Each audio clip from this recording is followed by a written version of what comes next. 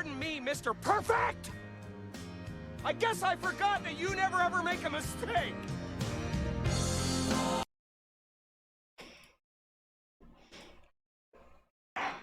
Alright. Episode 4. It was indeed a most bizarre incident, born of curious advertisement. A commonplace killing at the edge of town. Pipe in hand, Sholmes looked down at the thick, rolling fog outside our window. I wonder exactly how many mysteries are out there, hidden within this bed of fog, he said. Indeed, a most bizarre incident, born of a curious advertisement. The last BOW. A hellhound's mad gallop. Oh yeah, through this the shadows dog. of a serial murder. An executed man's graveyard resurrection in the Thanks, dead of Jan. night. That mean, that's the... I appreciate a that. commonplace killing. That in means a so much small, to me. forgotten room at the edge of town. There is, naturally, always another side to every case, of which most remain ignorant. And it is that other side which compels me to the scene of the crime, Wilson. I hope Sholmes gets a bromance again. So quickly now, take your hat and let's be on our way, Your hat. my dear fellow. For our adventure is not over yet. Come. Of course it's not over yet. We're only on episode 4, silly. My god. And then episode 5 is gonna be super long. I don't get to play that till next week though. This game's never gonna end for me, and I welcome it. I don't want it to end. It's like, it's the freaking curse of liking a game so much you never want to stop playing it, but then you also just don't want it to end. Thankfully, it's really long. Like, I have 83 hours of it on Steam. Not that I've played it for 83 hours, but still, that's a fucking lot. 8 days after the earth-shattering trial, and Cosmo regaining his memory, we were in the foyer of one of London's most luxurious hotels, the Great Waterloo Hotel. Oh yeah? Oh, this is fancy. November 1st. Great Waterloo. We didn't even skip right over Halloween. Okay, so it's like a week later, or 8 days later, he said. Professor Miktoba is due to arrive at any moment. Yes, I'm so glad we got here in time. I know. I feel like you're in a void. I feel like I'm definitely gonna have that feeling, like, mega hard with this game. Probably. There's no model viewer, if that's what you mean. I don't think they celebrate Halloween. Oh, they do? Oh, that's nice. Oh, it makes me just want candy now. Damn it. Susato-san hasn't been the same since what happened. Not that I'm surprised. The truth about Kazuma-sama's father. Do you suppose my father knew? That he was actually the mass murderer, the professor, you mean?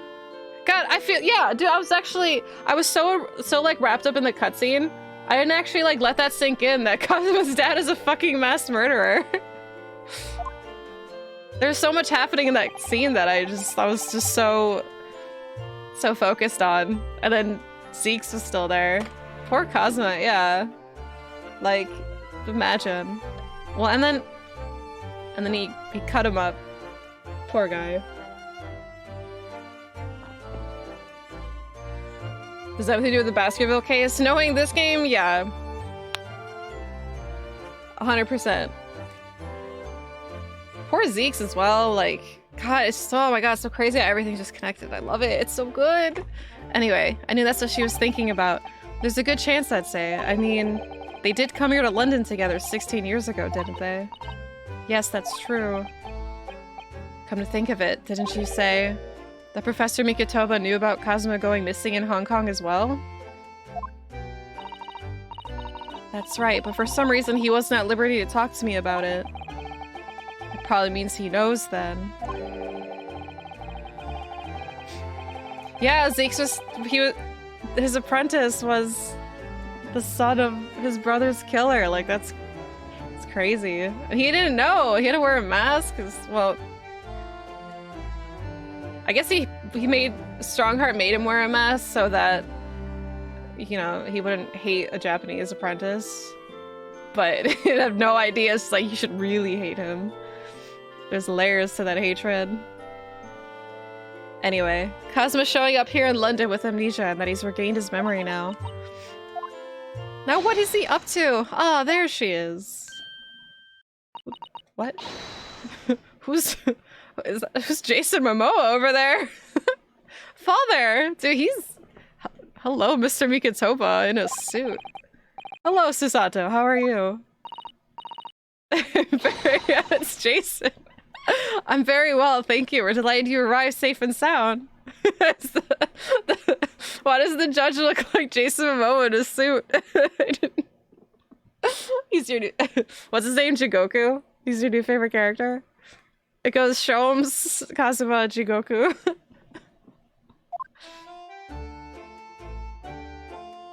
Oh, hell, look at these handsome men. Hello. Hello to you too, Mr. Mikitoba. Very kind of you to take the trouble to meet us here. Oh no, not at all. It's my pleasure.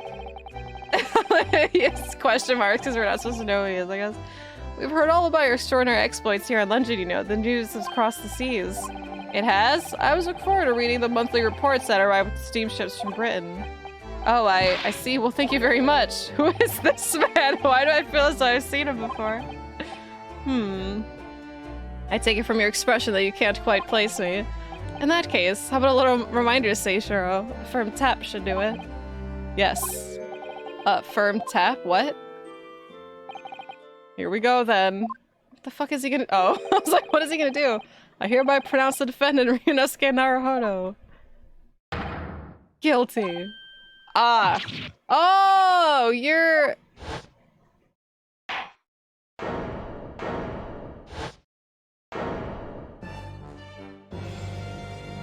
Why he has to have that everywhere?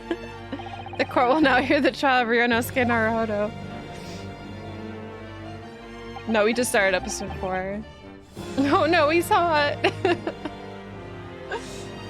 Oh my god. Your Excellency.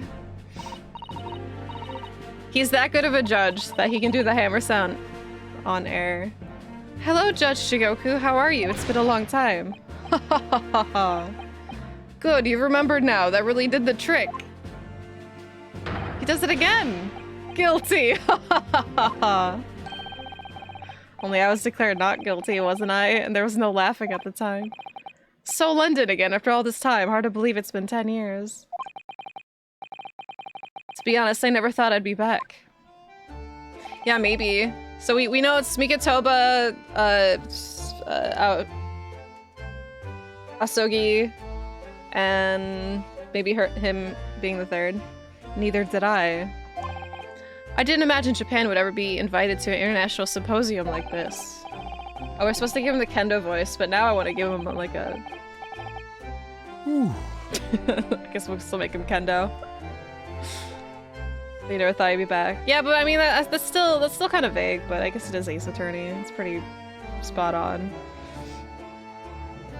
I doubt anyone else did, to be honest. It's all thanks to you, isn't it, Seishiro?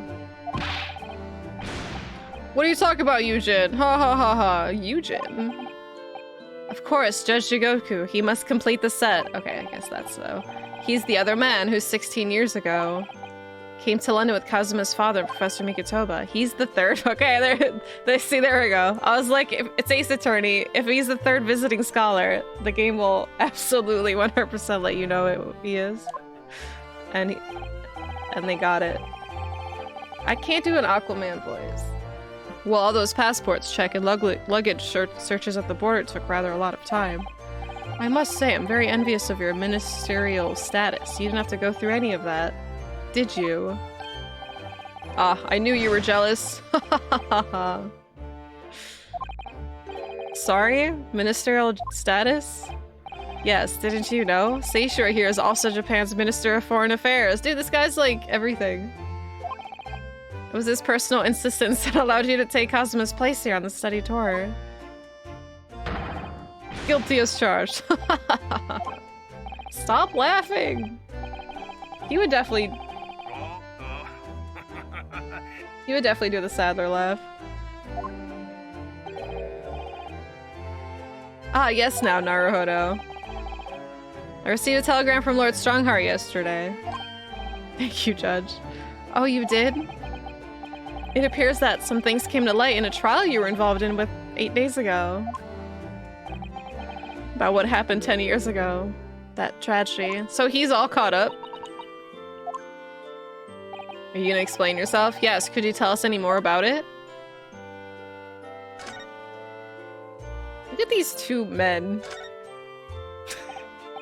So, how is the voyage here? Well, 50 days at sea is a long time by anyone's standards. But it wasn't as bad as when we first came 16 years ago. No, that's true. Then I truly wondered if we wouldn't be drifting in the vast ocean for the rest of our lives. This time we followed the same route as you, so we were able to relax and enjoy the experience. Ah, so you stopped in France's beautiful capital, Paris? We did, yes, though only for one night. And yesterday evening we left the port of Dunkirk for Dover. Just in time for the symposium, in fact. It starts tomorrow. Just starts tomorrow? They're cutting it kind of close. It's wonderful that you were invited to attend such an important international event. I'm very proud of you, Father. It's thanks to Seashore here. 16 years ago, he managed to ingratiate himself in Britain's Attorney General. What is a man? Here's the picture-perfect definition of men. I'm sure that's why he was invited. I suppose you could say I'm something of an appendage by default. Speak for yourself, Eugen. You were close friends with a professor of forensic science at a major hospital. He's like on the verge of laughing. Yes, well, I'd rather not dredge all that up, really. No. There's been a lot of water under bridge since then, but it doesn't bring him back. Aww. Kazuma's father, I suppose. He was a mass murderer!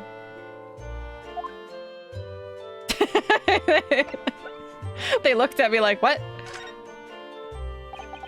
The professor, the killer who took the lives of 5 members of the British aristocracy, was actually Kazuma's father, wasn't he?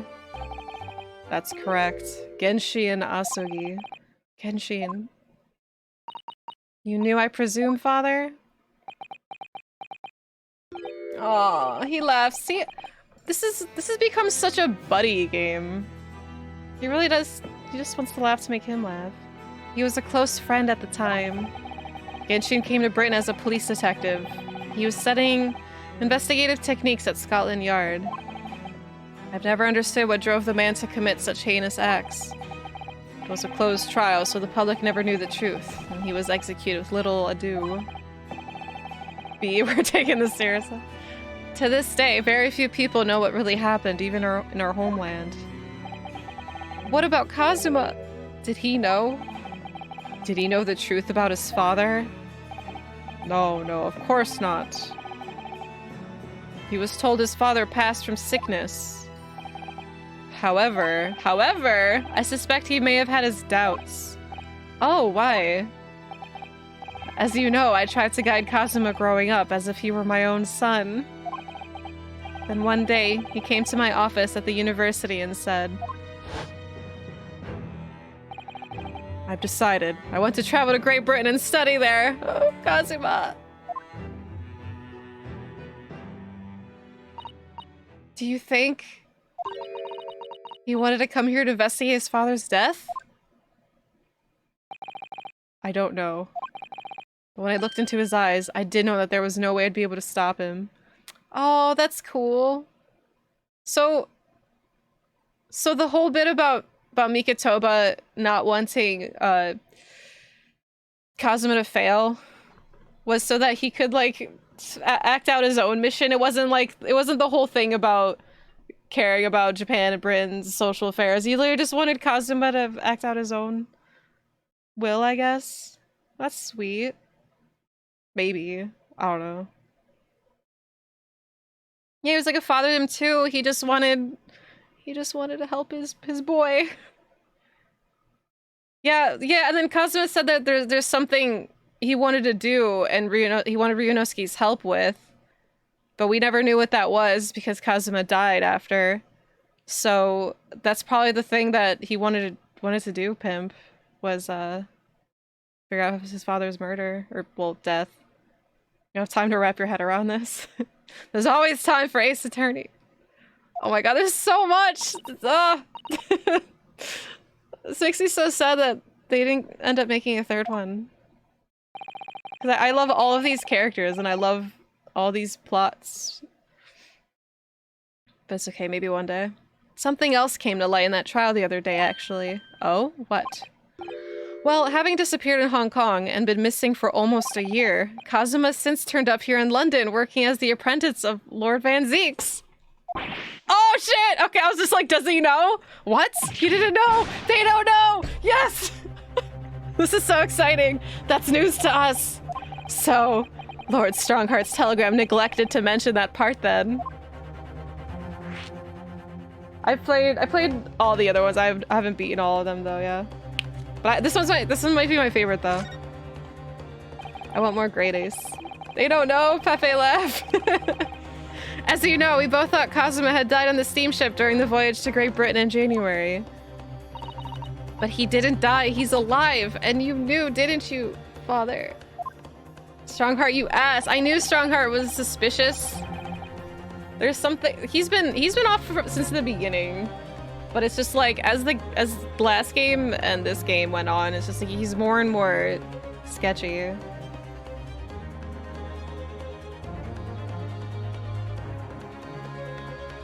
What I did know is that when your ship docked in Hong Kong, he mysteriously vanished. What, his body? We sent a team of investigators to Hong Kong to try to ascertain what happened, but to no avail. But he, so wait, so they took his body to Hong Kong and then he vanished in Hong Kong? But he's still alive and here in London, you say? I never dared even to dream it. Why on earth did the young man not make contact? The government and the police have been chasing clues fruitlessly for months now. Well, it seems he was suffering from amnesia. What? Amnesia? When we first came across him again here in London, he didn't know who either of us were. I see. He only regained his memory 8 days ago. This is unbelievable. Yes, it's quite miraculous. Dude, go see him. I wonder why Lord Strongheart didn't let us know. I must speak with him urgently. Wonder how Kazuma's been these past few days. Would it be wrong of us to go and visit him? No, let's! Is he at barracks? So anyway, your time in Britain. Strongheart's like, yeah, mega, just more and more suspicious. That began 16 years ago now. It's a distant memory, really. Yay, great. I know, I need to buy another copy and gift it to someone. I'm gonna buy Bach a copy. I'll be like, you're never gonna play this, but here. It was Yujin here, Genshin, Asuki, and myself. We were the original 3. What a team. I like these guys. The first judicial scholars from Japan to travel overseas to study. Ocean voyages were not what they are today, I can tell you. 16 years ago, things were tough for their generation. Proves me wrong. He's just I'm gonna be like, you're never gonna play this. He's like, oh yeah? He's gonna put it in his Switch, because that's where they have the physical copies. I guess I can just buy it on Steam. But I want to buy a physical copy. And then he's gonna play for a second and say like, well, I played it! Because that's how he is. Same Ponto. Apparently it hasn't been selling as well as they hoped. Which makes me really sad, but we can change that. Your father was an exceptionally fine medical student at Yume University at the time, you know, young lady. Yes, grandmother told me. He went to do research at a great London hospital to study autopsy, practically unheard of in Japan. Yes, it was an eerie place, some sandwiched between the back of the prison and the burial ground. I need to give him the Kendo voice. Ugh, now more talk of graves. Very often. What should I give him? There's no one willing to deal with bodies following autopsy work. When in doubt, Russian. So you see, autopsy labs have something of an unavoidable relationship with graveyards and prisons.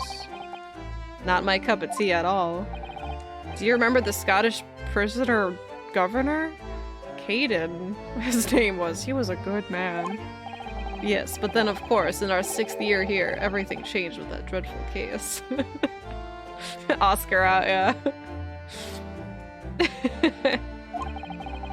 How does it ruin him? Russian accents are awesome. When Genshin was arrested for a series of the most gruesome murders. I simply couldn't believe it. I'd known the man for years. I was a witness at the secret hearing and I tried to speak his defense, but you went a little too far and ended up facing charges yourself, didn't you? Well, suffice to say that after the trial, we were sent back to Japan. There was nothing more we could do to save Genshin. He was a lost cause, sadly. Just buy it to support it. Please just buy this game to support it. The fact that Capcom even localized it is amazing. And I want them to know that we love Ace Attorney games. They're like, stupid Americans don't like our lawyer game. I'm like, but we do! Yes, I'd like to get this trunk up to my room as soon as possible. Oh, please! Oh, I'm so sorry. I should have held you off here for so long. You want some private time? Yeah, it's two great Ace Attorney games for $40. 40. It's not even 60. I'd call for the porter then. Just wait here. Sato-san's gone off at a run. I'd like to stay and talk more, but I do have various preparations to make for tomorrow. Yes, of course. It must be a big responsibility representing our entire country. I wish you the best of luck. What? What? I hope you'll keep an eye on Susato for me. Keep looking after us, you obviously have been. Well, of course. Tell you what I'm gonna do. I mean, if everyone's looking for everyone, it's her looking after me. Same ignited.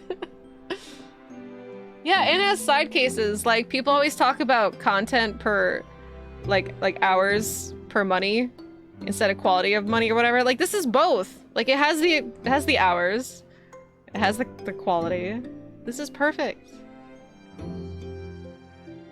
Perfect. Well, I do appreciate you being there for her, after all.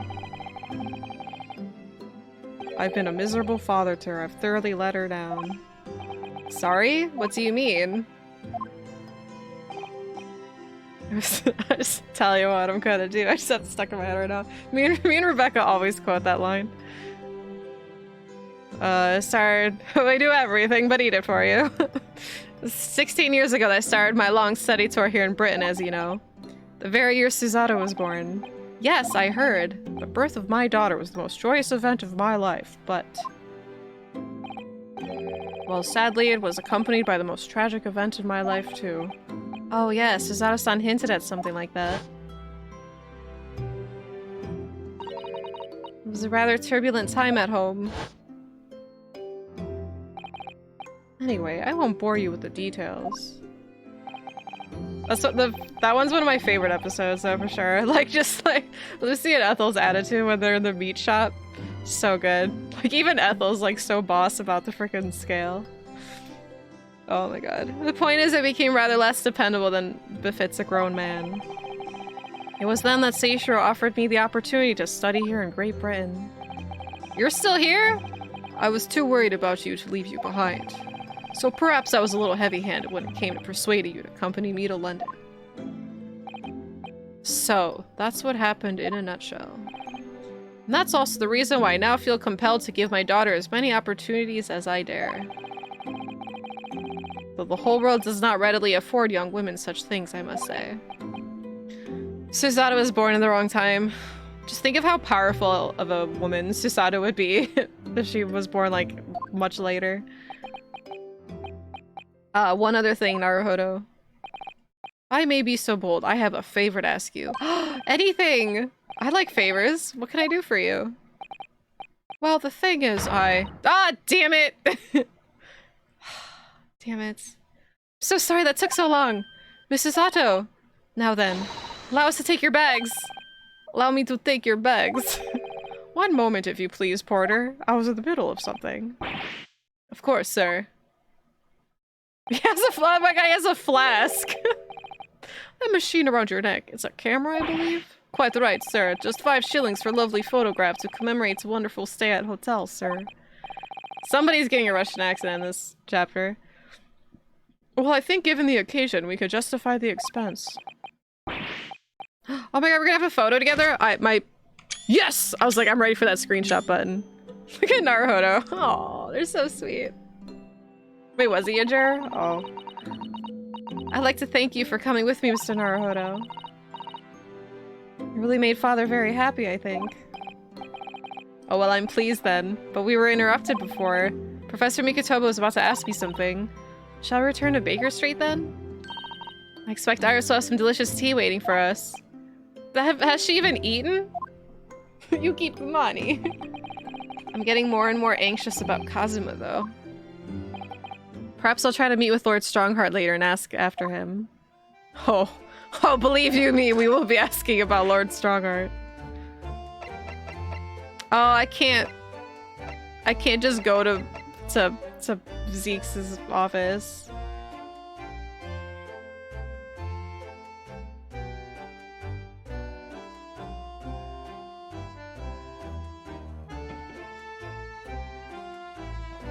Sean's probably just fucking around still. Yeah, he said he was watching, and then he left.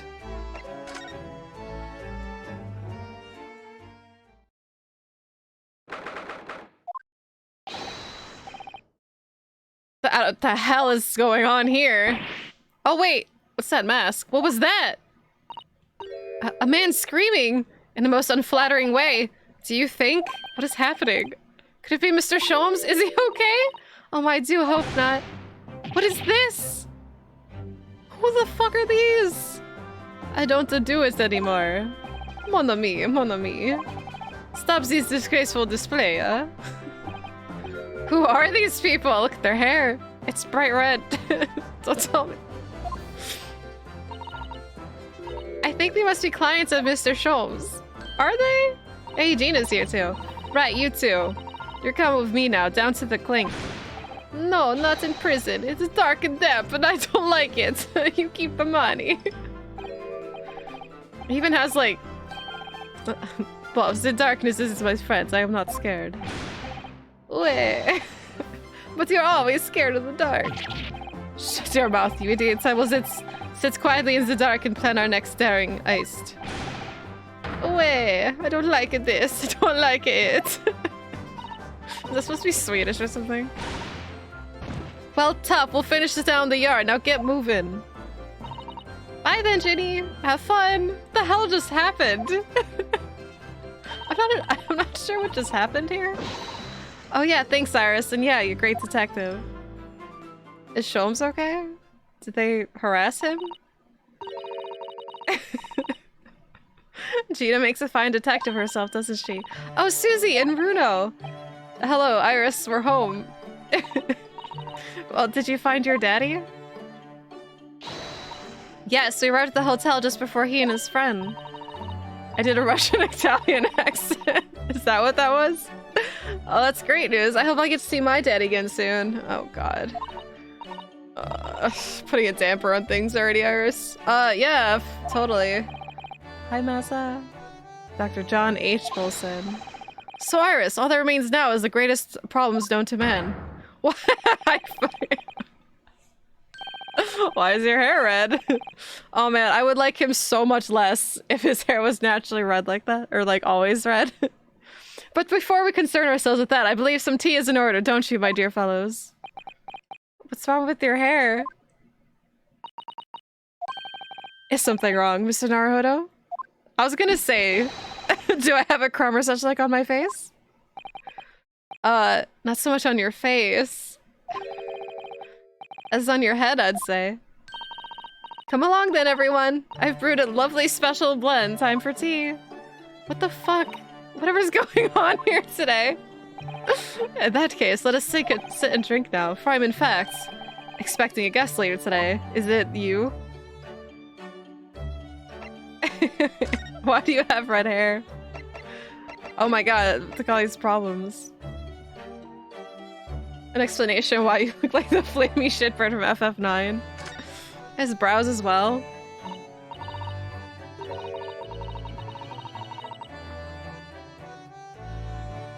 Mr. Sholmes, who were the two gentlemen that were here before?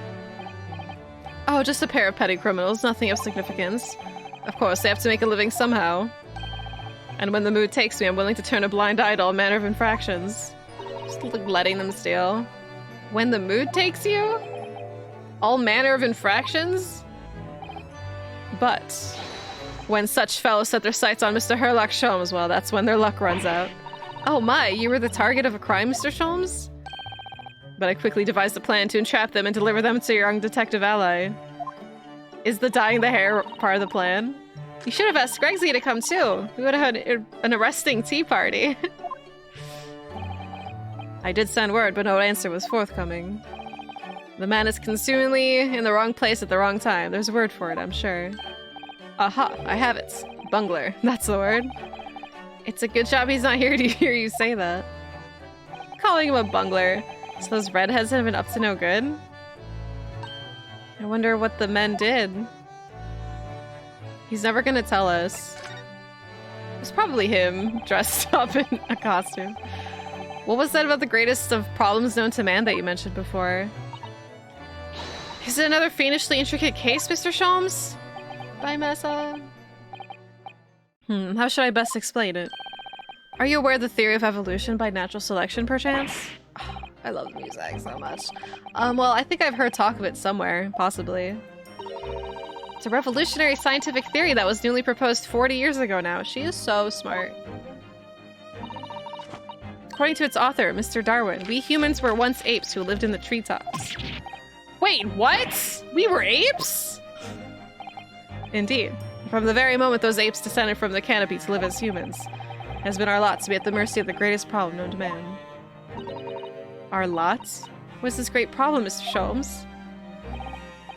Why, is it not obvious, my dear madam? The problem of rent!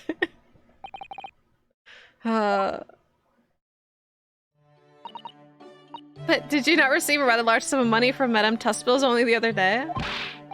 Shaw, a large sum? One potted herb for Iris and a new motor car for me later, and all of this quite disappeared, I assure you. A new motor car? Honestly, Hurley, you know you squandered it. Yes, well, anyway, 2 days ago, I discovered the answer to man's greatest problem, for the coming month at least. What was that answer? I know he's being too real here. I guess things haven't changed much since 1900. There's a substantial clue before your very eyes. Oh, is there? Don't tell me. Let me see. Humans are sorry creatures, unable to see what is in front of their noses. Let me give you some assistance. Don't look, but observe me very closely. There's one particular feature about my person that has changed. You should notice it in the end, I think. In the end? Okay, is it... Maybe it's a trick question. It's been stabbing me in both eyes right from the very beginning of our conversation. I think we might need another clue before we uncover the full answer, Mr. Naruhodo. Thanks for the hint. I'll be tearing my hair out this charade goes on much longer. Is it your... You got new goggles. Mr. Sholmes, is it about the time you told us the truth? Just over a week ago, you said to us... I will now tell you something of first importance, my dear fellow. Great detectives are wont to lie. It will serve you well to remember that.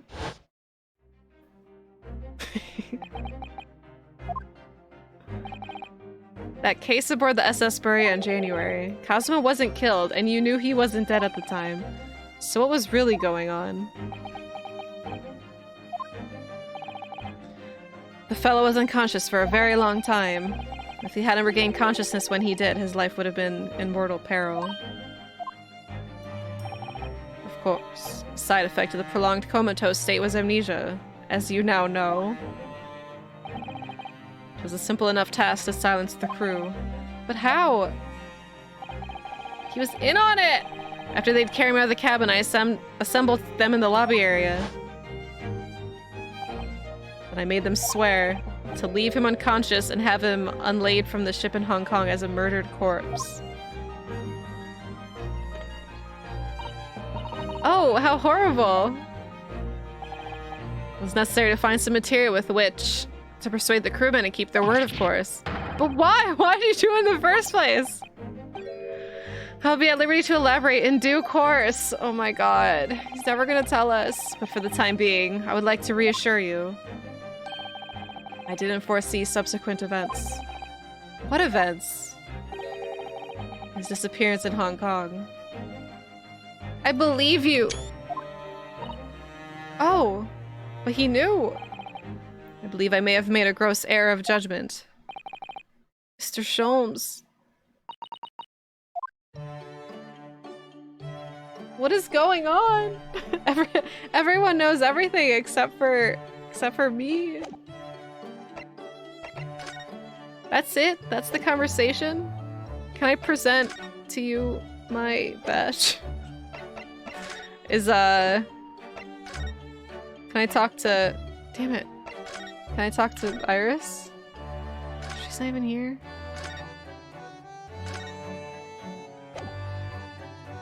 Alright, I guess I'll see you later then. Oh, do I have to inspect? I'll just deal with this first. Oh, hello, Barrack and Strongheart. Here's the final draft of the opening address for tomorrow's proceedings. I've supplemented your original with the figures you asked for from the yard. God, Strongheart's taller than Zeke's. Jesus. I see. Excellent work. Thank you. What is this? You're welcome, my lord. What is this? What's Lord Van Zeke's doing here? Aye, there seems to be an awful lot of tension in the air, wouldn't you say? This place is stifling enough as it is. We really don't need any more tension. Oh, I'm sorry. Have I interrupted something? My apologies. I didn't notice you come in. Your small stature and dark dress make you all but invisible to me.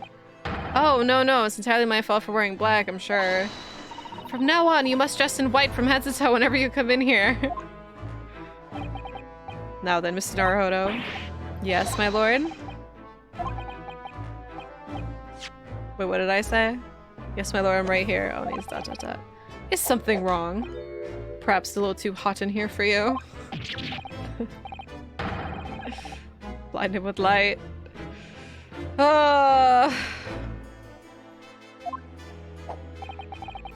If you're sure, the beads of sweat carving their way down your face seem to suggest otherwise. Because of the daggers you're staring at me with, mainly. As you no doubt aware, my International Forensic Science Symposium begins tomorrow. In fact, your father arrived in London earlier today, I hear, madam. Oh, yes, that's right, my lord. He's extremely honored to have been invited. I'll leave the remaining preparations for the meeting room in your capable hands then, Lord Van Zeeks. I will attend at once. Don't give me that look. Okay, bye. Oh, that was like a... Ooh. Parting look. He gave you a very cold stare as he left, didn't he? I know, but I haven't done anything, have I? Just trying to be his friend. These past few days, my feet have barely touched the ground, I must say. The dedicated right hand of many years was recently put out of action in spectacular fashion. Oh, I'm sorry to hear that. Is your left hand still of service? Mr. Naruhodo, he's talking about Dr. Scythe. Ah, of course. I'm terribly sorry about that. I was just, fear not. He's done nothing wrong. Dr. Scythe's own wrongdoing precipitated the situation. You needn't concern yourself with it any further. That'd be a lot easier to do if it weren't for the piercing stare you're giving me. His look meant something. It kind of looked like, the look you'd give somebody if like you left the room that you want them to follow you. So it's just like a quick glance, like, yes, Zeeks, do you want to talk? Lord Van Zeeks is doing an admirable job of holding the fort, though disturbingly, his apprentice has been missing since yesterday. No, is he okay? Missing?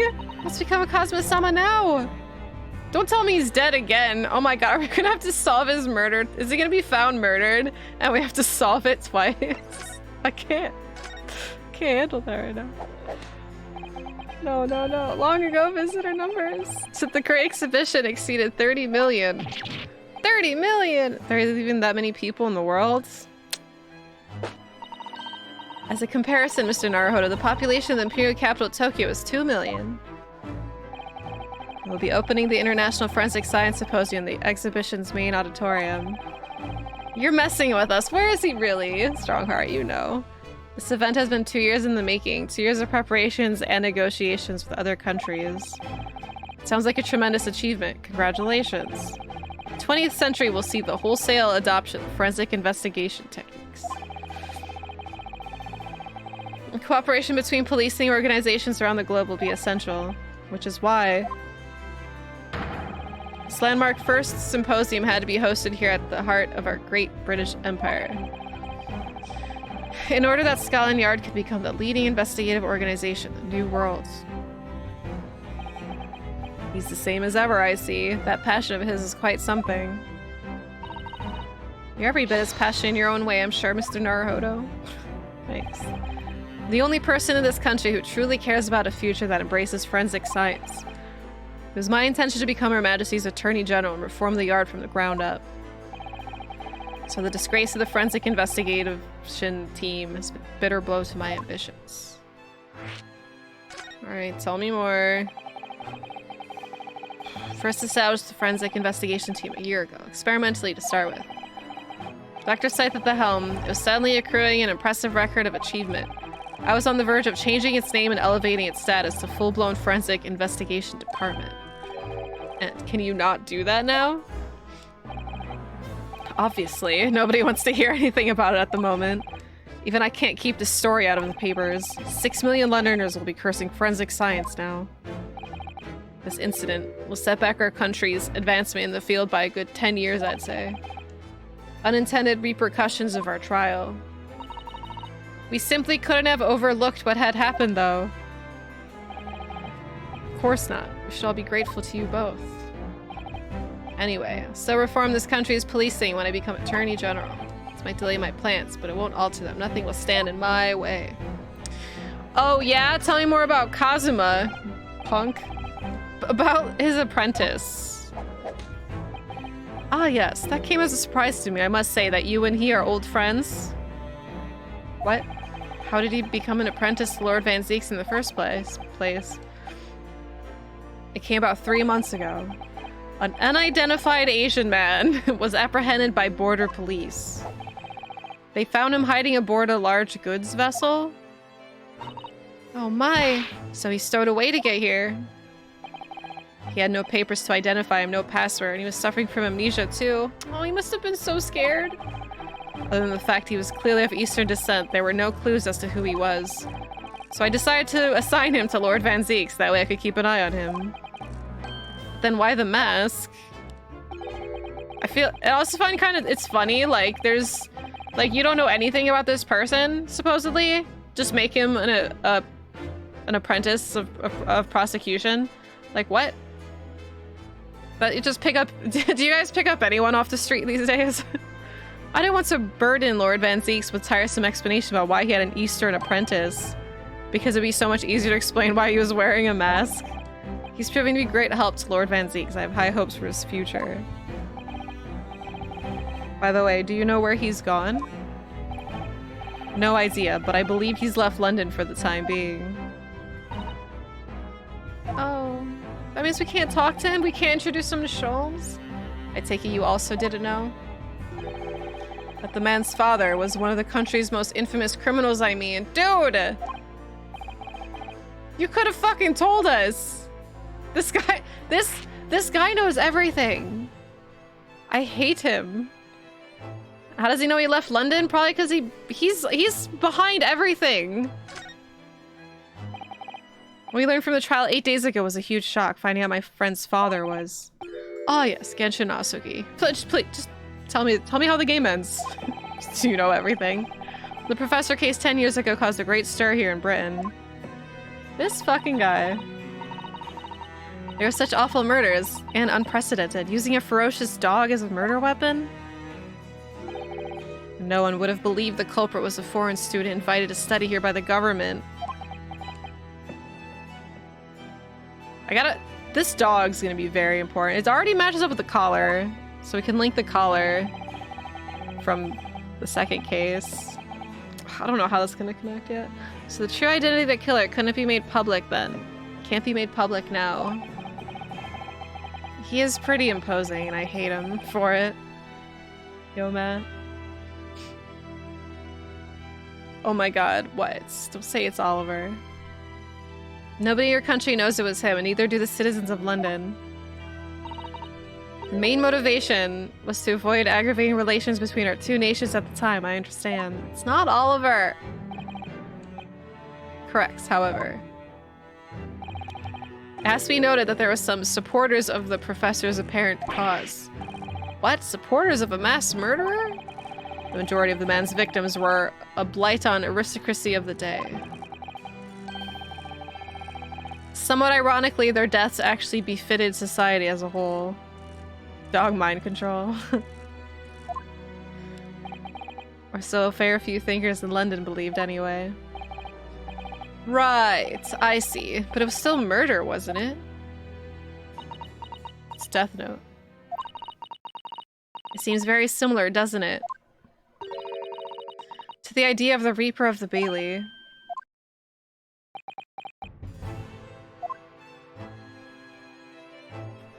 Yeah. Yeah, it does. Sure does.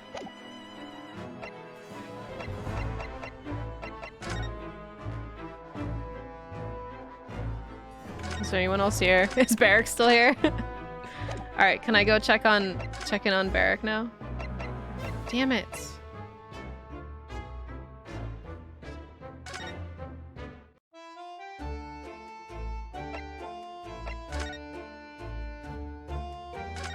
I'm gonna go talk to Sholmes in a bit.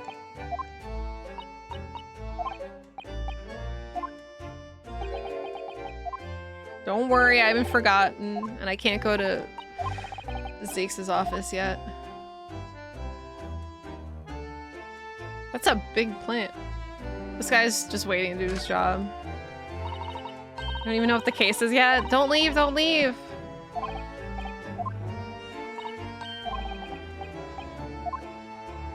God, staying in these kind of hotels.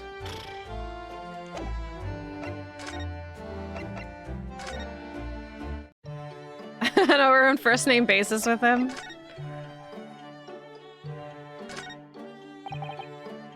The mask Cosmo wore when he was assigned to Lord Van Zeek's as apprentice. Wait, why does he have it? Oh, he just took it off. When he cast it aside after the trial the other day, I just sort of picked it up. We have to give it back to him, I suppose. But he has his memory back now, doesn't he? And I can't help feeling he might turn around and tell me coldly to wear it myself. I'm in Eastern time zone. But isn't he your best friend? Yes, he's my best friend.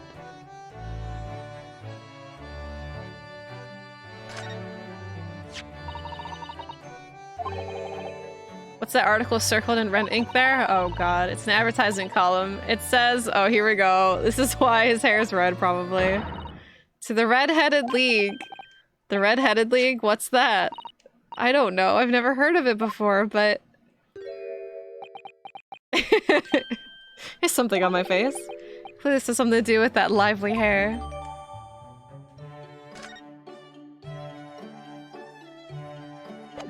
Well, would you like to explain yourself?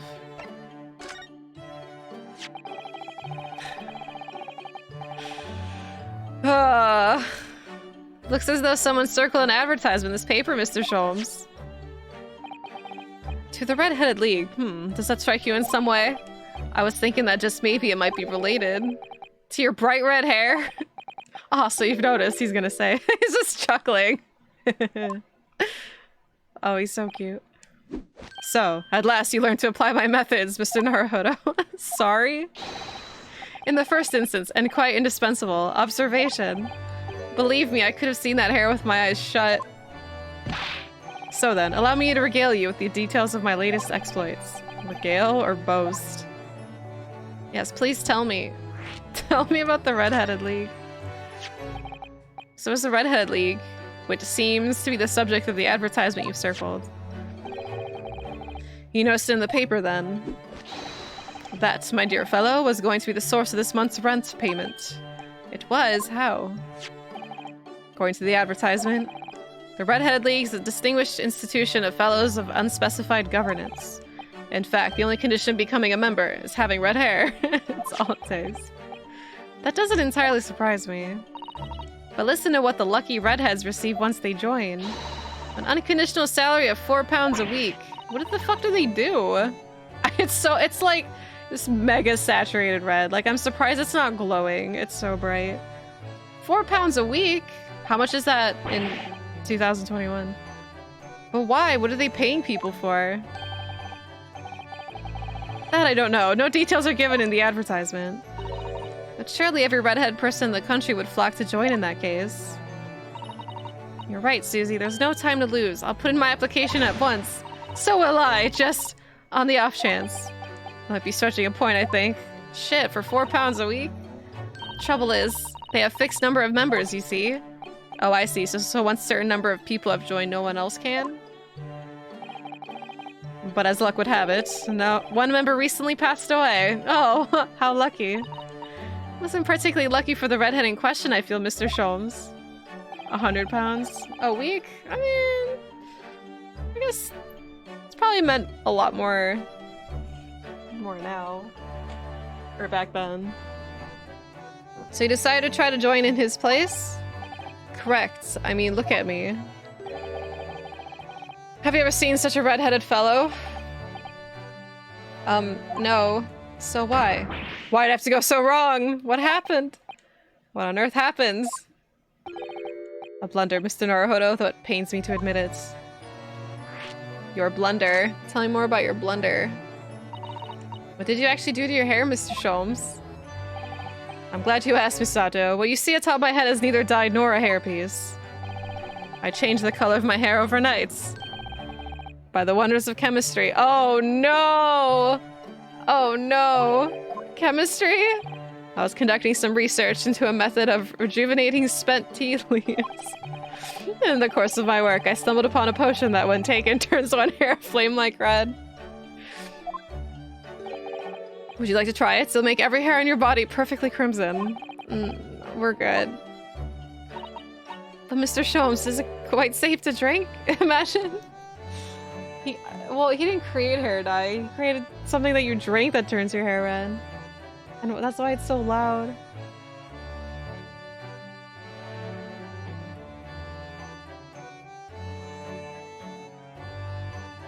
It's about 129 today.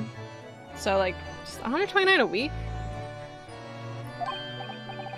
But I guess you could do a lot more with 129 then. I don't know. Freaking rent. Amateurs are always hampered by such fears. Oh, I should never have doubted you, Mr. Sholmes, you mean to say? But of course. £2 and £4 per week. One must be prepared to turn a blind eye to a little danger. A degree of bread signals more than just a little danger, surely.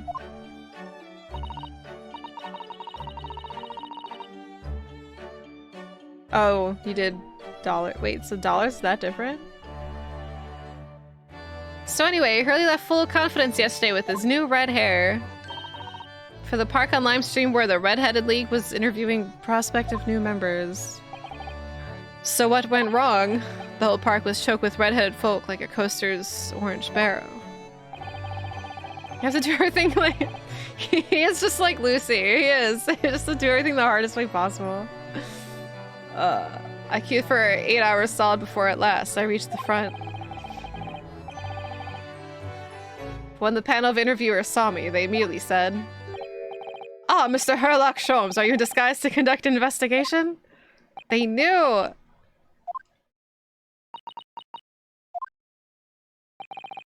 So naturally, I had no choice but to reply, "Shh, don't give me away." After which, I could do little else but turn and leave. And this morning, when I looked in the mirror, irritation stirred within me. So I turned that pair into the police. Oh dear, what a disaster. For Hurley and those two redheads. I'm the Ricky to Sholmes' Lucy. That would be amazing. Oh my god, that would be the best dynamic. Ding-a-ling.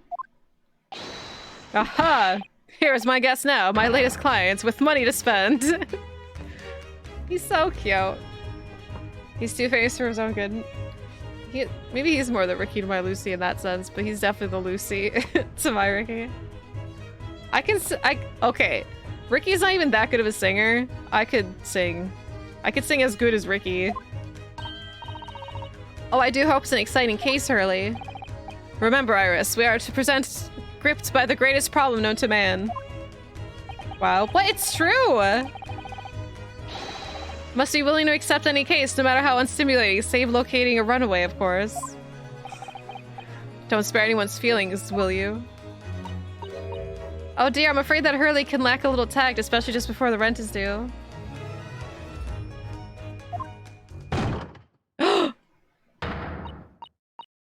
Who are you? Mr. Herlock Sholmes, please, oh please. Please find my husband, he's run away. She just barged in here? It's juror number 2. to upset me. I beg your pardon. Never mind, a personal matter. My apologies. Aww. What exactly are you trying to say, Mr. Naruto? I didn't say a word. Come, my dear madam, be seated. Iris, some tea, if you please. Of course. What's the matter, Mr. Sato? Oh, it's just the gentlewoman. Feel sure I've seen her somewhere before, very recently. Yes, now you come to mention it. Yeah, it was very recent. Evie? Evie Vigil? As I explained earlier, my name is Evie Vigil. I implore you to take the case, sir. Money is no object. Simply name your figure. Oh my god, Sholmes. That's all you need to hear. Money and wealth are of little consequence to me, madam. That's not true! Being offered a case to solve is reward enough. He's like Dante in Devil May Cry. Dante doesn't charge people. That's why he's broke all the time. That's why he always has to sell his shit. And he's just like, ah, just give me a good case. I don't even need money. Dude! Oh, Mr. Sholmes, you're the picture of benevolence. I will, of course, make the this is why he has no money. He has to freaking dye his hair red for £4 a week. Well, Ryunosuke isn't broke, and well, I mean, he is, but he's still a student, and he doesn't have to worry about Iris and all this shit. Nobody works for money in this game. Except the criminals, I guess.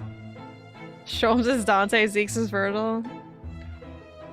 Can Virgil be Kazuma? He's cooler.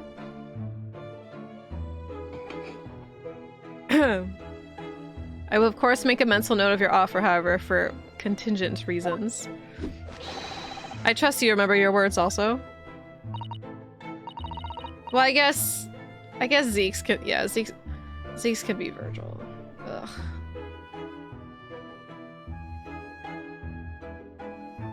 Ugh. No, I like Zeke's. He doesn't strike me as a Virgil. This gentleman and lady would be... Oh, me? What I'm about to tell you, I should like to communicate with the strictest confidence, you understand. Ah, these are my friends. Oh, you called them his friends. I assure you, you may say before this pair anything which you may say to me. Ah, I see. I can vouch for the gentleman personally, after all. He's hard of hearing. What?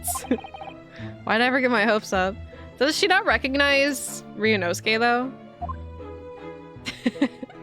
No, I like Zeke's. It's just not Virgil to me. Miss Vigil.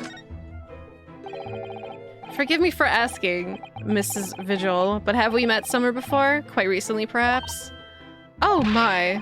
Pshaw, my dear fellow, what is your intention? Clearly you have no ability to differentiate the facial features of the English. You wish to invite the ladies to tea, you must do so in a more gentlemanly fashion. Hey! I did see her! Is it possible that you're the nice young lawyer from the trial I attended last week? Yes, she recognizes us. I knew I recognized her. Let's have a man's fame the palm of his hand. Oh gosh, oh golly. I didn't quite recognize. Oops. I didn't quite recognize her because she's acting so differently now. Must be very difficult for you as a lawyer, being hard of hearing, I mean. Aw, she's sweet. Pardon? Oh dear, I'm so sorry. Don't worry if you can't hear. The stripper really nothing more. She just starts yelling at him. Now look what you started, Mr. Sholmes. Thank you very much. I believe it would be prudent for you to sit quietly in the corner. Yes. Alright, what's next? Sholmes, please. We got our eyes set on somebody else, and it's you. Tell us about your husband, madam. Mr. Vigil, my daily vigil, I get it, is 40 years of age. Daily vigil. I have a photograph here. Oh, he looks nice. Hey, Sholmes, an entirely unremarkable gentleman, by appearance at least. How long have you been married? It'll be 15 years this year. 15 years? What? How old is... What? Well, I mean, I don't know. What? Wait, something's not right here. We have a cordial relationship. My husband's income is more than adequate, so we live quite comfortably. It would appear. You'd only look at these things. Yeah, 21. Oh gosh. Your dress as the latest style, your hat clearly regularly groomed, and your eyes are animated. In short, you have no inkling as to why your husband might have disappeared, correct?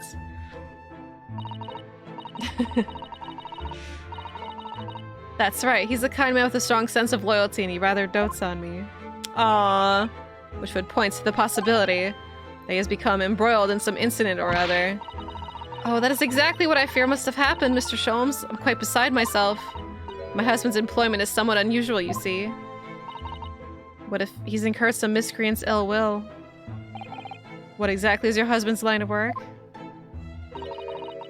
He's a warder at the prison. A guard? That is somewhat unusual. He's a prison warder. So, your husband is a prison warder. That's right, yes. Well, in actual fact, he's the chief warder? Chief warden? Indeed, I see. Well, chief prison warder certainly qualifies as something of a specialist occupation. That guy? Yes, it does indeed. He's a warden. My poor husband must prepare those dreadful punishments and see that they're carried out. He looks like way too nice for that. Does she mean capital punishments? At such times, he must occasionally spend a night or two in the prison dormitory. But for that extra responsibility, he's remunerated more handsomely than other wardens. Of course, we make no mention of my husband's work to the neighbors. Yes, I believe your prudence is justified. Tell me, at what prison is your husband engaged? Barclay Prison. Hey, Barclay again. Mr. Sholmes. Really? Barclay? Oh, a fine establishment. If I'm not mistaken, there's a large cemetery just behind it. Yes, that's correct. Lowgate Cemetery. Oh, what a coincidence. We just had a case about Lowgate. No! Lowgate Cemetery? The very place we were discussing in court. That's unbelievable. It's a coincidence. Unbelievable, my dear fellow. And yet undeniable. Sorry, Mr. Sholmes. I'm afraid you lost me. Pay no heed, madam. Pay no heed. Private matter. This can't really be a coincidence, can it? Oh, it's Ace Attorney. Of course it's not a coincidence. So, to the matter of your husband's disappearance, when did you realize he was missing? Please try not to laugh. It was yesterday. I'm sorry, yesterday? It really is recent, laughably so. The truth is, my husband does at times have occasion to spend the night away for his work. It's nothing at all out of ordinary for him not to return home at night, but this is different. For him not to make any contact for a whole day? That has certainly never happened before. Oh, my dear Daly, whatever can have happened? My dear Mrs. Vigil, please calm yourself. Now then, have you contacted the police? Why, naturally, but sadly. They refused to listen to my pleas as my husband has only been missing for 1 day. I was asked to wait patiently at home. That's sad. In truth, Mrs. Vigil, I concur with the police. However, let us not be hasty. I see no reason why we should not engage my deductive powers to track your husband down anyway. Oh, thank you, Mr. Sholmes. And furthermore, let me assure you, a chance to solve the greatest problem known to man for another month has no bearing on my decision. I seek only to put a sweet smile on another Londoner's face. That's really all there is to it. He's so sweet. I'm all about random coincidences. You have my eternal gratitude. I shall pay any sum you care to mention. You seek only to put this sweet's rent in your landlady's purse. That's all there is to it. Thank you for everything you have shared with us, Mrs. Vigil. You'll keep the money. He's Oscar after he turned a new leaf. You'll keep the money. So selfless. Oh, please report to me soon with good news, sir. Fear not, madam. In a day or two, I shall be contacting you with a heartening report, I'm quite sure. Oof, don't promise. Don't promise that. So soon? Oh, how splendid, Mr. Sholmes. Good news should be delivered early, I always say. You would be so kind as to leave the photograph of your husband in my possession. Photographic print received from Mrs. Vigil in order to aid with locating her missing husband. He appears to have no particularly distinctive facial features. That certainly won't be important later. Thank you. Now, allow me to show you the door. I can't thank you enough, Mr. Sholmes. You've been simply marvelous.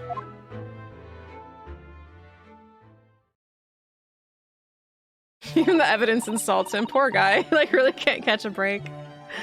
You know, I think it every time, Hurley. But how do you come up with such nonsense? Good news in a day or two? Are you sure? I can't be sure, of course, but then I didn't swear on it. Oh, come on. I merely gave a good woman some hope. I hope to be able to give her good news, one might say. Violin kicked in. Oh yeah, our new V emote.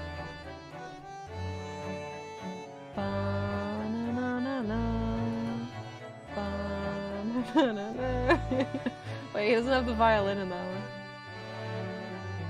one.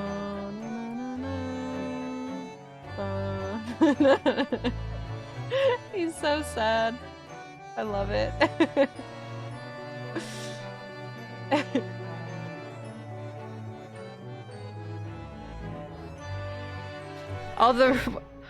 Wait, after all the rent must be paid by the end of the day tomorrow? Oh. So that's why I promised her. If by that time I successfully locate Mr. Vigil, we shall be mutually relieved. Wouldn't you agree, Mr. Naruhodo? Don't look at me with those pleading eyes. Well, my dear fellow, did you hear the details of the case? Yes, my hearing is surprisingly good, actually. Excellent. And what did you make of it? Well, I was surprised to learn where her husband worked, at Barclay Prison, I mean. Ah, so you noted that. Of course, especially with the mention of Lowgate Cemetery. Got this shit again.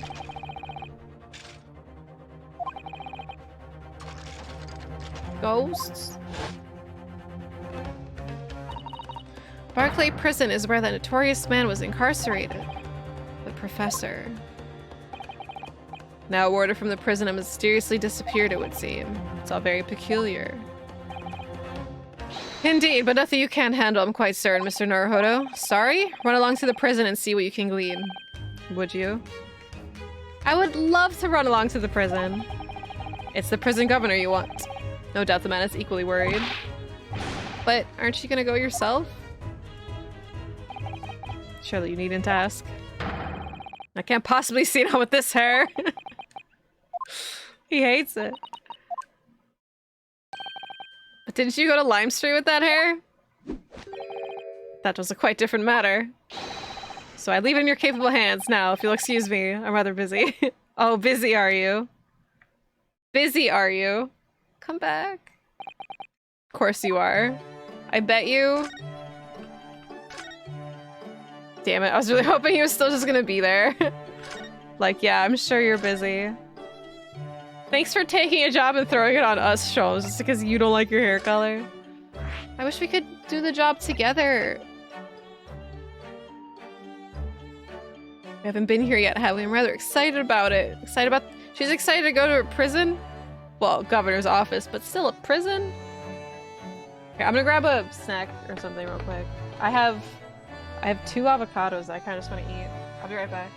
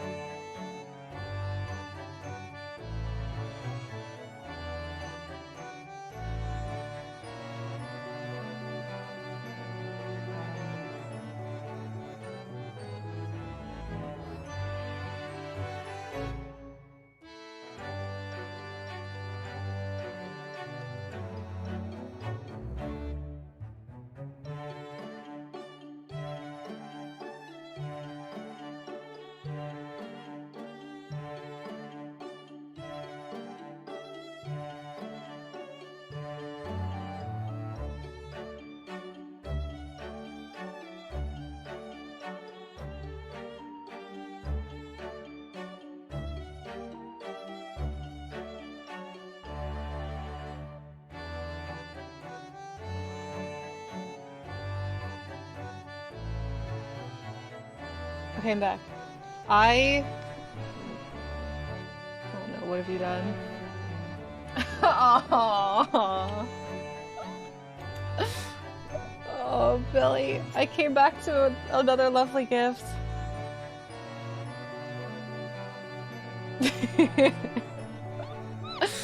Hold on, let me upload this real quick. Hold on, real quick, what I was gonna say. Hobo sent me like a 25 pack of, God, where is it? Of Kit Kats, like 2 years ago, and I've slowly been eating them because they're in the fridge. You just bought this game, yay, pimp! But I have healthy avocado, and it looks like ice cream. It's not ice. Avocado and cheese, like Kit Kat. Hell yeah, perfect snack. Perfect midnight snack.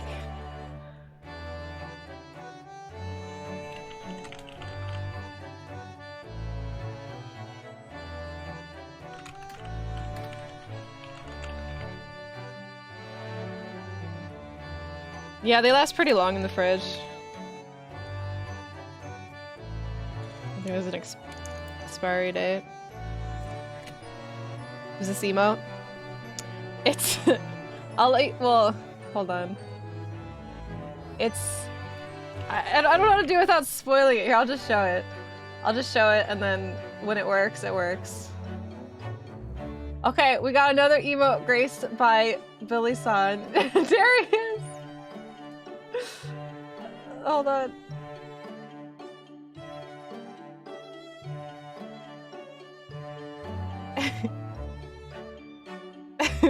wait. Oh god, I have to find...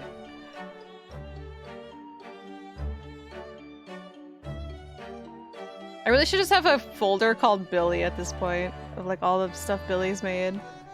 Oh, I can't find Virgil Happy! It's... Virgil Happy has a brother now! Brother, is that you? It is? Oh, they should be looking at each other. Because even Virgil Happy's looking right? Oh my god, can you flip it so they're looking at each other?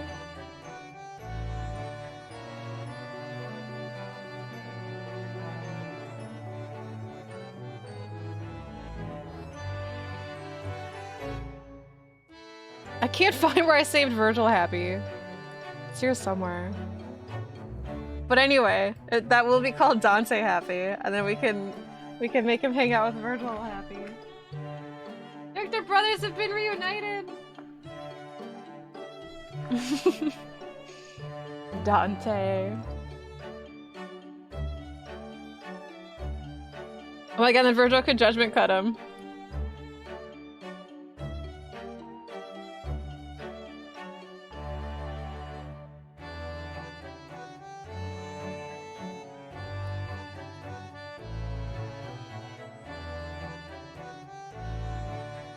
Reunited and it feels so good. He's actually happy about it. Aww. Alright. We're getting our Dante happy. And I have my Kit Kats and my avocado.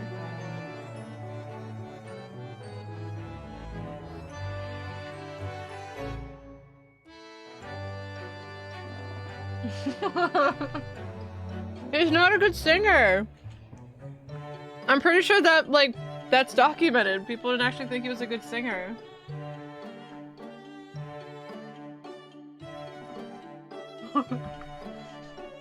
He's not.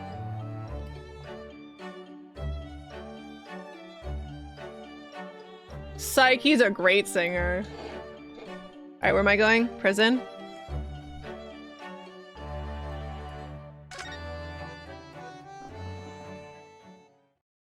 Going to prison for saying Ricky's not a good singer.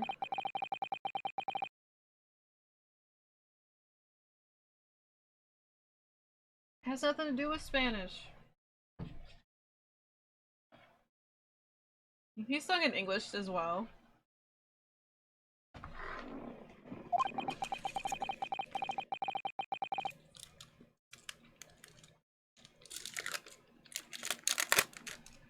Kit Kat time.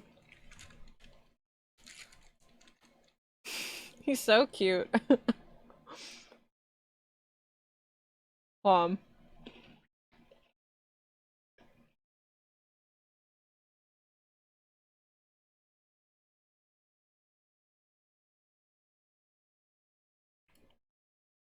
Thank you, Billy.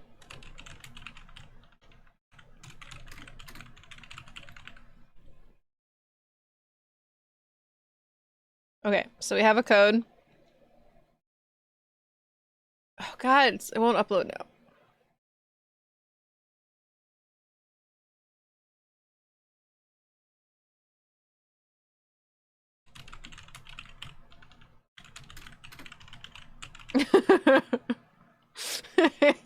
Imagine him singing Blink-182 song with an accent. Too many emotes in queue. What do you mean? Oh, there we go. Okay, so we'll be Dante happy. Just gonna take a bit to upload.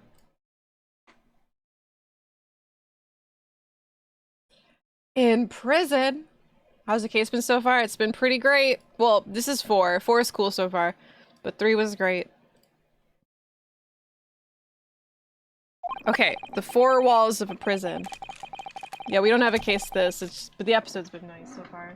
We've learned so many things. Sholmes is in it. Really my only standard at this point. Is Sholmes in it? It was Cosmo Under the Hood, and the guy was his dad, the killer.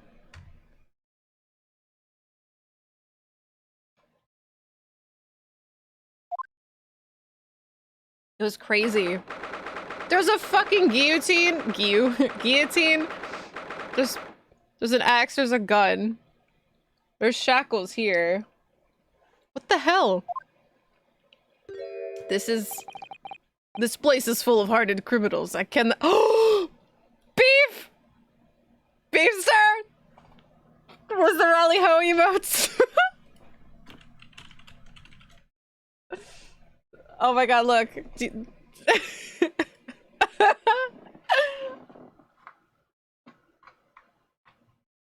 But he's back. The guy from Final Fantasy IX and from Conde Petit is he made his way to Ace Attorney. I cannot remember the last time a civilian was doing here. And you didn't want to talk to an inmate but to me? Oh, looks just like him. Damn, this guy's right. Do you ken who I am? I'm the Governor Baron Caden. Oh yes, it's a pleasure. Ryunosuke Naruhodo, defense lawyer. And an Easterner, I see. Does that mean?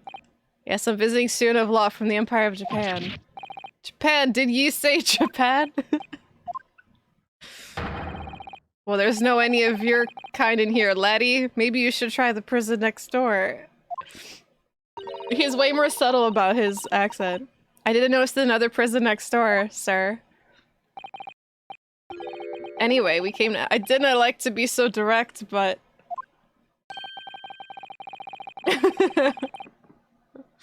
Saucy nutmeg, how much? 1700? Wait, why are we doing saucy nutmeg?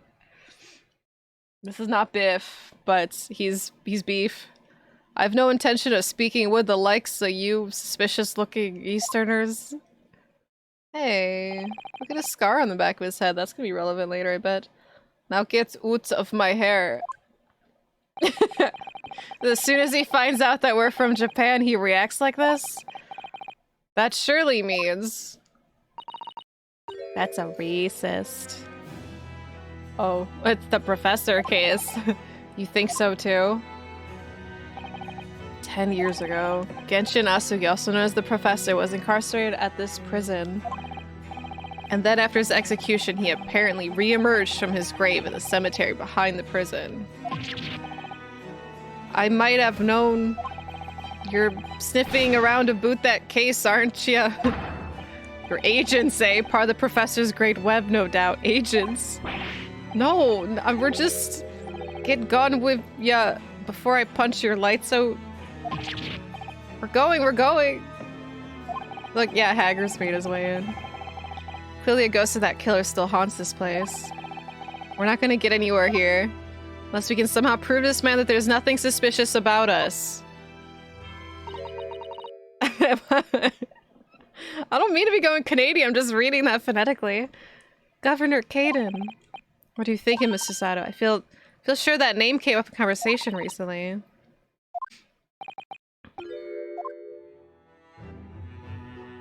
Who?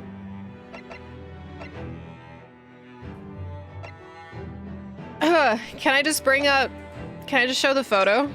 Look, we're here for a murder. Can I at least show you this? He looks... He's a pretty cool dude. I don't want to... Don't... Why are you here? Why is the first message... Thank you. Why is the first message you come in here? A backseat. Let me show you guys something.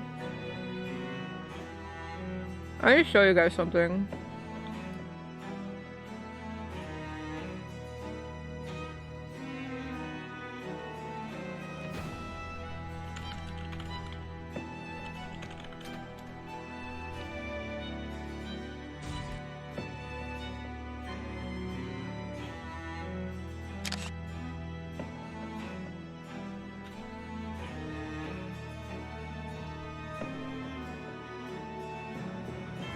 Very true. Very true. I don't know what I was expecting. I didn't read the name. Okay, when you first click on my stream, or in my chat, don't backseat or spoil games. Don't backseat or spoil games. Don't backseat or spoil games. Which means you click on, okay, I got it. Which means you read them, and you say, okay, I won't do that. Don't complain about being tied up for not flying rooms. Blah, blah, blah. So, like, why is the first thing you type in my chat a backseat?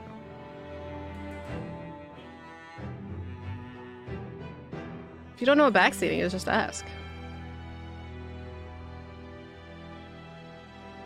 B-team? More Ovaltine, please. It's pretty hard to miss that message. I agree. That's why I say it 3 times.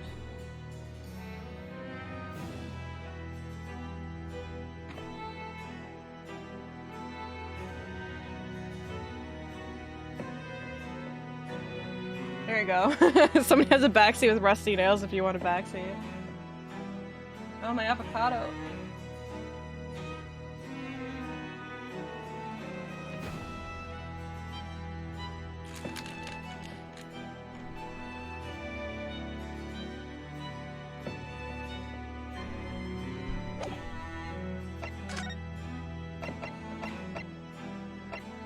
See, they said to go back to the hotel.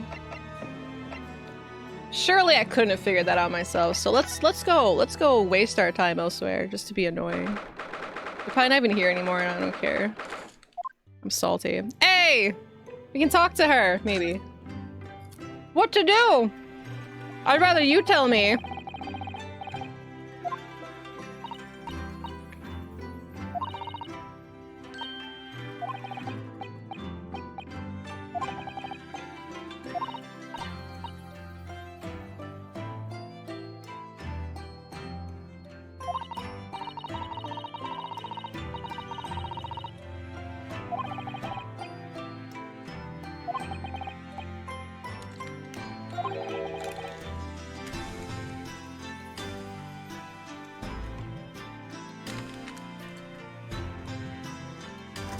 I think it wasn't the address. I think it's just called address. Exclamation address. Thank you, Angrius, for the gifts of to Ancient Fluid. Thank you so much. Hope you enjoy the emotes.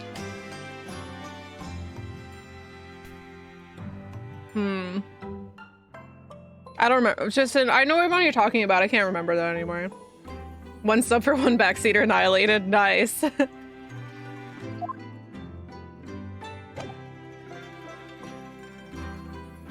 Ancient Fluid is an interesting name.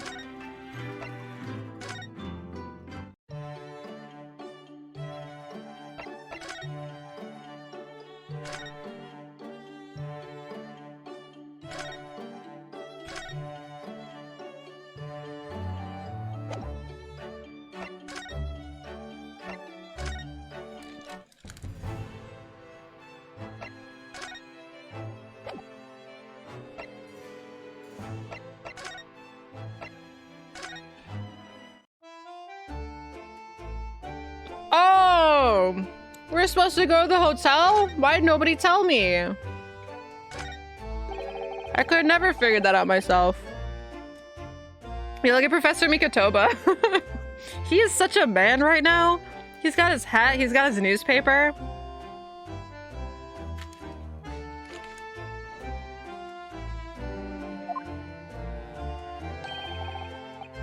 Hello, you two. I was just taking a moment to catch up on the world now that I'm unpacked. Where's Judge Jigoku? Yes. He's not the relaxing sort. He's taken himself to pay his respects to all the legal bigwigs. That's not Watts, Mikatoba. God. What a man. I just keep complimenting this guy. What a man. 5 or 6 options. I'm sure Lady Brain could sort that much complexity in a video game. That's true. I'm used to just having 1 or 2 options. And even then, when I have 2 options, I'm like, I don't know what I do. I mean, my stupid Lady Brain. Yeah, where's your Goku? Professor, you mentioned something before about how you know the prison governor at Barclay Prison. Oh, Governor Caden, you mean? So it is the same man. Father, we must speak with Governor. But he refused to talk to us. He said we were suspicious Easterners. Well, I'm sure if I accompanied you, it would be a very different story. Oh, oh, would you? That would be wonderful if you have time now. Sadly, as you can see, I'm very busy at the moment. Busy drinking coffee on a comfortable settee.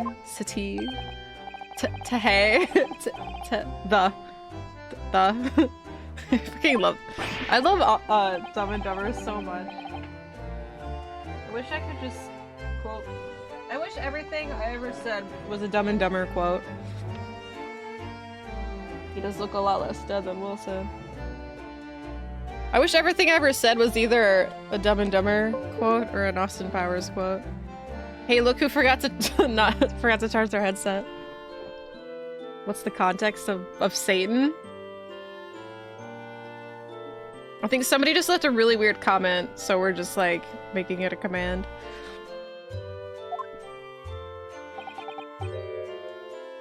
You Mikatobas are alarmingly good at reading people's thoughts.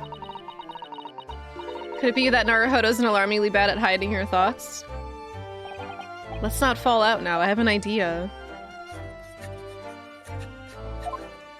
Yeah, baby. I feel in the first Great Ace Attorney and this one, I've said that's a man. Like I've said that so many times.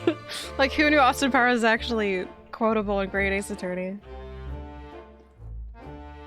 He does just think out loud. Oh, I don't want anybody being a satanic cult. Same, Kennedy. You get triple stamp and double stamp. Like anytime somebody's like moderately cheating, so you get triple stamp and double stamp. What's he writing on that piece of paper? There's a letter of introduction for you. Hopefully when he sees my name, he'll change his I feel like he could just write that anywhere. How did she know? Ah, thank you. The letter of introduction has been entered to the court record. Bye, Pac-Man.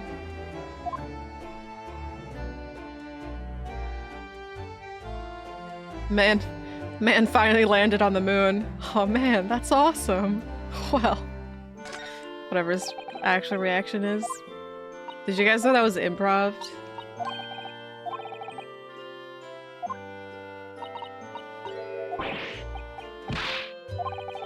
Hi, Polly. Dude, I just want to sit next to this fine gent over here. Do you think he'd be impressed with my Dumb and Dumber trivia? We landed on the moon. That's awesome. Hey, sir, have you seen Dumb and Dumber? Where am I going? I wish they would tell me. Hey, sir, guess what I have for you? Just throw a business card in his fucking face. You just cast your eyes over this, Governor Caden. What's this then? You cannot pull the wool over my eyes, you good-for-nothing Japanese student. Mikitoba? Yeah, that's right. Mikitoba. That young jock from the forensics laboratory? That Mikitoba? Are we friends? Oh, excuse me. Hiccups. Left, right, left, down. It opens the way to Zeke's office. I'm trying to go into Zeke's house. Screw his office.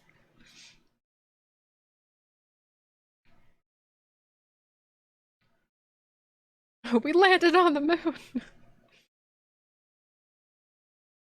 The name of the song you just heard? It's probably his theme, isn't it? I kind of didn't hear it. Oh dear, perhaps I should have said something sooner. I'm Yujin Mikitoba's daughter, Susato. Jinx, you're the young man's daughter? And yet didn't I think to mention that before? I do apologize. He wrote, I don't know what he wrote, like business card or something. We'll look at it later. Well, you'd best take a seat then. Can I offer you a cup of tea, perhaps? That's so tiny! Oh! And didn't I forget to try one of these wee handcuff biscuits? Oh! Just little tea! Your father's influence is nothing short of amazing. I'm bitterly regretting not announcing who I was from the outset now. So he loves him. He loves Mikitoba. So then, what can I do for you, hen? Little handcuff biscuits. We're currently investigating a case. It's one of your warders, you see. He's gone missing. Missing? That's right. It's really been reported to you as well. Being the prison governor. I've seen Mikitoba's drip. Believe you me, I saw it. I have not heard nothing of the sort. There's no missing persons in my prison. Oh. But how can that be? It's Mr. Daily Vigil, your chief warder. Vigil? That's right. His wife came to us and asked us to investigate his disappearance. Let's skip the part about him only going missing yesterday for now. Oh my god, don't tell me that this guy, like, he's so... How do they describe him? Oh, it's in the actual evidence. This guy is so bland that they described him as he has no particularly distinctive facial features. This guy is so bland that people probably don't even know that he works here. They'll be like, who? Daily Vigil. Yeah, like they don't remember him. They don't... Clearly that means something to him. Alright, please tell me that's not gonna be the case. I'm gonna feel so bad for that person. Would you be so kind to tell us what you know, sir? Aye, of course. Chief Warder Vigil. It's so close to being Virgil. So close. We understand that Mr. Vigil is the chief warder here at the prison. Aye, that he was. Perfect Men in Black. Strong sense of responsibility and dedicated to the job, no doubt about it. He was a fine warder. Sorry, did you say was? Did he quit? He does not work here no more. He left the job? Oh. That's not what Mrs. Vigil thinks. Oh my. When was this exactly? There's a question. When was it a boot? Can I have been much less than 10 years ago? What? 10 years ago? He stopped working here 10 years ago? As it minded, do you know Ken? I have not heard the fella's name in all that time. That's a worry if he's gone missing, though. But Mrs. Vigil made no mention of it. I think perhaps Mr. Naruhodo, that his wife simply doesn't know. He was lying to his wife for 10 years? Like, what? Is he actually just a grave robber, maybe? Does he just hang out at the prison? What does he actually do? I have so many questions about Mr. Vigil. I think she isn't aware that he no longer works here. Governor Caden, can you tell us what happened? Why did Mr. Vigil give up his job here? What if he was the professor? No, we already know who he is. That's important, is it? Yes, I believe it may be. What are you thinking, Mr. Naruhodo? I can't help wondering, given that it was 10 years ago. Ah, which was exactly when the professor was being held at this prison. Yeah, what happened? Obviously it's... Oh, you're thinking of the other Barclay prison, yeah. The other one. The really tiny one that only Vigil works at. So I wonder, yeah, I mean, it definitely has to do with the professor case, but I wonder... so Mr. Vigil actually resigned from the position of chief warder 10 years ago, you're telling us? What happened to make him leave the job? In actual fact, he did not leave the job willingly. He had no choice in the matter. You mean he was dismissed? It was, after a particular walk. Sorry, a walk? Aye, that's our word for it in here. A walk to the gallows. An execution?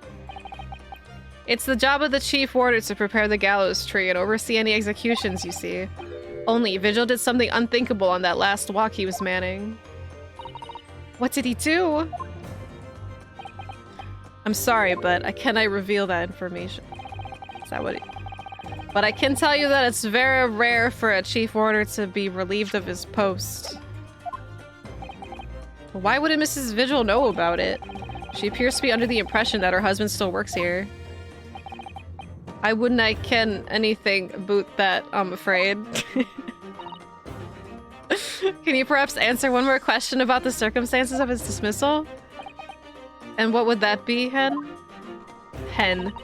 That last execution that Mr. Vigil was responsible for overseeing. Was it by any chance the professor's? My thoughts exactly.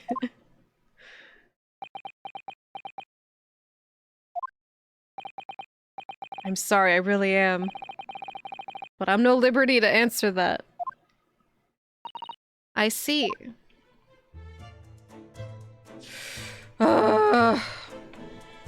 Kidnap this man is what they're trying to tell us. I mean, he's definitely involved some way. Cosmo, don't kill him.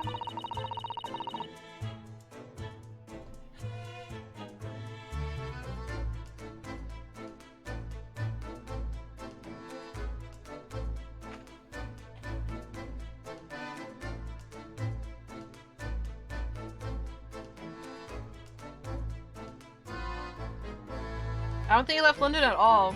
I think Strongheart lied about that, because like how would he even know?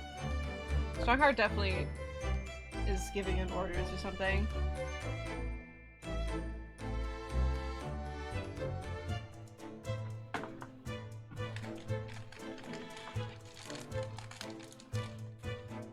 Oh man. Midnight snack hits so different. Yeah, I could do without that guillotine clock. It looks like a really short Buster Sword.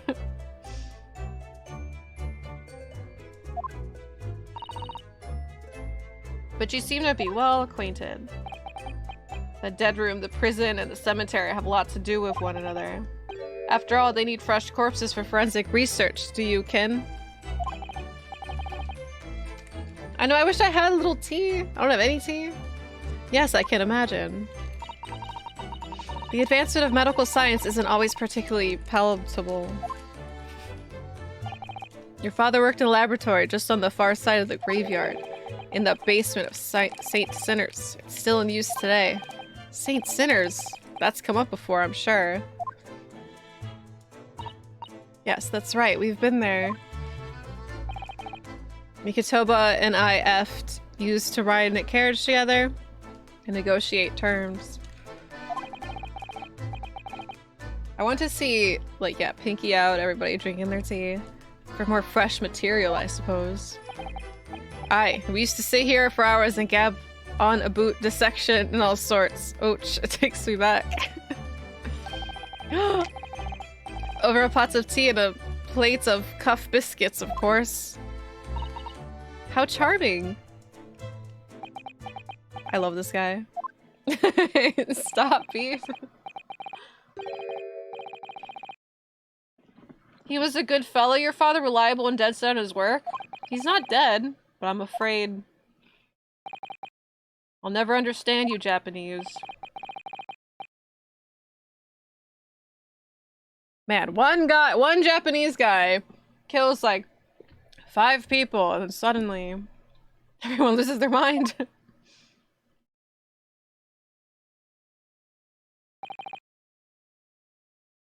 Well.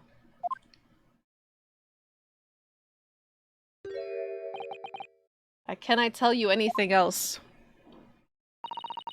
Thank you so much for your time, Governor. Oh, one more before you're away, hun. That's a big man. He has an axe attached to him. I'm sure I have it here somewhere. Ah, found it. Here, take this as a wee souvenir of your visit to the prison. Thank you. What is it? That's Vigil's dismissal notice. It's 10 years old now. Oh, he still has it. Wait, he just... Okay, wait a minute. Like, obviously they're gonna have paperwork and save things. But he took it from up there. That doesn't look like a filing cabinet. Like, the drawer's a little bit. But he took it... He, like, kept it for his own records, and he's just like, I don't need this anymore, you can have it.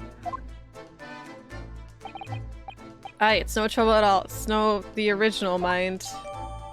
A harsh reprimand incurred by Mr. Vigil 10 years ago that resulted him in losing his job as chief warder of Barclay Prison. Thank you very much, Governor Caden. Well, in return, do me a favor, never come back here.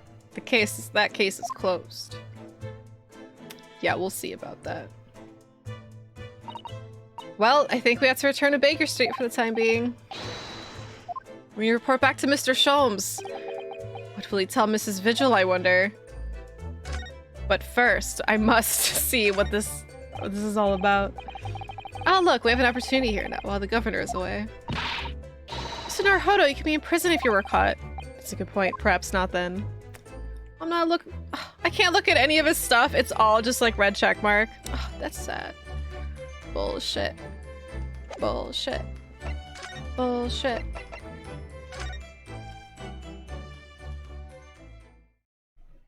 Sholmes, you're not gonna like this. We're back! Hello, you two. I thought you'd be back before long, so I baked some scones for us all. Not doing it while I was there. Oh well. Oh my god, it's blue now? Oh my, he's a Fire Emblem character now. Greetings, my dear fellows. You've returned. This is a good deal sooner than I was anticipating. I like this meme now. He's just different hair. Hello, Mr. Sholmes. Hello, Mr. Sholmes. Say nothing. Your thoughts are written all over your faces in any case. Turns out it may have been advisable to test my hair color restoration tonic before application. It's British 1900s Marth. Look at him. All this blueness. He looks good in blue. Red? No. Blue? Pretty good. Oh my. Pray, tell me, what of our warder friend? Have you garnered some new information? Oh, yeah, something very surprising, in fact. Though it's not a patch on your hair, to be honest. All's mine's going with its hair. Science Sholmes. Sholmes! Oh no. She's pissed. Drop everything, Sholmes. This is more important. Gina? Wait, what happened? What happened?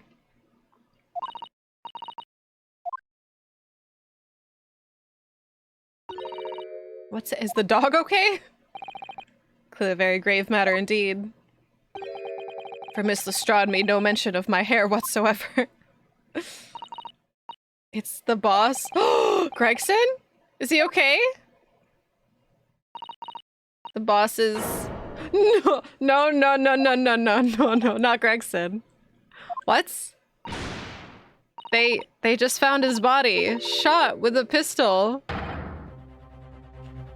No more fish and chips?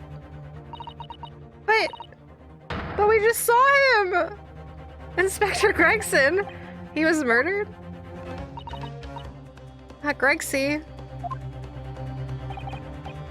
Come in, my dear girl, tell us the whole story. Gina, this isn't very funny. Is this because I didn't get fish and chips that one day? First there was news that he was gonna move to France. And now this. Oh my god, oh my god, is that connected? Why is it my fault? It's because I didn't get fish and chips. No, I'm sure he's fine. Where's the why are you lying option? Are you serious, Jade? Inspector Gregson he was really shot?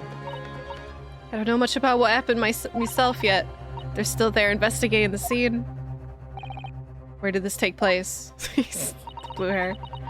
A little rented room in a building full of flats on Fresno Street. Everybody eat fish and chippies for Gregson. The outskirts of town, nowhere near his home.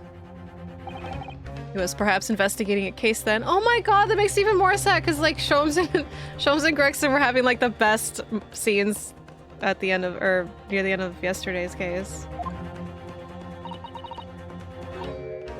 No one at the yard knows nothing about no case around there. Oh, how strange. The boss he was so good to me. I know I ain't up to much yet, but one day I was gonna show him. I'd become a proper detective. That was just gonna make me cry. Oh, Ginny. So who did this? Do you have any idea who the culprit is? They got him already. Already?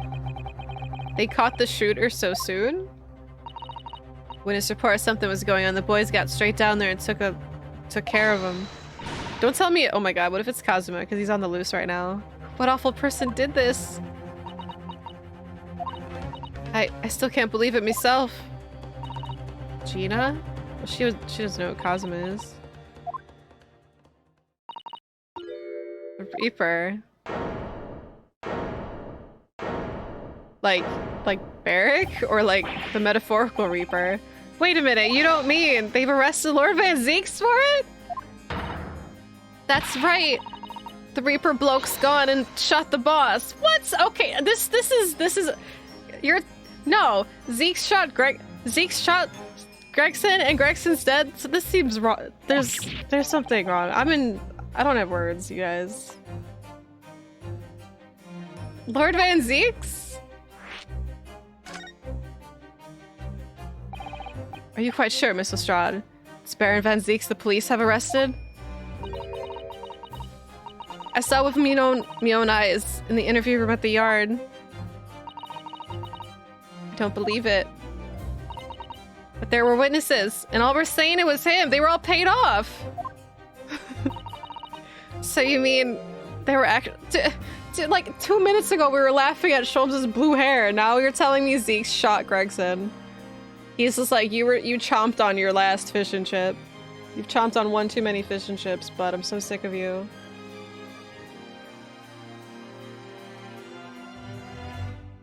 We just bonded with him. We did. And there's... well, clearly he didn't do it.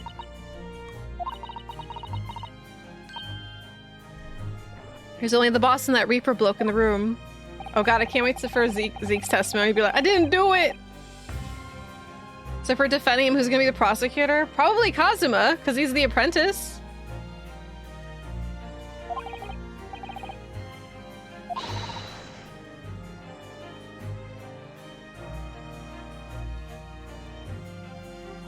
I think Strongheart killed Gregson, or he like hired somebody to kill him, because Strongheart doesn't seem like the kind of guy who'd do his own dirty work. Which would explain like all of Zeke's like role in this.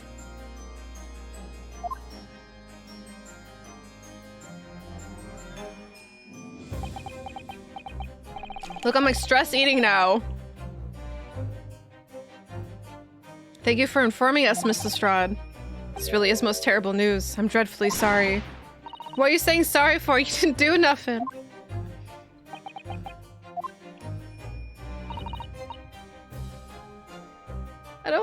Ginny, don't cry. Well, anyway, I'm taking a cab over to the scene right now. Please come in all. As soon as you can. You gotta help. Man, she's really grown on me. I didn't really care much for her early on, but she's great. It's a detective's lot to appear wherever some sinister plot is in full. Little wonder we all look haggard. Sometimes these things are almost too much for the nerves. Mr. Sholmes. What use is there in being a great detective? I fail to see something like this coming, You can't read the future. Aww, how could it's happened to Gregson? It's a Gregson. Even he's sad. Don't be sad. Mr. Naruhodo, I shall leave at once to begin my investigations. Of course, yes, we will too. Oh my god, in my Discord, I posted a screenshot of him and Gregson in my spoilers channel. That I loved so much, and now this is extra sad. I'm gonna reply to it.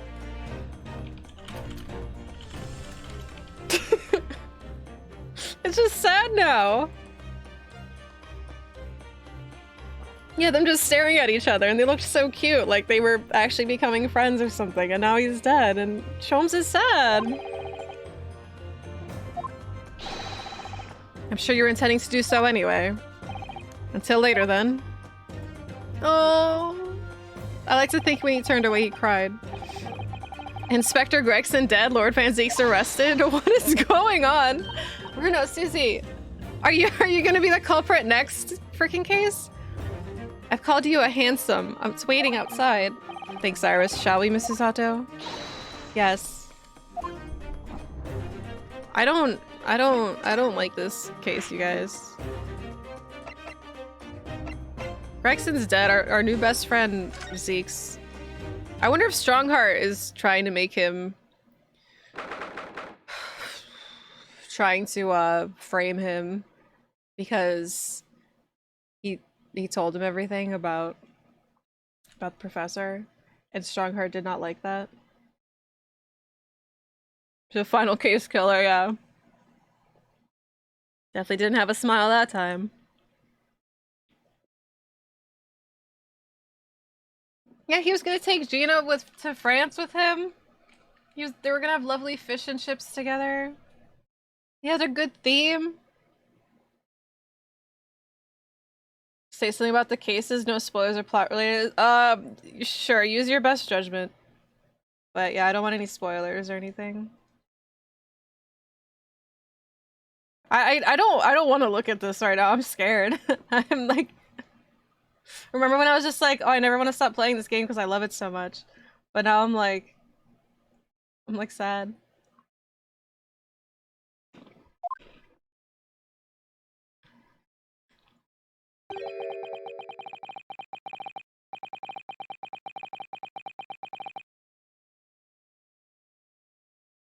This really isn't out of the way part of London. I doubt many people find their way down this back street. This looks like an abandoned building too. So this dust-ridden rented old room is where it happened then. Wait, there's a red wig. There's a gun. Don't tell me Zeke's was wearing a red wig.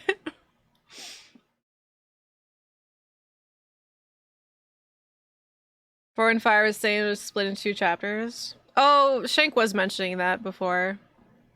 So it's just that long that it's split, is what you're saying? So this is where poor Inspector Gregson lost his life. Yes, and the police are already hard at work investigating, it seems. So this is the end game? Okay, I don't see Mr. Sholmes anywhere, though. So this case is just mad. Well, fucking, I'll say, Zeke's murdered Gregson.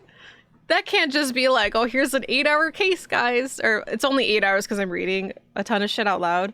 If you played it normally, it's just like, here's a 4-hour case. Like, no, I'm glad it's long. Perhaps the investigations have taken him elsewhere. Oi, what do you think you're doing there? Every one of them Jorah's gotta be taken right out. Oh my god, and there's still freaking daily vigil we have to worry about. Holy shit, we have 2 cases in one now. This is gonna be insane. What? And I unfortunately have to take the weekend off because I'll be driving for 3 days. And then my streams will resume on Monday, hopefully. But whenever they do resume, we will be getting to probably episode 5. But Jesus.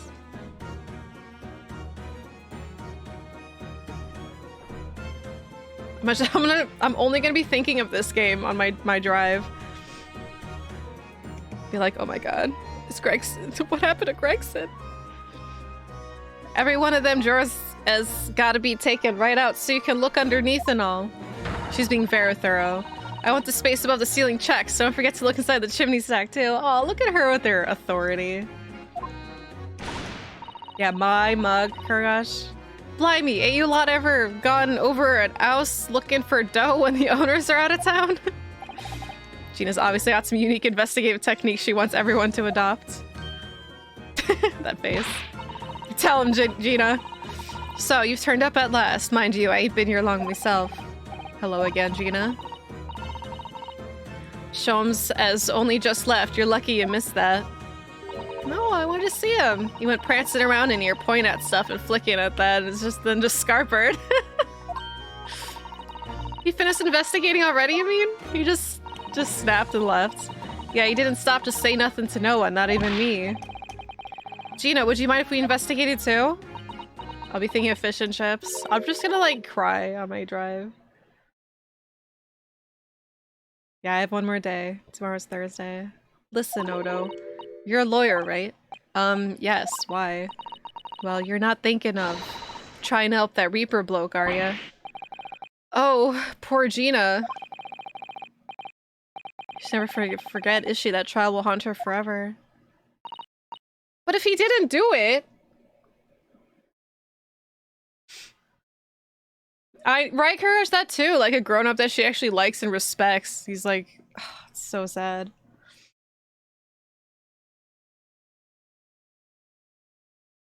Think you're expected to have gone to see Zeke's first, and that's why he's already gone? I didn't have the opportunity to see him, though. Like, I saw him at the thing. I wasn't able to go to his office. Go to the... Wait, the prison? Oh. I was supposed to go see Zeke's in the prison first, and that's why Sholmes is already gone? Is that what you're saying? Oh, I see. Okay, I couldn't wait. I couldn't wait. I had to see what was up. Sorry, Sholmes. But yeah, okay, that makes more sense. Because, like, Sholmes just did his thing in, like, 2 seconds. You'll be duly and fairly judged in court. I suppose you're right, yeah. Go on then, Odo. Get investigating.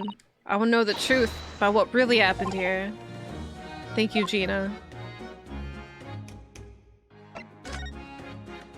I can't. Gina, what was Inspector Gregson doing here in the first place? That's what I want to know. It's what, half a year since I got out the clink? That's when I decided to give up me diving and become a detective instead. Oh yes, Mr. Sholmes twisted the inspector's arm to agree to take you on as apprentice, didn't he? Aww. Something like that, I think. Anyway, the point is I didn't really know much about the boss till then. I was like, you can't help just being stressed about Gregson. But that's okay, I understand now. But it turns out he's a bit of a legend at the yard. Well, I guess now it wouldn't really matter if Iris wrote something bad in his book and docked his pay. Oh, she better put something really nice in the next book about Gregson. Goodness, really? They say he managed to solve some really tricky case, just like that. He did. Yep, and ever since then he started going on all sorts of investigations, but always on his own. No one else at the yard even knows what half the cases he's working are, apparently. That's not how it's supposed to work. That's a little shady, though, actually. So what was the legendary inspector doing in a dingy little room like this?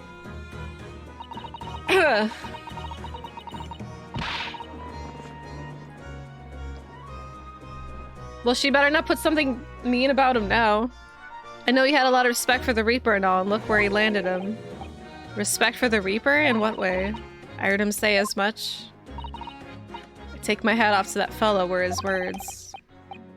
Not how the general public feels, is it? Most people are terrified of the Reaper.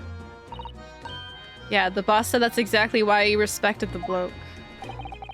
Didn't realize Gregson held the Reaper in quite such high regard. That's a little weird.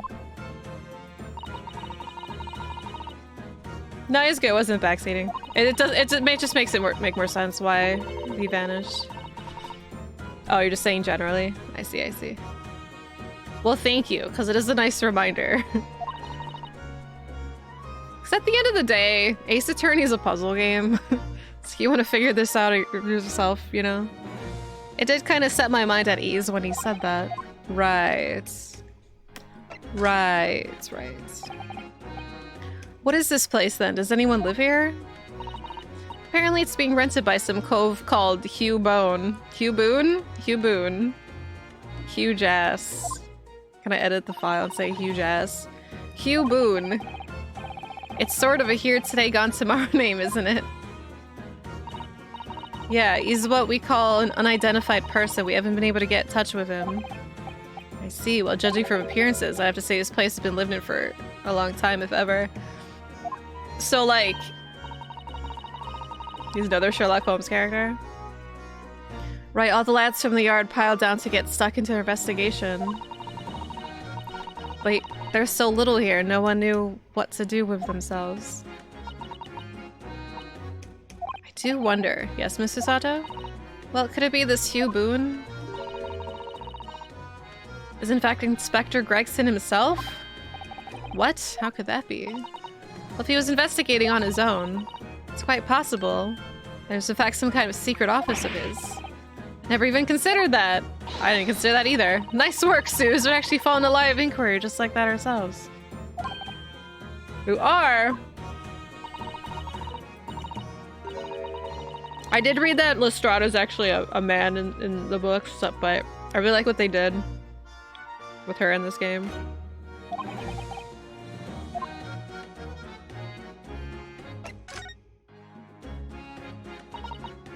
See, that's where the poor inspector was found over there.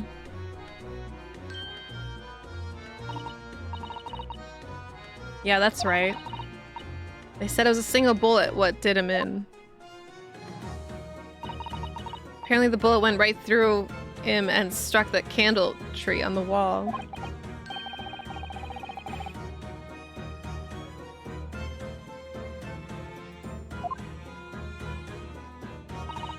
And the gun uses there on the floor. It's the Reaper's in it. No denying that. What? Really? Yeah, Holmes, that a fictional character inspired the world famous detective Sherlock Holmes. How do you know that? Take it easy. I don't know what to do with myself when you stare at me with them big wide eyes. I'm only saying what I've heard. I don't know much about guns myself. But there's some bigwig lawman or whatever who said so. Why don't you ask him? A bigwig lawman, is it? Strongheart. Anyway, Fresno Street runs along under the window there. So anyway, he never showed up when Sholmes asked for him with the two crooks in his house. True.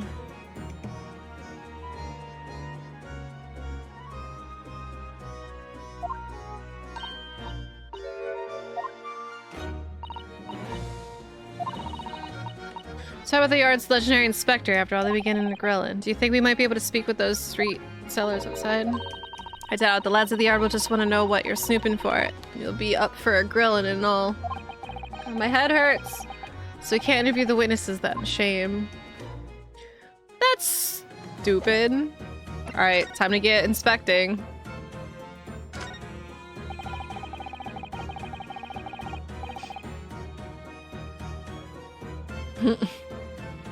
I did. It actually arrived. I just haven't replaced it yet. An empty fireplace makes the room feel even colder than it would be otherwise, doesn't it? It's thick with dust, look. I think it'd be fair to say that it hasn't been used in a very long time. In other words, whoever lived in this room must have been extremely hardy in cold weather.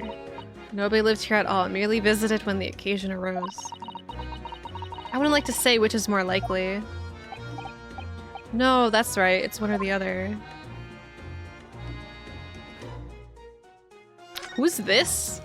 This lovely lass. Oh, it's a photograph stand. I suppose it must be a picture of one of Inspector's family members. Ah. What's the matter? Wait! I was pressing it too much. What's the matter? You say you look about to pop out of your head. They are! Look, Mr. Naruhodo, quickly! Oh! That's... Vigil! So is this... Is Hugh Boone daily vigil? That's what I was actually thinking. So Vigil's... Oh my god, I'm shocked. Vigil's part of the case of Gregson. Or she's familiar. We met her this morning.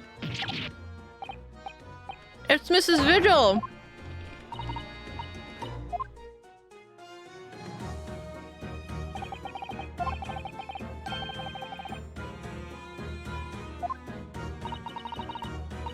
I feel like we have like 4 cases in one right now, and there's like 2, but it's just like Gregson and Zeke's already just feel like 2 cases as it is.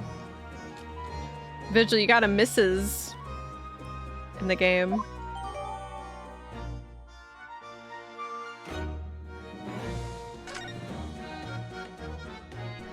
In her younger years, though.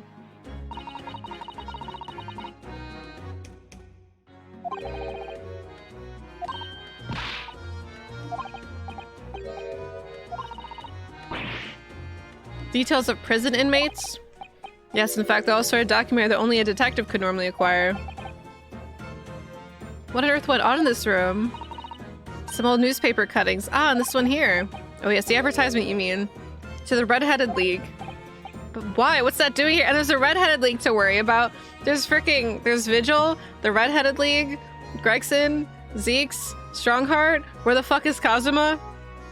Yeah, you're telling me this is a massive case split into 2 chapters. Jeez. Whoever occupied this room was clearly interested in it for some reason.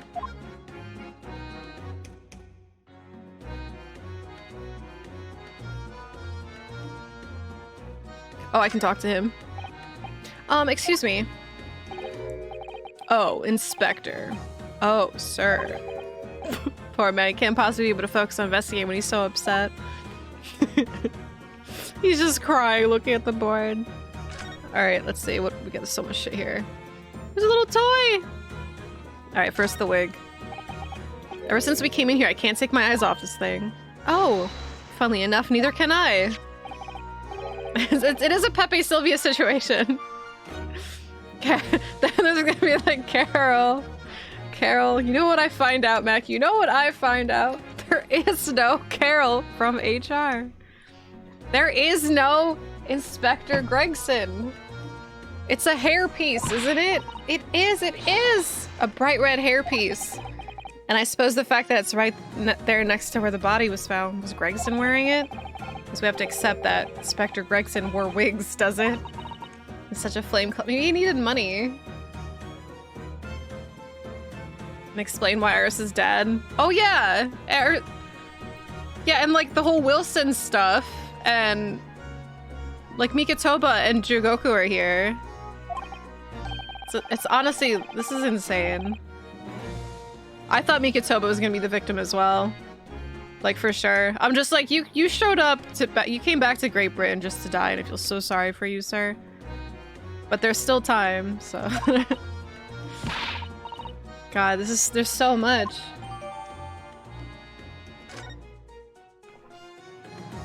I'm expected to take a 3-day vacation after this now. Oh, was he in like a fetal position? Oh.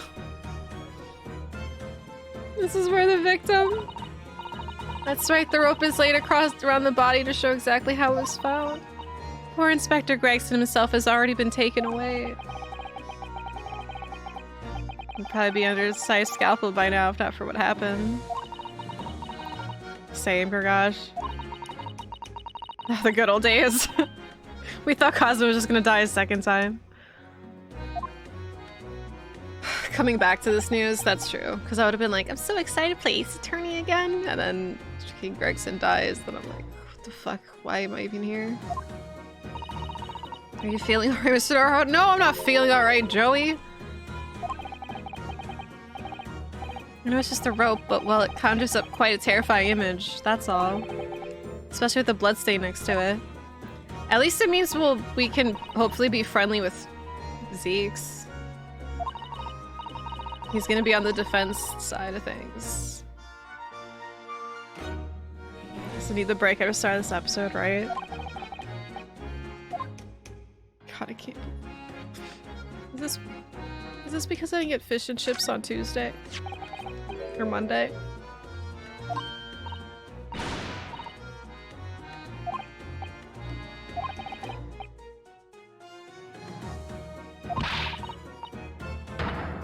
There's only one way to find out. Fire a shot. Soka for an hour-long coma. Can't wait to see what my favorite character Gregson's up to. Oh man. No, no, no. If I did that, I'd be looking for a skilled lawyer to represent me in court. Oh damn, Polly. Just keep spending it to maintain that now. Get them whenever you like. No. Slay Saber just asked someone who might know, I think. Hey, we have a gun! Alright, what's this little toy here? Oh, what's this? It would appear to be a little model policeman. It's rather charming, isn't it? See, it's on the floor here. Do you think it belonged to Inspector Gregson? It's a little hard to imagine Lord Van Zeeks playing with something like this. It's only about 8 centimeters tall. Could fall out of someone's pocket, I suppose. We should record as evidence just in case. Yes, I agree. It is rather delightful after all, in a way. It's delightful. Gregson's dead. She's over here being like, this is delightful. Excuse me. Is everyone just crying? Sorry, sir. Can't see a thing, sir. Too many tears. Aww. Everybody loved Gregson. Are you crying too? You're looking down on us from the great beyond. Inspector, don't worry. We'll look after things at the yard. I love how much respect people had for him. This is so sweet. Somebody very haphazardly nailed those boards over the broken glass, haven't they? You couldn't even really call it a window anymore. That's how you blocked up with bricks. Say nothing more about it. I'm starting to feel even more sorry for Mr. Natsume now. Alright, what's this candle about? Top of the candle, this candle holder has been completely blown off. There's wax splattered on the wall behind. Look. Is there? I suppose if a bullet had hit it. It does seem likely that the bullet hit the candle, having first passed through the inspector's body. Ugh. Now that wax on the wall looks like blood to me. There's bloods on it. What about this blood?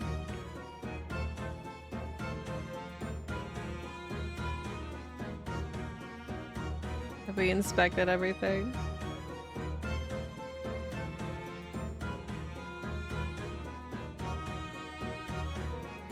The radiator. Alright, I think we've got everything on this side.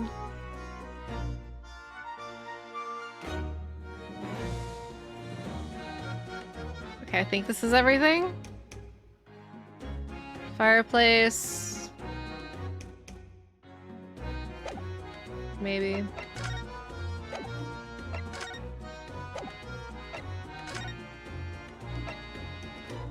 Prison cell where the defendant, Lord Van Zeeks, is being held. It's quiet in the dim light, the candles dim. There's a little chance of sleeping.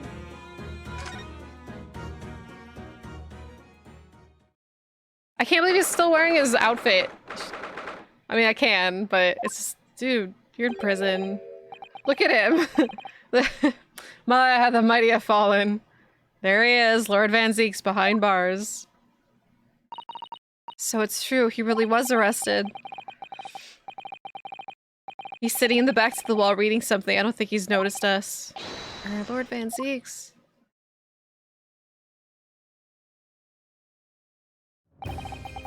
Fancy meeting you here. Hello. Dude, your organ's playing even when you're in prison? The last place on Earth I'd like to be with the last person on Earth I'd like to see. Couldn't very well not come. We heard what happened, that Inspector Gregson was... Just say it. Go home. This has nothing to do with you. But... Forgive me, Lord Van Zeeks, but I must disagree. Gregson was our friend! And so are you! Inspector Gregson was very helpful to us on a number of occasions. We're indebted to him, at the very least. We owe it to him to find out the truth about his death. You must help us with our investigations, please! He's mean because he's having withdrawal from the wine. He's not oh my god, poor guy. He's not allowed to have wine in jail. Oh no. Gregson's the victim, he is! I know. So you should have seen when Ginny or Gina came to tell us. That was sad. Has everything to do with him, right? There's really nothing I can tell you. What were you just reading at the back of the cell there? Was it something related to the case? This? Oh, it's a letter. The art isn't quite so cavalier with its information as to share case details with the suspect. This is a letter from an old acquaintance. Oh, who might that be? Someone you know as it happens. Albert. Oh, they're writing... Oh, they're pen pals now. Of course, yes, I keep forgetting they went to the same university. So is he already off to Germany? I would like to read my correspondence in peace, so let's get this over with, shall we? What is it you want to know? Fucking everything. Strange. I mean, let's face it, Lord Van Zeeks never minces his words. But they seem to have less bite than usual somehow. That's right, reset the track. What happened? It's a good question to ask. Can you at least tell us your side of the story, Lord Van Zeeks? What happened? Don't say you shot him. How much do you already know? We know that the inspector was shot dead in a small rented room on Fresno Street, and that you were found there by the police when they arrived on scene and immediately arrested. We were told that there's nobody else in the room and that some witnesses heard the gunshot. Oh my god, they know everything. Then you're well informed. There's really nothing I can add. The truth is, I don't know what happened myself. But the gunshot! Obviously you didn't fire the gun, did you? I'm on the habit of shooting the people I work alongside. I also heard the noise, however. Before I had a chance to investigate, I was apprehended by the arriving officers. So he doesn't actually know what happened. I might ask, what were you doing in that place to begin with? I don't need to answer that. Could you just answer that, please? After all, you're not representing me. He's gonna need a lawyer, though. Oh, he thinks we're not representing him. Oh, you're cute. Who is gonna be representing you in court, Lord Van Zeeks? Anyone other than you, I should imagine. Oh, stop. I'm the only defense attorney in Britain, clearly. Would I be right to assuming that you have no representation as yet? Defense lawyers shy away from any trial involving the Reaper, as I'm sure you know. But this is different. My career, of all the defendants I've prosecuted, only 19 have ever been acquitted. Of them, 16 subsequently died in mysterious circumstances. Questions will be asked now. Surely not. Zeeks will defend you. I want to give him a flower. He'll like cry. He's like, no one's giving me a flower ever. The last person to give me a flower was Albert. I assure you, no defense lawyer will want to touch me with the end of a barge pole. Well. But you didn't actually have anything to do with those people's death, did you? And Ryunosuke is responsible for 3 of those, yeah. Like more, right? It's been 10 years now that I've been known as the Reaper of the Bailey. Believe me, nobody wants to know the true identity of this killer more than I. It's like freaking like 6. Yeah, screw Magnus. I didn't, well, I don't know. I didn't really like that case. That might be one of my least favorite ones, the Magnus case. It's cool that it like 5 went back to it as to reference, but I still didn't really like it. I was so sick of looking at that stupid cart.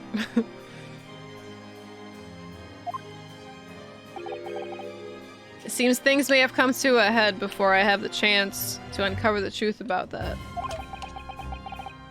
I don't think Zeke's actually killed anyone. I'm pretty sure, I'm fairly certain it's Strongheart. Okay, 4. 4 people. It's only 4? Yeah, I guess, yeah.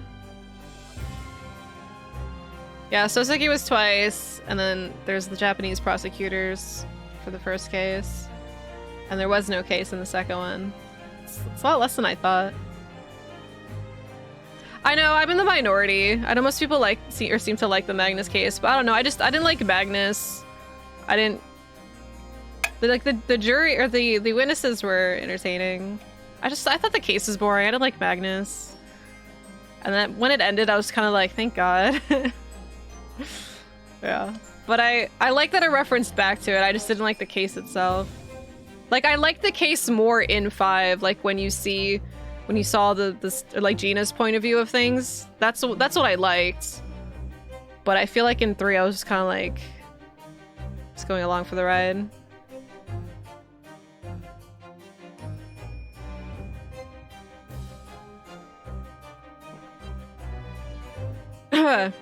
What does he mean by that? Oh, I'm sorry, he was having heartburn this whole time. Wait, what did he say? Nobody wants to know the true identity of the killer more than I ever. Seems to things come to a head before I have the chance to uncover the truth about that. Oh, okay. Professor Harebrain's letter. After the trial, Professor Harebrain was supposed to go straight back to Germany, I thought.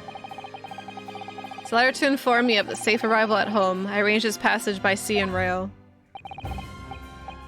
It's a relief, I must say. He should now be beyond the reaches of the Reaper. Because the Reaper doesn't follow people abroad, you mean? Yes, so it seems. You're That's how I say stupid. So it looks like he's just straight up saying stupid. I know it's stooped, but... Stupid. You're stupid, little Nipponese friend, for example. You told me he was keeping well in Japan when I inquired the other day. So stupid.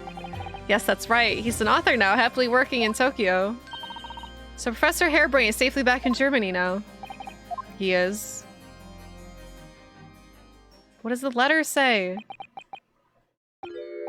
So, it appears our conversation has run dry. There was a 2-second silence, that's all. Well, in any event, if you'll excuse me now, I wouldn't like to detain you. He's always wearing this, even in jail. I was wondering, Lord Van Zeeks, if you'd like, I'd be happy to advocate for you. Oh, did we just melt his heart? You trust me, do you? Of course I trust you! I've heard you speak many times in court. I've seen how you treat people. So I'm quite sure that you would never have taken another's life. It's just, my feelings can't be used as evidence in a court of law, sadly. It's a very gracious offer, however. Let's just let him. I trust no one. Oh, stop. What? Come on. Not the police, not the judiciary, not you Nipponese. Oh, he's just saying this to, like, push us away. Dude, I know this tactic far too well. But please. I have no intention of engaging your services. Chasm between us just too wide and too deep, it seems. Phew. I'd appreciate if you don't visit again.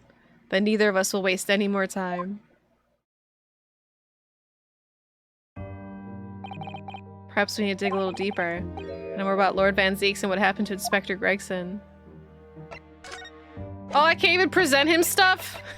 But sir, I have this red wig and this gun. Sir, come on, dude, talk to me. He doesn't even want to talk to me about the red wig. What a bastard. It's okay. Well, we can go to Strongheart. Yeah, can I mention to Gina about Greg, guy that we just talked to? Zeeks.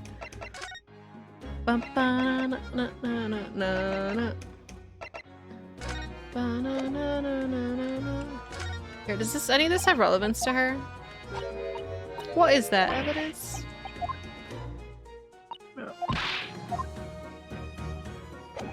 Racism push people away. Ugh, oldest trick in the book. Alright, I'll come back to there. He doesn't want to talk to us ever again, but here, we can talk to... Go to Mikitoba first, see if he has anything to say about it. And then... Strongheart. What, is he even here? He's still here! Hello.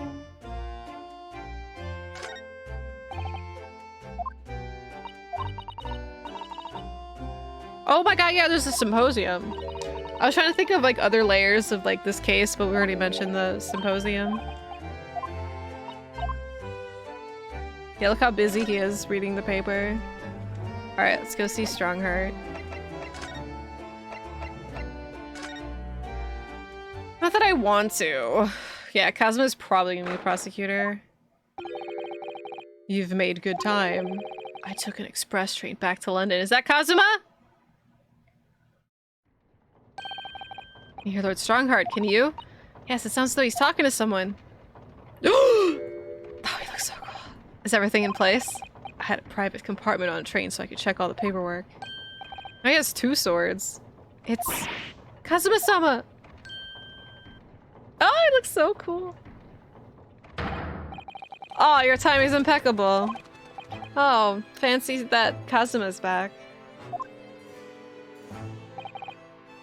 No doubt you have heard the sickening news about the Reaper's latest devilry. Yes.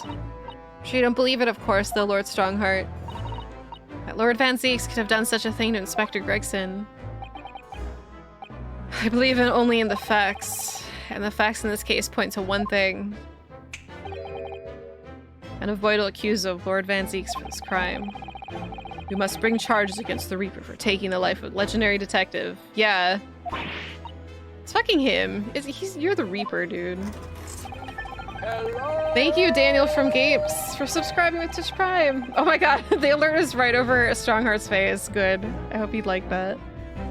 Thank you so much.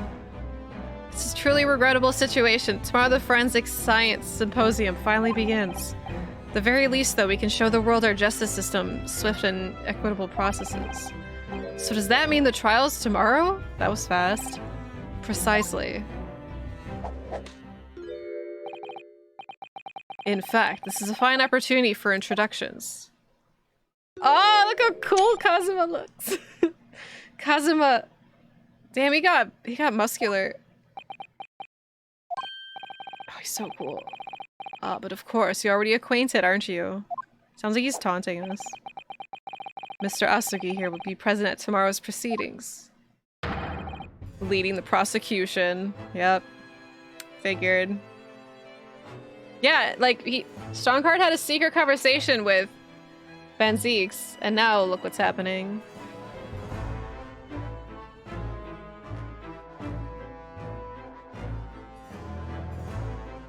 It's us against Kazuma.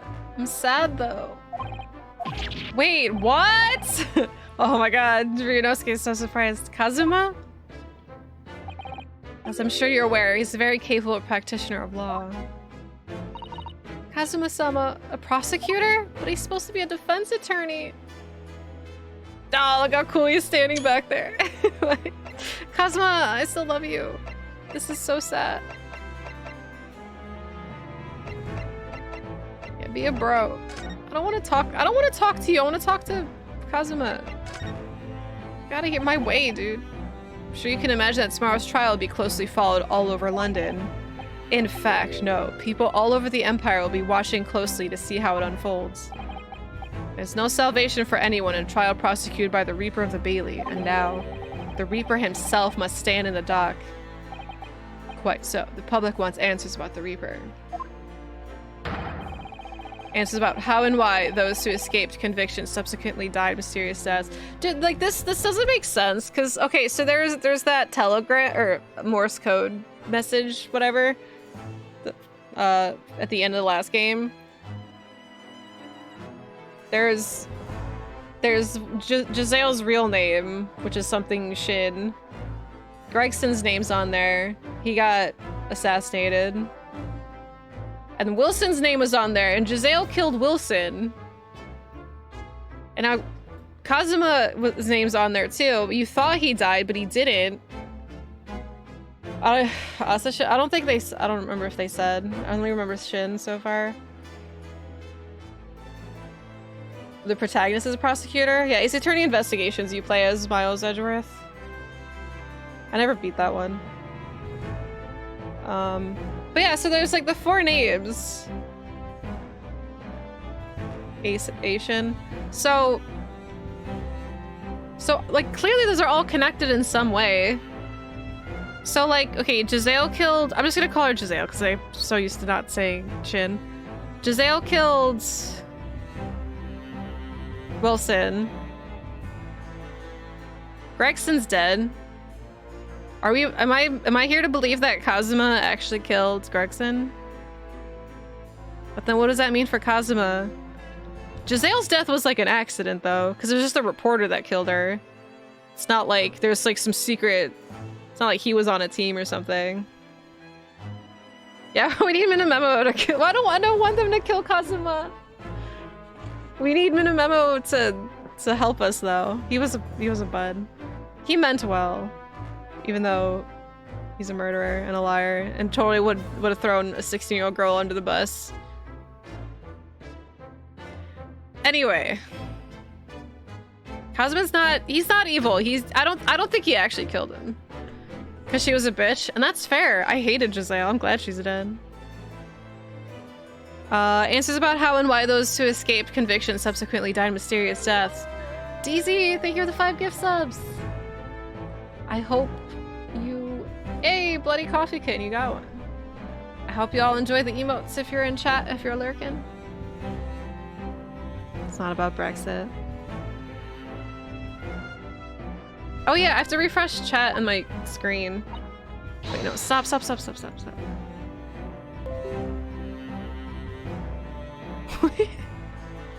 The fuck?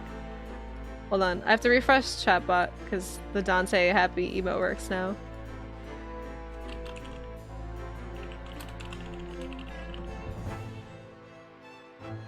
Oh, mine are reversed. Mine don't like each other very much. Look at them! They're so happy to see each other. Oh, so cute. Hi, Failmore. I'm looking at my Dante emote. Dude, Failmore, this game right now. It's insane. There's like...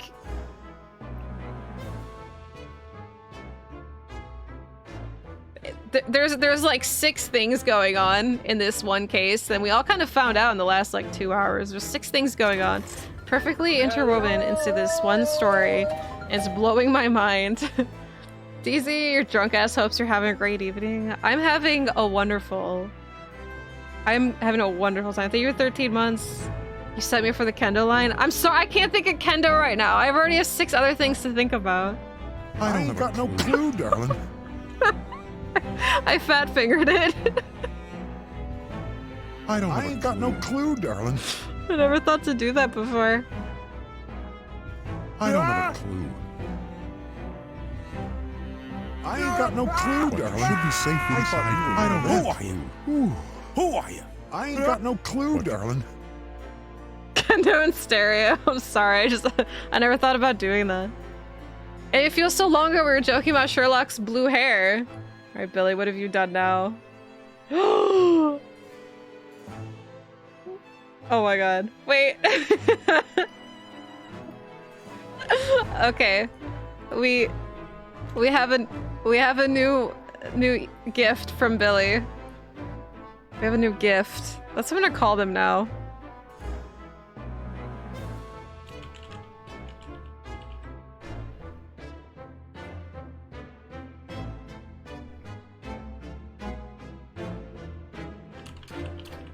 3 in one night. So many gifts.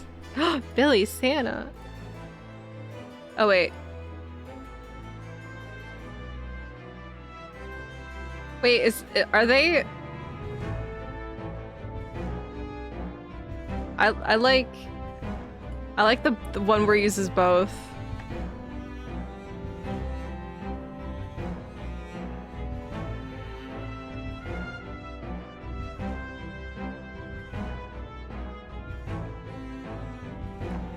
I'm glad you gave me options, thank you. I like both. Daisy, give me your favorite person. Who are you? Where was Kazuma hiding? Probably in Strongheart's closet. Okay, the code will be... Hold on. I can show it first. I can show the image first. As a joke.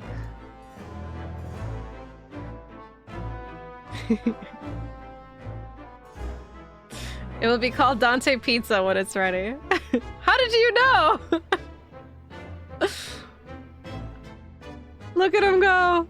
Look at my collection of Peepo DMC emotes. You can audit log? Wait, how?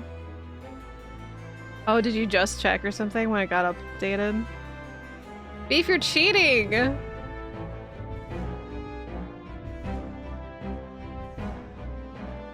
Well, it's okay. We got Dante Pizza. Dude, I have my freaking... Now my stream is looking like a MySpace page. Here, I can make them smaller. Virgil Boot can stay. Aww, little Dante's eyes. Okay, damn. It does feel more complete with Dante eating pizza. Little pizza man. Man, the guy eats pizza one time, he'll never escape it. Now he's a Peepo emote. Peepo-mote? That's hard to say. So I just splashed in my face. Okay. Oof. How are we gonna do with this? You can still use it. Now we have a GIF. Lord Van Zeeks firmly denies any involvement in such matters. Wait. Sorry, we got distracted with the Dante emote. Kazuma, you are so cool. There have been through innocent investigations that have proven to be innocent. That's certainly true, or at least until now. Dante's just watching the case. Can't wait to eat pizza again. Note tomorrow's trial will mark the start of a new chapter in our country's great judicial history. Oh, will it? Prosecutor Asuki. So, Cosmo will be prosecuting tomorrow? God, Cosmo's so cool looking. That's right. But he's a defense lawyer, Lord Strongheart. Accomplished young law practitioners cannot pick and choose their roles. And imagine what it would mean for the prosecution to know the strategies commonly employed by the defense. Devastating combination, wouldn't you agree? Absolutely. No doubt at all that Kazuma will be razor sharp as a prosecutor. But why Kazuma-sama? There's surely many other highly skilled prosecutors in Great Britain. I was a personal request. It's... I asked to be assigned on the trial. What? By Strongheart? You asked? Oh, he asked. But why? It'll all become clear tomorrow. Oh, who's more drunk? Yeah, right. I'm guessing you intend to stand for the defense, don't you? Yeah, if Zeeks will let us. Although, the Reaper appears to be turning down all offers of representation. I'm surprised such a personal request would have been upheld. It seems unprecedented, quite exceptional in fact. You are quite right, Miss Mikotoba. Tomorrow's trial will be unprecedented and exceptional in every way. Ah. Alright, guys. Kazuma ended up not being dead, so I was right about that. I really don't think Gregson's dead either. After all, the accused is one of Britain's greatest prosecutors, the pride of the empire. It'd be unwise to give the public a reason to perceive it as judiciary closing ranks. So that's why you're happy to let the foreigner handle the prosecution? I'm just pushing my luck? Nah. Ryunosuke, let's see how your skills have been honored. Honed after practicing law in this land for so many months. But, dude, this isn't like us playing, Kazuma. A man's life is at stake. It's Zeke's. Kazuma, I don't understand why you're being so hostile to me now. This isn't going to end well, my friend.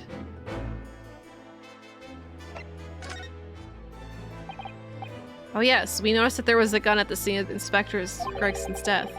Do you know if it belongs to Lord Van Zeeks? That would be a question for the lead detective investigating the scene. Well, the thing is, she wasn't sure, so she told me I should ask somebody higher up who might know. That's right, Mr. Naruhodo. Be direct. Certainly a model that's issued to all personnel involving in law enforcement, yes. Which includes prosecutors, as I'm sure you can imagine. In that case, it could actually have belonged to the victim. No, Gregson had his gun on his person.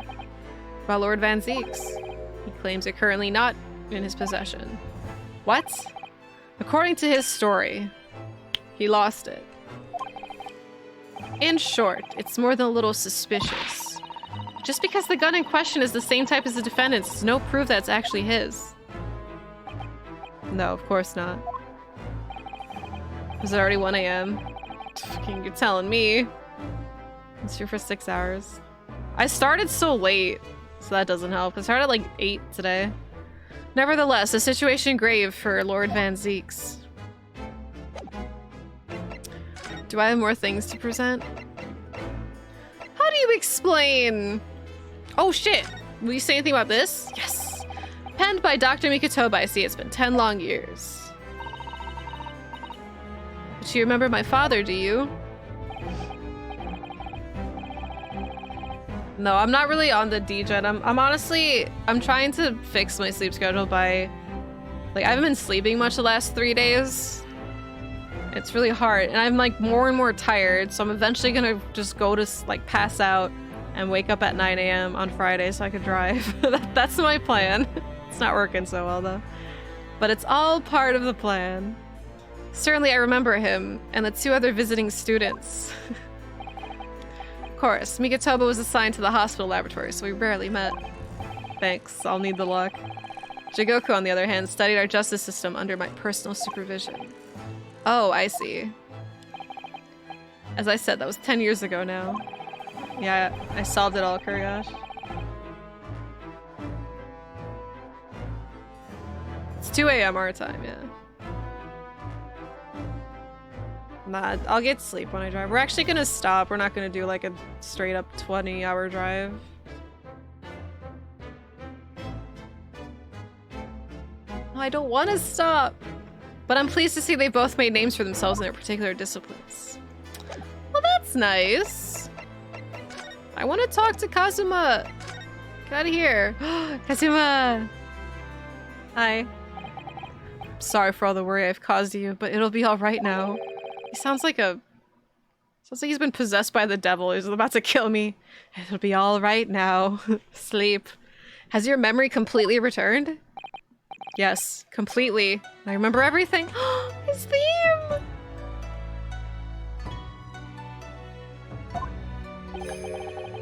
Including what I was coming here to do. Oh my god, are we actually gonna finally find out? Right. Kazuma-sama. I can't tell you how happy I am to see you alive and well like this. But how did you come to be here in London when you were suffering from amnesia? Was the voice this past year. Oh. This music makes me sad now. I've been hearing it in my head constantly, saying the same thing over and over. Go to London, that's where your destiny awaits. It was that voice that guided me here to London. Well, that's awfully convenient. So sorry for what's happened. Anyway, my memory might have returned to me, but there's something that won't return to the way it was before. Huh? What do you mean? Spit it out! All of you! I'm a prosecutor now, so I'm sure our paths will cross again very soon. But we're supposed to be brothers. That's it?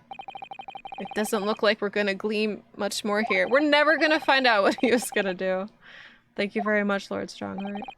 Remember, tomorrow's trial will go down our empire's history. As much you could learn from the public gallery.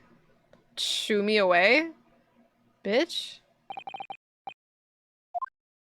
Hold it! Yes? Oh, it's theme! Before you go, Ryunosuke. Oh, what is it? Kazuma. I just wanted to thank you.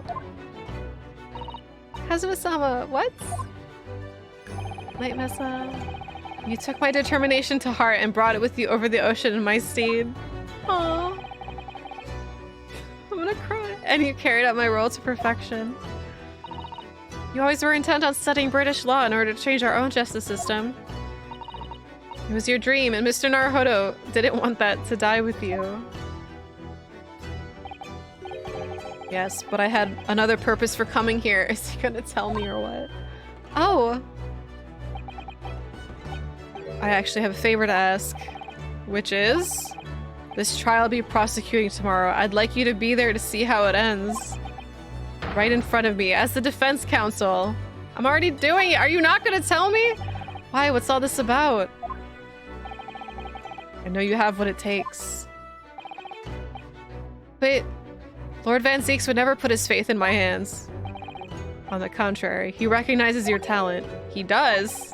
Oh my god, do you think Barrack talks to Kazuma about Ryunosuke all the time? Like, Kazuma. Or apprentice. So you would not believe what this defendant said to me today. Like, after every trial. It's not easy to see behind the facade sometimes. Oh! Here, have a look at this. Is that Gregson? Oh! They're so cute! Oh my god, he's smiling! Look at Gregson! That's Lord Van Zeeks and Inspector Gregson! They were friends! He would never kill him! And there's his brother. Hello. Hello, Clint. Right, yeah. Can you believe what my Learned Japanese friend said to me in this case? In a photograph that must have taken some time ago by the look of it. Oh, Zeeks is so cute. Who's the third person? It's Clint. Who else could it be? It was displayed very prominently in the detective's office. In Gregson's office, you mean? Yes. What I'm trying to say is, you really think you can trust the Reaper? You might find that some straight talking makes him take a different view. It's before the wine overdose, yeah. It's before he got introduced to wine. That picture's so sweet. Take it. Gregson? Aw, everyone seems so happy in it. He does look more like Virgil than Zeke, yeah. Here we go again, another Virgil comparison. I don't understand. Why are you giving me this? Just hurry, Ryunosuke. Visiting hours at the prison are almost over. What are you doing, Kazuma? This is so weird. Visiting hours almost over. Let's go. He's just running in. Zeeks, I have a photo. Lord Van Zeeks, still reading that letter. Oh my god, he just learned he can't read. We've been gone quite some time, though. Either he's an incredibly slow reader, or it's an incredibly long letter. 18 pages. Front and back. I might even be able to read English faster than he can. I was intending to ignore you entirely. But I can't turn a deaf ear to such an insulting Nipponese. Oh, sorry. I didn't think you'd hear that. I had the case notes brought to me in secret, so I was reading them to pass the time. Yes, we heard that your trial is set for tomorrow. Nothing. I know, you just happen to be reading case notes. Which is none of your business. So have you found a lawyer? How many times must I reiterate the same thing? This has nothing to do with you. In other words, no. We were just talking to Lord Strongheart, and the prosecutor for your trial has been decided. I'd expect nothing less, though I have no idea who it is. It's going to be Kazuma Asugi. Asugi?! That made the color drain from his face. That's right! The very son of the man who killed your brother is your prosecutor. Now, let me be your defendant, please. Well then. It seems I'm going to have to engage in conversation with you again after all. Yes! We tricked him into conversing! Yes! 10 years ago, my older brother, who was the director of prosecutions at the time, was murdered. And the killer, as you know, was a visiting student from the Far East. Not a single day goes by when I don't curse the name Asugi. Ah, my learned fancies. Genshin Asugi was Kazuma-sama's father. Yeah, he knows. So what cruel twist of fate is this now, 10 years later? The man's son is to crucify me in some kangaroo court. I still understand why Lord Strongheart apprenticed Kazuma to you. It's what he does. No doubt he knew of the young man's true identity from the outset.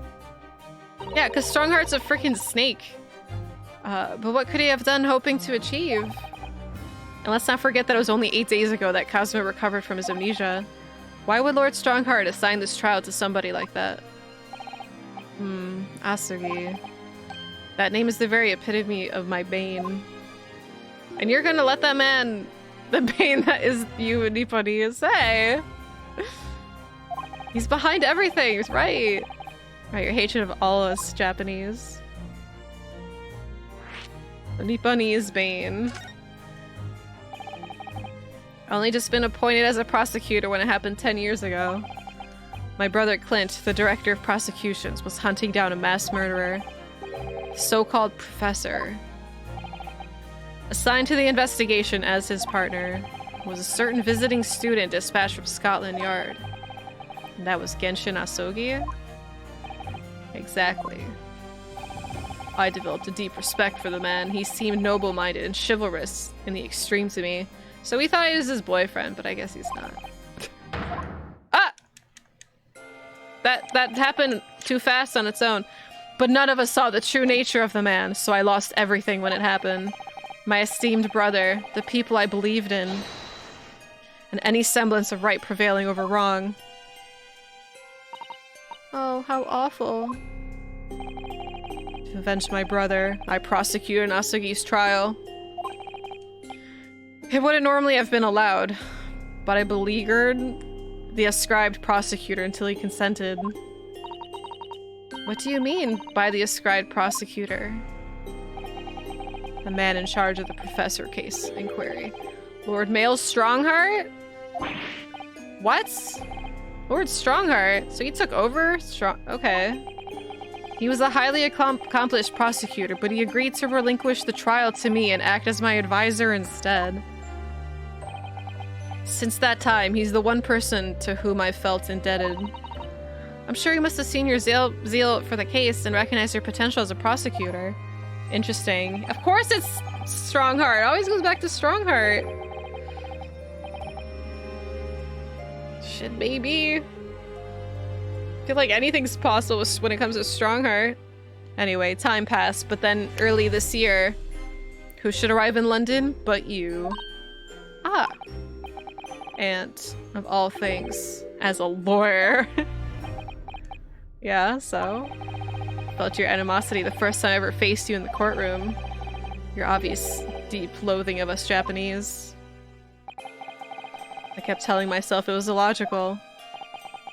But for so many years that hatred had festered inside me, I could no longer control it. And I can understand why, now I know the history.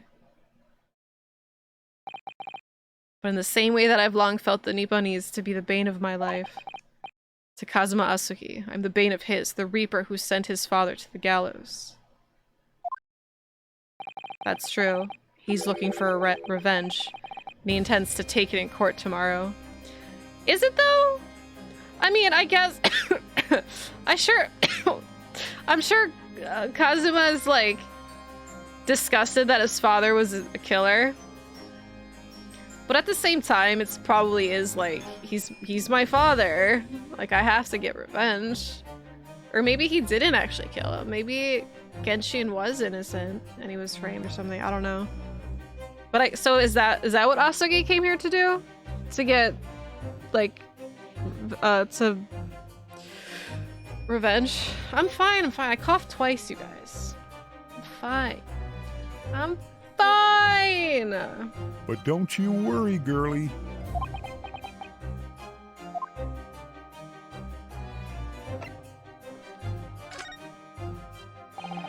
Gregson's transfer to the Paris Police Prefecture had finally been arranged for the coming month. But he'll never make it to France now. It's a tragedy. Oh yes, come to think of it, he did mention something about that, didn't he? Kendo called you girly. I wonder, does that happen often, being transferred internationally, I mean? It's the first time I've ever encountered it. Yeah, I don't want to die. I mean, not right now. Oh, the Paris police welcoming an English detective is almost inconceivable. Ooh, so that was never true?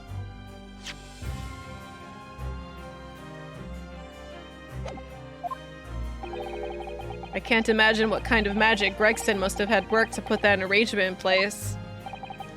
Sounds like the mystery has even the Reaper perplexed. Oh my god, there's another mystery? Gregson in France? I'm afraid to say. Though we are very ignorant about Inspector Gregson's standing. We hear that he was considered something of a legend at Scotland Yard. Oh!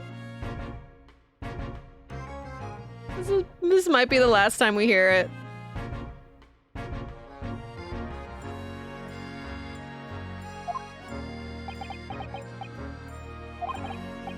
Again, it was 10 years ago that he first made a name for himself by uncovering a decisive piece of evidence that exposed the professor's identity. If it wasn't for Gregson's singular approach to the case, the discovery would never have been made. What sort of approach? We're gonna have to remember this. After my brother's life was taken, the inspector pushed for a full autopsy. Did you just blow his mind? A full autopsy? 10 years ago? Why is that so surprising? Autopsy was considered desecration of the body at the time and rarely performed. And my brother was of course a noble. That made the idea of it even more unthinkable. But something Gregson had dug up in his investigations made him determined it was necessary. His powerful convictions somehow influenced the House of Lords, and as a result, I could avenge my brother's death. Aww. Gregson did so much. So you must have had great confidence in the inspector's abilities then. It's even more inconceivable than you would have taken his life. No, theme, come back. I don't have confidence in anyone. Oh. And I'm sure Gregson felt the same way. I've no doubt he thought of me only as the ominous Reaper. Just like the rest of London. What really went on between Lord Van Zieks and Gregson, I wonder? What was the true nature of the relationship? Well, we have evidence for that. But first... about the gun used to shoot the inspector that was found at the scene. Ah, yes, that's not mine. Really? Because common opinion seems to be that it is. What do you expect me to say to that? Lord Strongheart informs us that you claim to have misplaced your firearm. As embarrassing as that is, I'm afraid it's true. When did you lose it then? That, I don't know. Somebody stole it! Oh. I was issued with a revolver when I first became a prosecutor 10 years ago. I must have stowed it somewhere, I suppose. Or left it somewhere, perhaps. You have something in common with Lord Van Zieks after all, Mr. Naruhodo. It's how for misplacing things. No, it's nothing to do with me. Don't drag me into it. He was drunk when he lost it. He was like freaking 6 wine glasses in, just waving his gun around when he lost it. It's probably like under the couch or something. Oh no, Billy. Have you worked on something else? Oh, I see. Okay, I'll update that later. No, he was. It's just a revision, just a fix. I don't know with you anymore. I'll re-upload it later. Don't make the mistake of associating me with this, Nipponies. One too many victory wines. Oh dear, the rift is very wide, isn't it? So it's not decisive evidence, clearly, but doesn't look good, that's for sure. Hey, Zeeks. Look what somebody gave me. Lord Van Zeeks, we came by this old photograph. Oh, where did you get that? It's so cute. Look at him smile. Oh. Let's take a picture again. Accidentally he thought it was a wine glass and he threw it to the candle. It was taken when I became a qualified prosecutor. It's almost unbelievable. I assumed it was long lost. Gregson still had it.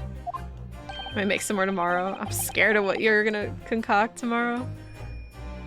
Is the man on the left there? Yes, that's my brother, Clint. Well, obviously. It had to be, really.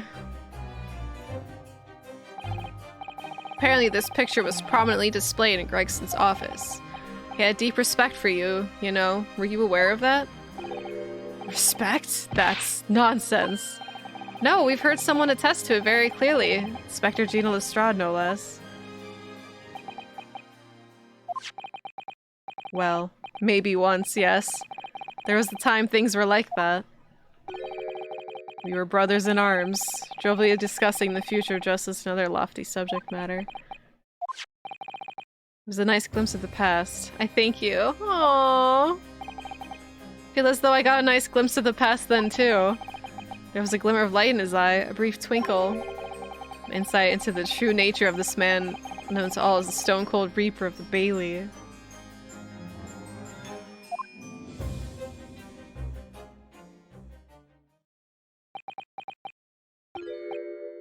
Mr. Naruhodo. Oh my god, this is it. He's gonna ask us to be our defense lawyer. Oh!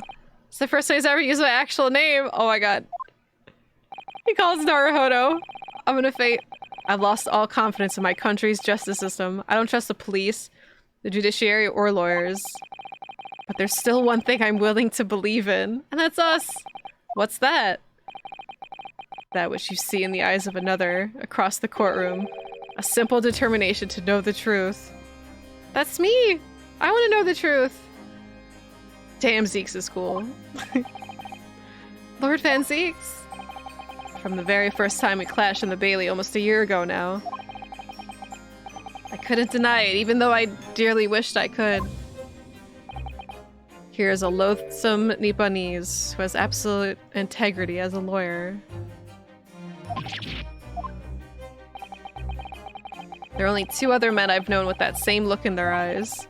My brother, Clint, and Genshin Asogi. Man he idolized and the man who betrayed his trust. Oh my god, he's holding us up into such high regards. Betrayed his trust, yeah. When you showed me that photograph just now, it reminded me. You mean this photograph? Just keep like show it to make him cry. Back then I was able to laugh. I was free of the shackles of mistrust that plague me now. I look to the future with hope. Since then, I've protected myself against betrayal by refusing to trust anyone. Free of booze. He didn't even know what it was. He was such an innocent man. So sweet. But at the times, the mire into which I've sunk makes it almost impossible to breathe. I am so sorry. So, Mr. Naruhodo, I want to believe in that look in your eyes. I need to believe in it. In tomorrow's trial, will you advocate for me? Oh my god, I feel like you just asked us to marry him. Absolutely! Of course I will! It would be an honor. I'm so pleased, Mr. Naruhodo. What's a big deal for him? Then my life is in your hands. Likewise. Dude, for Lord Van Zeeks. That must have been an incredibly hard thing to ask. Which is why I simply cannot let the man down. Tomorrow in the Old Bailey against my old friend, Kazuma! 1,000 times yes. Oh my god. I hope Zeke still has his chalice and wine when he's giving his little witness speech, whatever it's called. Testimony. The speech. Trial part 1. Alright, we'll at least do part 1.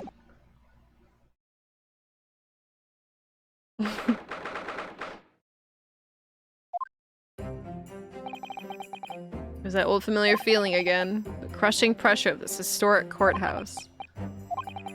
Actually, no. It's a little different today. There's an even more menacing tension in the air. There's a menacing tension in the air here today, isn't there? I suppose. A ground for punishment? Yes, I think so. Hey! Hey, buddy! It can only be the result of the menacing appearance of the defendant. Will you be my lawyer as the marriage proposal of the 1900s? A little more courtesy, if you please. Oh my, I do apologize. Where's Sholmes? We have to tell Sholmes. However, you're certainly not mistaken that this trial is far from ordinary. What do you mean? Not privy to the details, however. I understand that no jury has been selected. No, but I like meeting the jury. Good night, Ponto. Sleep well. But I like the jury. That's sad. Well, it probably would save us a lot of time. The jury likes to rabble. Just like the trial of the professor 10 years ago. Oh yeah, I forgot they did that. Closed court. Hey, your hair's back! Good morning, my dear fellows. Good morning, Sholmes. Mr. Sholmes. Have you made note of my hair, Mr. Naruhodo? An outright victory for science, you must agree. There's like insane pressing matters at hand, and he's just like, have you seen my hair? To be perfectly honest, so much happened yesterday that, well, I didn't forget about his hair problem. I didn't forget. Speech. Next time, if I'm ever on jury duty, I'll have to say speech. Ha, what to one man is a little hair problem. To another, a day of drinking dubious potion after dubious potion. You have no idea how my stomach ails me this morning. Oh. Oh dear. How awful for you. I'm afraid you only have yourself to blame, Mr. Sholmes. Oh, look at him. And good morning to you, Mr. Reaper. I'm delighted to see you looking so full of vim. And I see London's celebrated great detective as active as ever. Oh my god, they're friends. The lines from Susato. Oh wait, which one?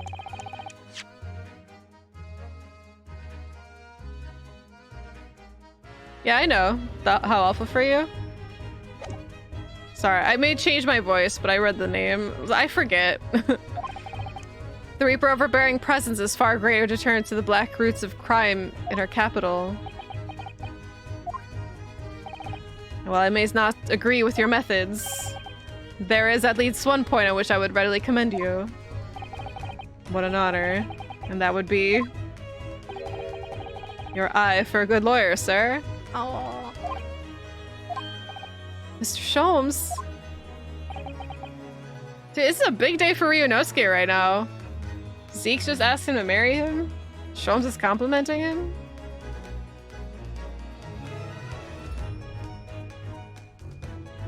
After all, behind this lawyer there's a very great mind, my own. What are you trying to say? I wish only to say that you should be prepared for quite a trial, Mr. Reaper.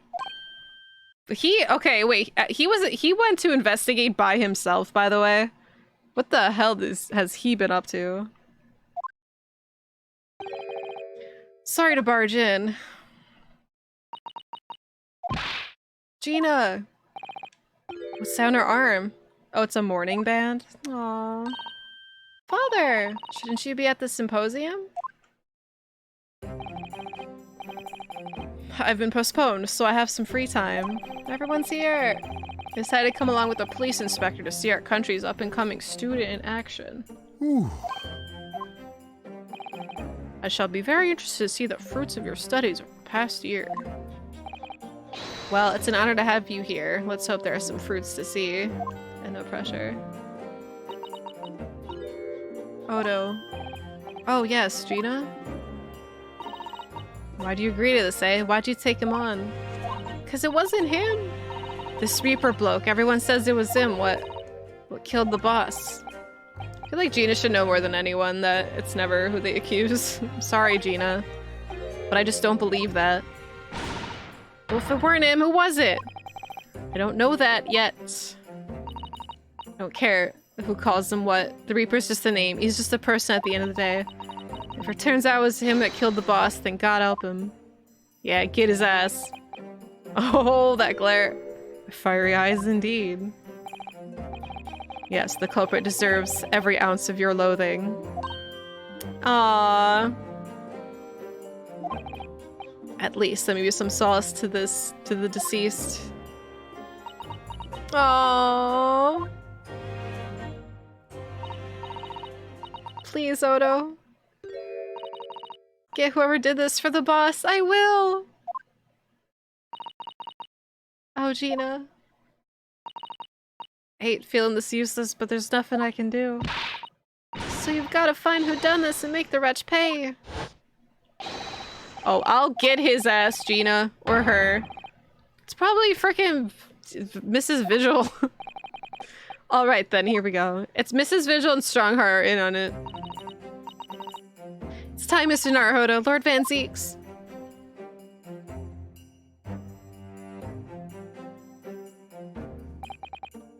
One who lost his treasured brother to a mass murderer.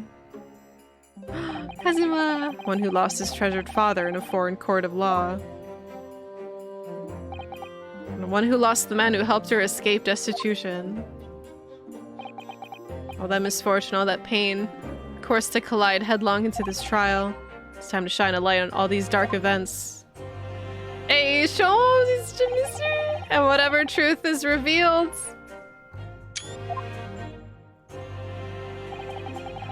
We're going to have to look it straight in the eye. Have you paid your dues, Jack? Just a fucking went right into that. Never trust a woman in orange.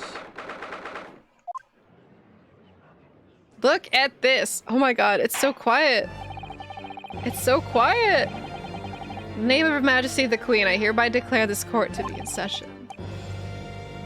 We're here to conduct the fair and just trial of the defendant, Barak Van Zeeks. I think Sholmes definitely knows what's going on. Sholmes and Strongheart. But Strongheart's evil and Sholmes, I don't know why he's keeping a secret. Like, there's still... Okay, there's no jury, but there's still people. The defense is ready, my lord. They just forget to take the textures out. The prosecution is more than ready. Oh, Kazuma-sama. Yeah, he's known from the beginning. Like, with the whole SS Gloria. I've been wishing to see you in court again for so long, it feels. I never pictured it happening like this. I never thought I'd be facing you behind the prosecution bench. So-called Reaper of the Bailey has been a scourge like no other, undermining Her Majesty's justice system. Today we must uncover the truth behind this scourge. In other words... This trial's gonna be a lot more far-reaching than Inspector Gregson's murder. There's like 6 layers. Just government officials and stuff? Possibly. That's a lot of people, though. Accordingly, they are being conducted at a closed trial with no members of the public present, by Her Majesty's direct orders. How will that work, my lord? The burden of all arbitration adjudication falls on my shoulders. Therefore, as you will see, oh, we're doomed. The jurors' bench shall remain vacant today. No members of the public are present. Might I ask who is currently occupying the gallery, my lord? Oh, well, I'm glad they covered it. They're members of the judiciary here to witness proceedings and ensure an equitable trial. Members of the judiciary. Oh my, this is a very unusual trial already. There's, of course, another unprecedented aspect to these proceedings on which I must elaborate. The counsels for the prosecution and the defense are both aliens of Great Britain. That's true? How does that make you guys feel? I believe it takes an outsider to see the truth sometimes. As I stand here in this courtroom now, I'm quite certain. This is the reason why I had to come to Britain. Kazuma? Very well, let us commence proceedings. Prosecutor Asogi, your opening statement, if you please. Oh, look at that bow. Certainly, my lord. Oh shit, it's a way bigger scroll than what Zeke's had. Zeke's is like, how come he gets a bigger scroll? Strongheart just likes him more. The incident took place on 1st November at just after 5 o'clock in the afternoon. The location was a building of flats on Fresno Street on the outskirts of the city. The victim's body was discovered there in an old single-room rental property. Yes, Inspector Tobias Gregson. A name known very well indeed in this court. Not least for his miraculous resolution of one of his country's grimmest cases 10 years ago. The Professor case. So tired you can't leave now? Don't leave. Maybe this... I don't know how long this trial, the part 1 of the trial is gonna take, but I'll stop after that for sure. If you're worried about missing too much. How sure are you about the time of the incident? Several witnesses on the street outside heard the gunshot and all have reported the same time. Yes, that's what Gina told us too. There were a number of witnesses. I have here a plan of the room. The victim was found curled up in one corner. It's believed that he was shot from the front at point-blank range and died instantly. I'll leave you working a little over 2 hours. You should probably get some rest, Pimp. Please. How has this range been determined? There were scorch marks around the entry wound. Such marks are caused by the gunpowder used to fire the bullet. 6 testimony, 10 cross-examinations. I think you mean 6 speeches. 10 cross-examinations.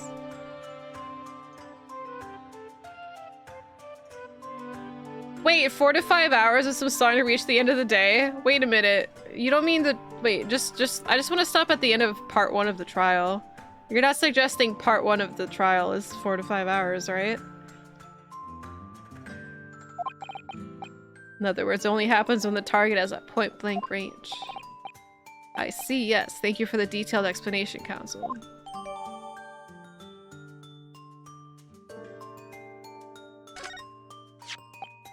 The murder weapon was found lying beside the victim. Yo, Volkera, thank you for the host. Have you managed to ascertain the owner of this firearm? I'm gonna stop literally like halfway through a sentence.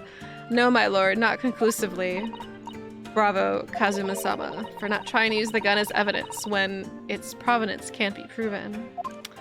What an honest prosecutor. Furthermore, my lord, as I've explained, the revolver was fired at extremely close range. The bullet passed through the victim and struck the wall behind him.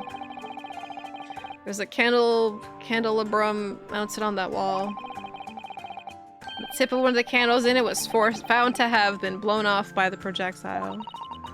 We noticed that too, didn't we? Yes, that's right. Thank you for the thorough report, Counsel. The setting of the crime is clear to me. We will submit the plan of the crime scene as evidence.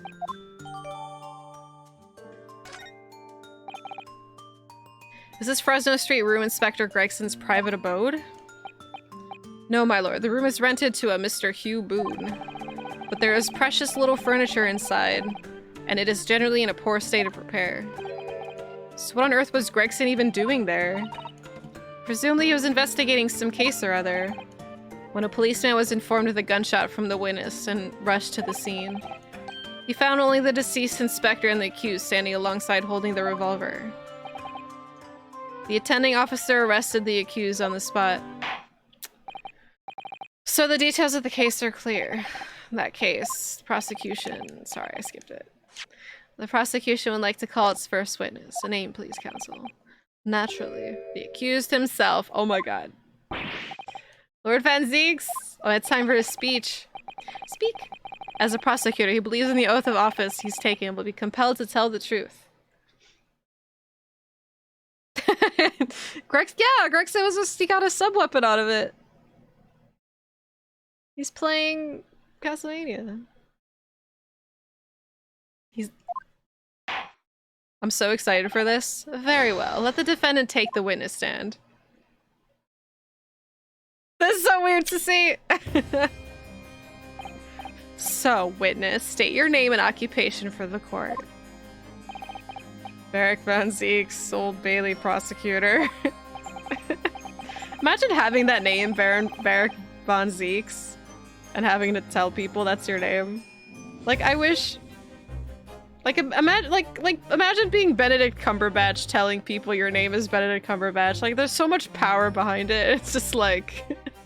like, it's no, like, David Smith. You know what I'm saying? Especially when you're that guy. You're, like, this cool guy. I presume, Lord Van Zeeks, that you heard Prosecutor Asugi's opening precis. I did. It's all alleged that you were found at the scene of the crime. That you were arrested by the arriving police officer. Can you confirm this? Yes, my lord. I'm sure the court would like to hear you explain some things away. Namely, why you were in the room on Fresno Street at the time in question. And what exactly took place. Is that a smile? I intend to explain away nothing. I will simply tell the truth. I believe him. I must say, Lord Van Zeeks, I never imagined this day would come. Or rather, I didn't want to imagine it would come. Oh my god, you got your second win? Pimp, please. Please take care of yourself. A part of me has been dreading it. Your formal testimony then, witness. The facts of the incident. I was investigating Gregson. My inquiries had led me to that address. When I first encountered the room that day, it was dark inside and I saw no one. A moment later, I heard the gunshot. I spun around and saw the revolver on the floor. Just as I picked the firearm up to examine it, the door flew open and I heard a man scream. It was only then that the body of Inspector Gregson appeared before me. Appeared?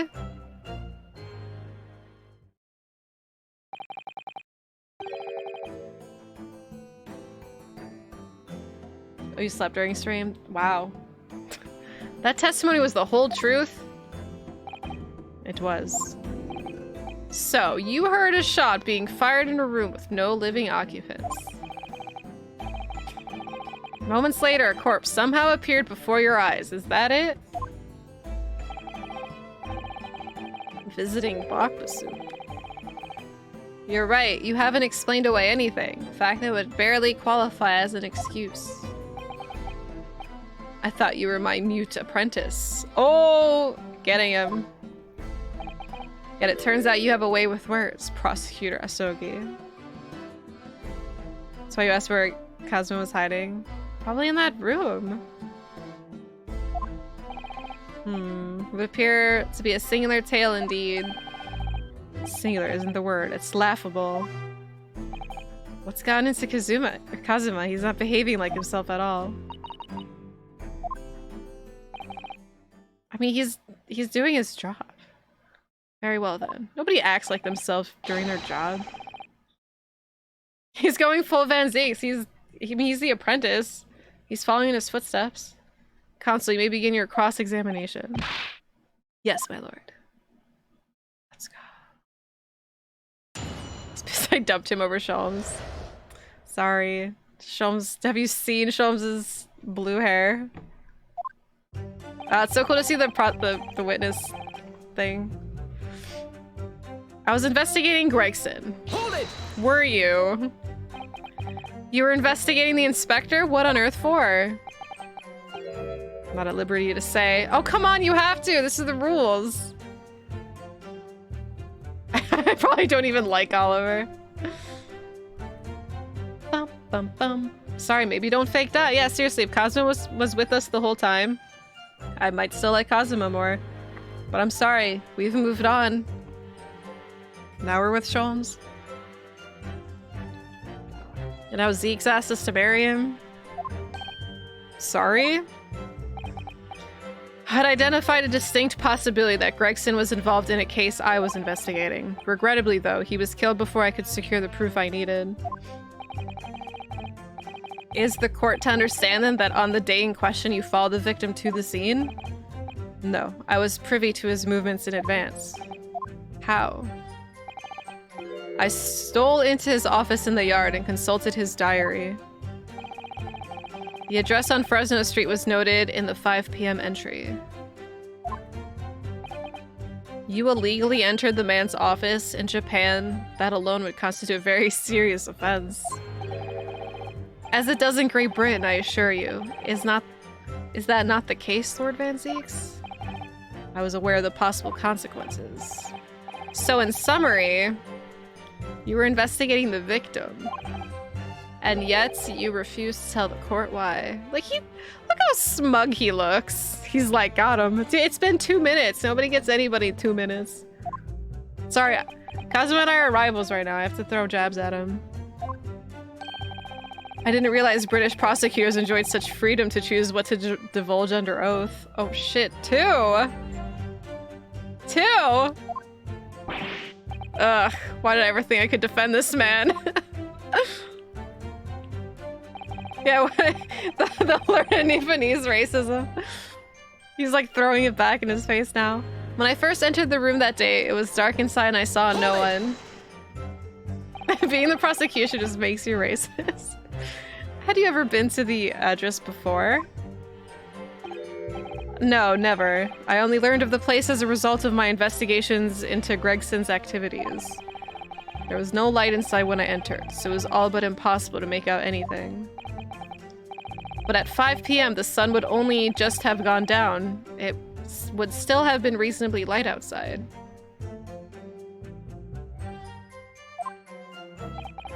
The room has a window, but it was boarded shut. Very little light found its way in the room from outside, so it was extremely murky inside. Imagine this guy saying murky. I wouldn't have noticed if the victim was already lying on the floor. There was no artificial light in the room, you say? You're quite sure? What about the candles? I guess they were out? I'm quite sure that the part of the room where the body was found was very dark. I have a feeling there was a small oil lamp burning on the desk, though I couldn't say for certain. Look, Mr. Naruhodo. There's a small desk in the room just here. Yes, I remember, and there was an oil lamp on it, as well as the framed photograph. When I entered the room, I closed the door behind me and I started towards the desk to investigate. What did you find? Nothing. I never actually reached the desk. That's not a very far walk, though. A moment later, I heard a gunshot. I spun around and saw the revolver on the floor. So who fired the gun? I have no idea. I didn't see anybody else in the room.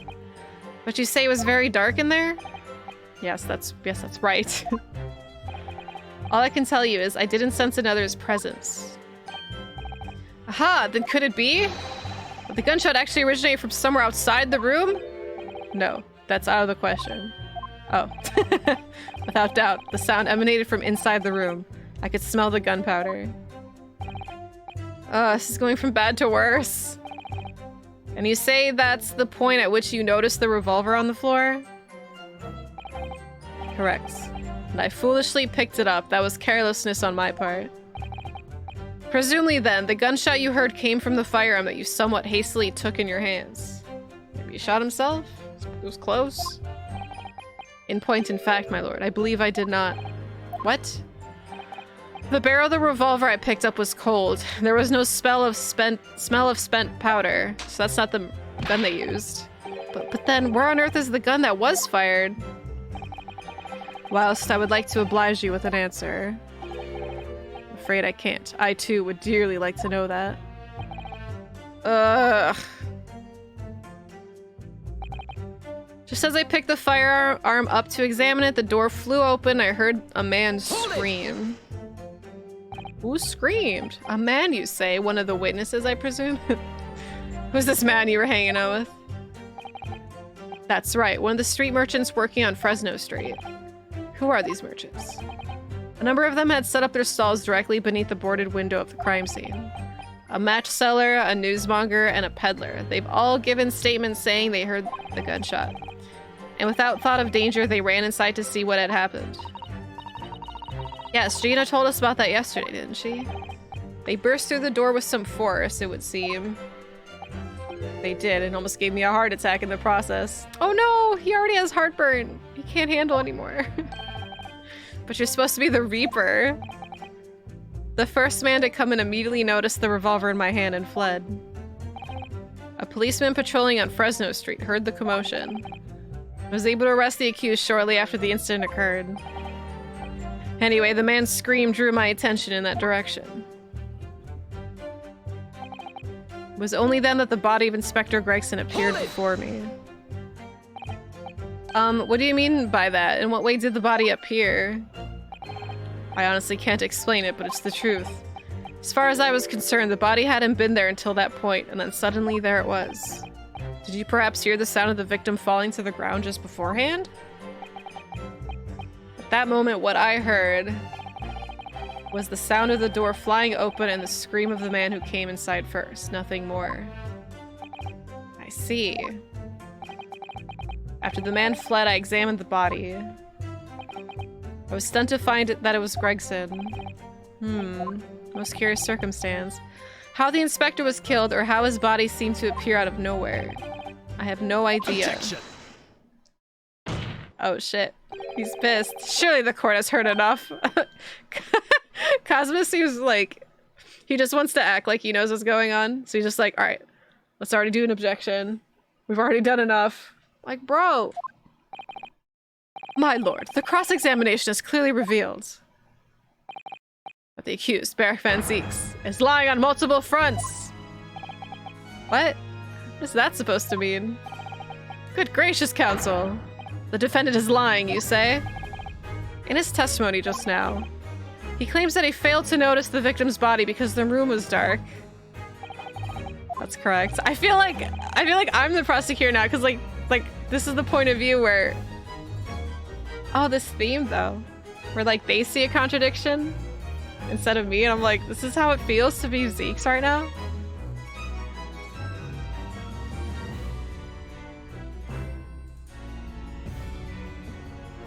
No, that's impossible. As proven by this candelabrum. How does that prove anything? Oh. It's like his theme remix. I just... Oh, that's so sweet. I'm gonna throw my soda can against the wall. I am Zeeks now, look. Crush. Well, I can't drink it anymore. Holding it like a flask.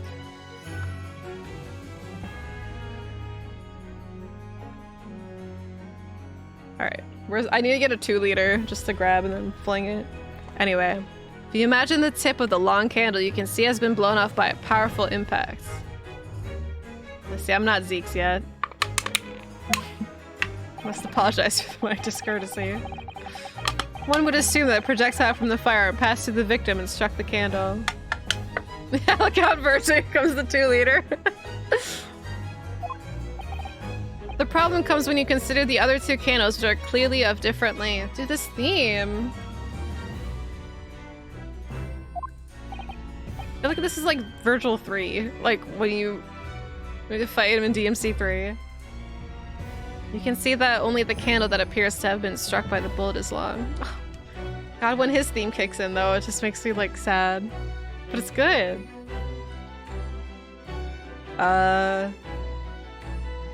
Appears to have been struck by the bullet is long.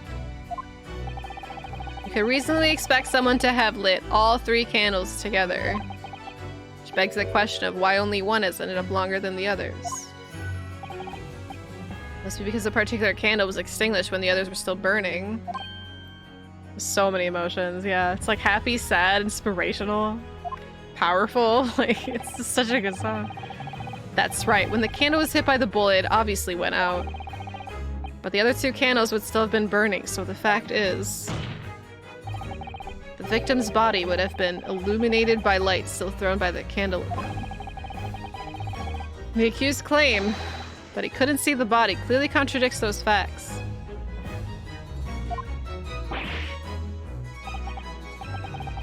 And now to the next lie. There's more? Me and Runosuke were like perfect right there. I was actually thinking that as soon as I read the subtitles. Like, there's more? The accused also claims never to have visited the scene of the crime before. Dude, when his theme kicks in, he is still there, even if he's different.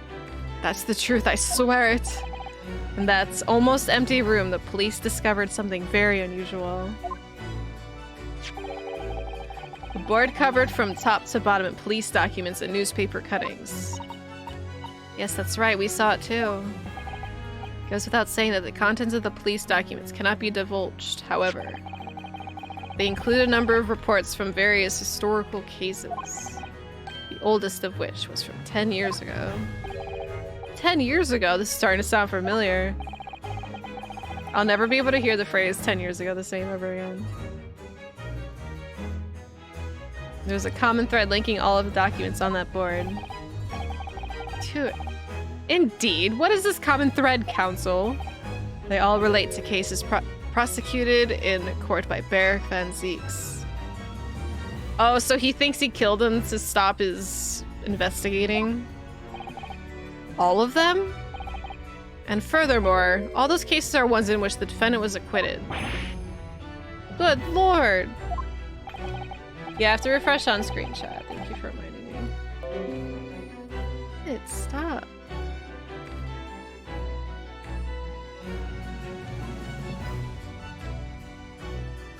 There we go.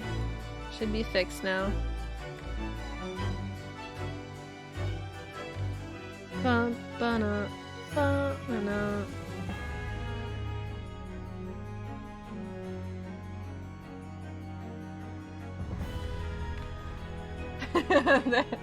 Got the Dantes.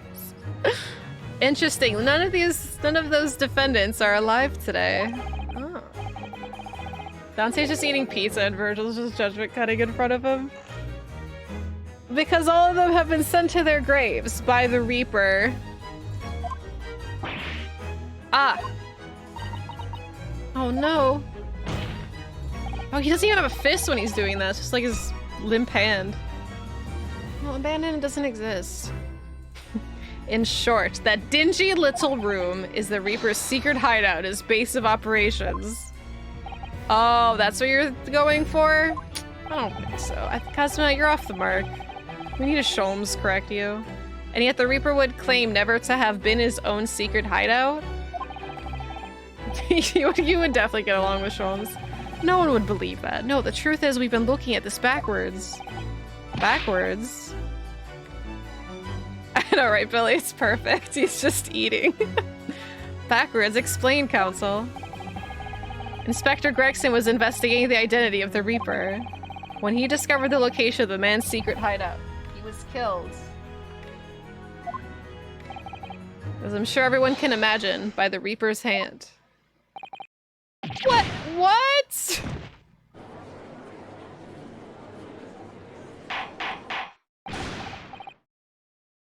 Order.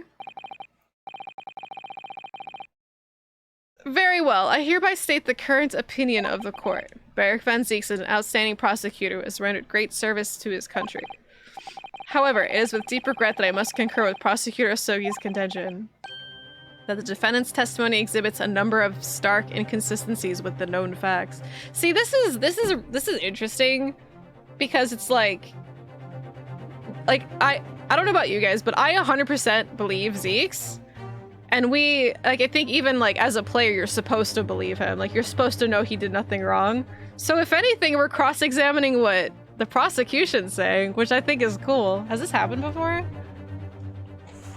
Like we're not like screw the witness right now. I was literally cross-examining Kazuma. All I've done is state the truth as I know it. Kazuma's done a brilliant job as ever. He's drawing on his experience as a defense attorney to build his prosecution case. It's formidable. Counsel, you will submit the board as you just showed the court as evidence. Believes to be fundamental in establishing the facts surrounding the Reaper's existence. Thank you, my lord. The notice board. We got the notice board, everyone. And now the prosecution like to call new witnesses to stand. Wait, we're not done with Zeeks! Witnesses who saw events unfold on the day in question. Okay, never mind. It's not what I thought it was gonna be then. Because I was like, right now, like normally you don't believe the witness, but I guess we are gonna get witnesses we don't believe now. Hi, Oliver! Are you stinky? Poor Oliver. Billy, that combination of emotes. Cool, bro. Yes. I'm sorry, but the Virgil arrive right next to him is so funny. God. Very well, lead the witnesses in. The defendant may step down from the witness stand. Certainly, my lord. Oh. Hey, stinky butt. Hey! Oh my god, is he homeless now? Wait, is he homeless now, or is he just find a new job? What is that sign he's holding? Beppo! What's this guy? What's up with him? Names, we don't use names. Far too fancy for the likes of us. We're just free and easy. Sell what we like. Live where we want to live. Oh my god, they're all homeless. BB Hood! Dude. Is he a Capcom character too? I give them all a vacant stare as they walk down to Fresno and spit a few words to a verse for them. Oh my god, is Beppo homeless? Would it be right in assuming that all three of you make your living by selling wares on the street? Everyone calls me gossip. I sell jaunty little tidbits and passerbys. To passerbys, you know? Jaunty little tidbits? Got absolute smashing for you, sirs. Run up your giddle, it is. 6 pence is the price, not a penny less. Wait, you're actually trying to sell it to me now? Oh, come on, sir. Don't tell me you're not interested. Try the man. You think they've been paid off? Give him the money and see what it is. Pay the man, counsel. What the fuck is going on? Alright, 6 pence it is. You won't regret it, sir. Now got your listening ears on? Just between us, a young couple on Slate Street have just had twins. That's it? How... Is that it? That is Beppo. Poor guy's gotten... he's been hit hard with the times. No, that's not it. It's gossip, isn't it? What's the spread? But that bit's up to you and your mouth, of course. I've got more, you know. Want another juicy one? 6 pence a piece it is, if you're curious. I did get hustled. Oh my god, that reminds me... Like, okay, here. Who here has been to... like, in the Hollywood Boulevard in Hollywood, I guess? Where, like, you can't fucking walk down the street without somebody trying to sell you something. I remember so vividly that this one guy, like he handed me a CD, and he's just like, "Hey, this is my mixtape. Can you listen to it and let me know how you think?" And I'm just like, "No, I'm good." He's just like, "No, you should listen to it." And then I'm like, "Oh, okay." And he's just like, "All right, it'll be $20." And I'd be like, "I don't have," or no. He's just like, "Oh, all I'm asking for is $20 for like tips." And I'm like, I don't have $20. So he fucking yanks the CD out of my hands and walks away from me and tries to sell it to somebody else. This is what this reminds me of. Maybe that, but like he didn't even say like, there was no closing statement. He just took it from me and walked away. Which that's the part that made me laugh. That happens in the tourist places here too. I hate areas like that. And there's all those people who dress up. I don't even want to say cosplayers, because cosplayers do stuff out of passion, usually. Literally just Hollywood Boulevard scammers just want to dress up as characters to, like, get money from you. Would you trust everything he says? I don't know, for 6 pence? It's probably a fire mixtape. I'll never know. I could have been listening to it to this day. Aren't you glad you live somewhere with less tourists? I am. Even Cedar Point's just like an hour away. Namely the unusual bruise or whatever is that poking out from under your collar. Oh my god, did he get strangled? Bunch of scumbags, yeah. Probably was a virus. It was probably just like a blank CD. I'd want that more than anything. Dramatic pose when we all talked. Or just like any sort of really dramatic persona. I wish everyone had a dramatic persona. I would try to be like the depressed person or something. Constantly skulking. Like if I could just have like a purple background behind me at all times with like the little like depression lines, like the depression squigglies that you see in anime. If I could just always have that around me, that'd be so funny. Stay away from her. Hi, Oliver! Oh yeah, I don't think I bought anything from them. I was always just like, I don't have $20. Just yanked it. Say order pizza, pepperoni. Oh, he's holding his hat now. Me, I'm Venus. This is what everyone calls me. Funny in it? Just constantly talk like this. This is Oliver's dramatic persona. Like, look how cute I am. Don't you want to give me greenies? She's got dynamite? I sell these lovely little fireworks to all the local school kids. Off her ass. 6 pence a pop. What do you say? Burns her hand. You weren't exaggerating with little. Did they actually sell? Oh yeah, the second years can't get enough of my Venus firecrackers. Freaking firecrackers, dynamite. I'm just exaggerating. Calm down. Either cute or aggressive. You would act like a bear. Not the most savory of ideas, young lady. What'd you say then, eh? Want to part with 6 pence for a pop? She is BB Hood. Her name's Venus though, so it's totally original new character. Tell you what, I'll let you in on one little secret. If you get 100, the fact that she's kissing them, if you get 100 of them, you could blow up the whole courtroom. Try the woman. Give her the money and see if she's right. Pay the woman counsel. Why is it always him? Alright, I'll buy one. Lovely stuff, right then. This is something a bit extra just for you. By the end of this trial, we're all gonna be dead. The Venus special, only 600 pence. 100? 600?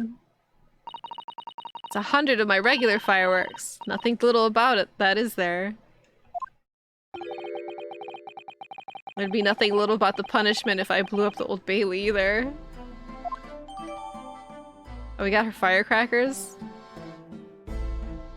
That's probably the gunshot that... Because he heard gunpowder, and he heard a gunshot... Or he heard gunpowder. He heard a gunshot and he smelled gunpowder. So it's probably the firecracker. And the last witness. What name do you go by and what do you sell? Oh, I'm so excited for this. I'm a thinker, bee. All sorts of thoughts. I think, therefore I am. I am, therefore I think. I think. He's still cold. Because I stand there on the street, watching the world go on about me. They call me the observator. Get out of it, old man. Everyone calls you Sandwich, and you know it. So, you don't actually sell anything? You're not Sandwich, you're Beppo! A problem shared is a problem halved, as they say. I give advice, I do, and I think what it means. Hot. I don't actually sell anything, no, come to think of it. Pity. You just wanted no more purchases today, please. I don't think it's safe to break fireworks in here.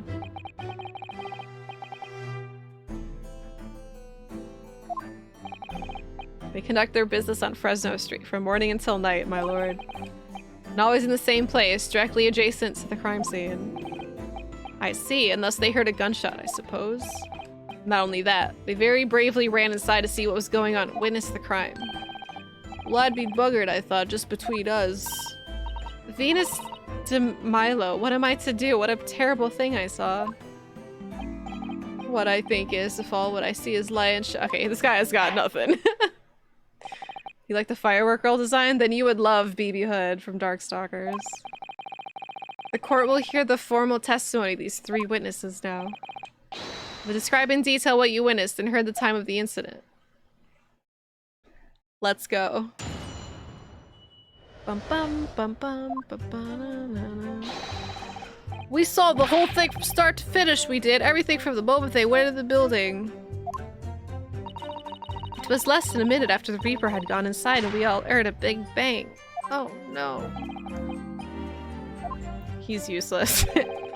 I ran to the room and there he was, the Reaper, gun in hand, standing over the dead body. I was scared half to death, me, so I ran off to find a copper.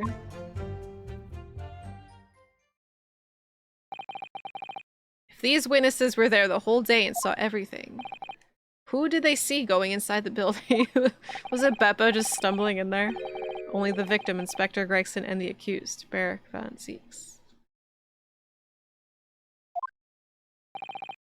I've seen pictures of that Reaper in the paper. I know what he looks like. Just between us, folk love stories like this. I've made myself a tiny sum already. But wait, the room was just one of several flats in the building. Someone from another flat could have done it. All the flats on Fresno Street are unoccupied.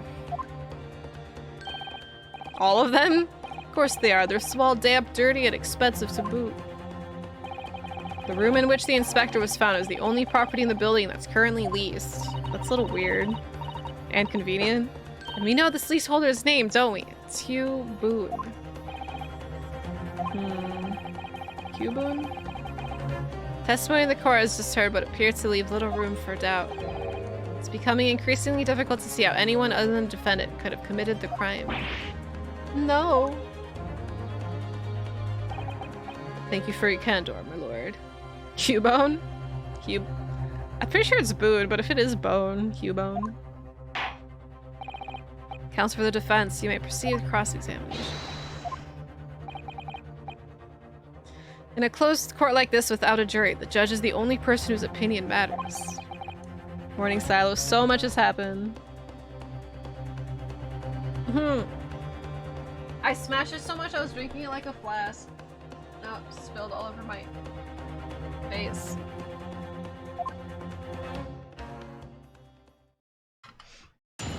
I'm keeping a close eye on things. We saw the whole thing from start to finish. We did everything from the moment they were in the... Here, you know what? Here, before... I'll leave it. I haven't inspected any of the evidence because we're gonna do that all at once. Hold it! Hold it!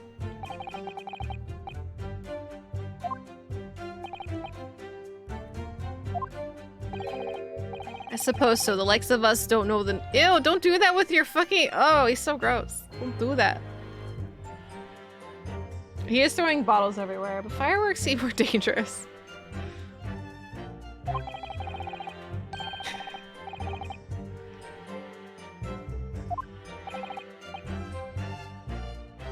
Just behind Inspector Gregson, did they arrive at the same time as each other? No, not at all.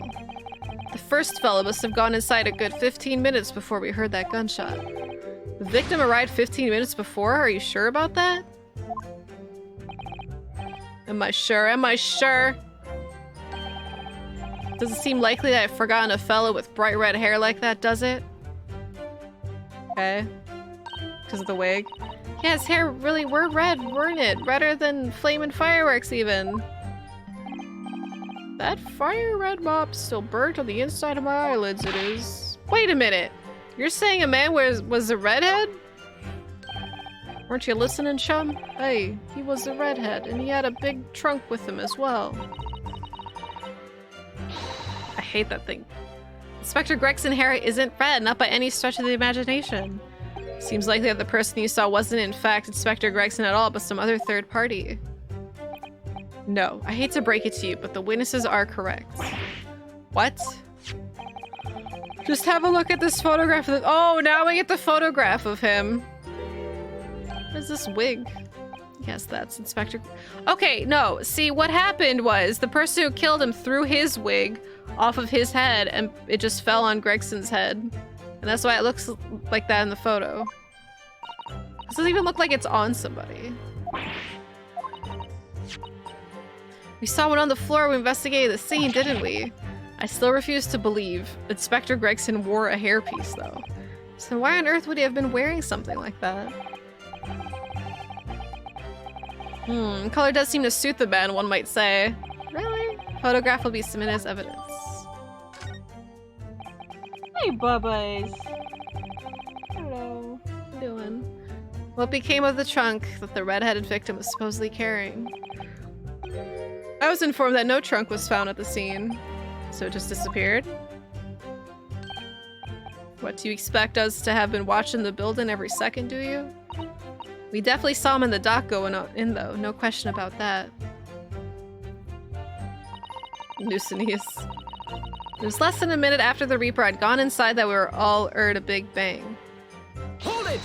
Did anybody buy a firework from you? By which presumably you mean the gunshot? I sell these little things, don't I? How would I know what a gunshot sounds like?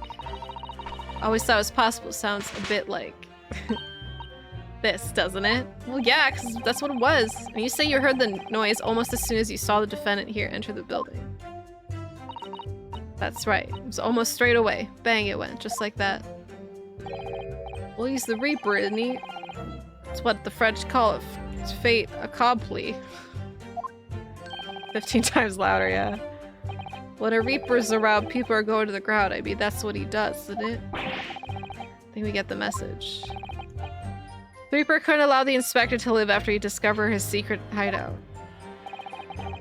There can be no clear motive for the crime. Dude, Cosmo's like everything Cosmo says, he's just like, alright, pack it up, I've solved the case. Yes. Certainly an eminently credible motive. Great. And at that point, you ran inside, is that correct? Hold it! Hold it, sir. What are you talking about? So when Gossip ran to see what had happened, did you go too? Well, me, I'm a bit hampered. See, all the signs are that, and I can't move very well.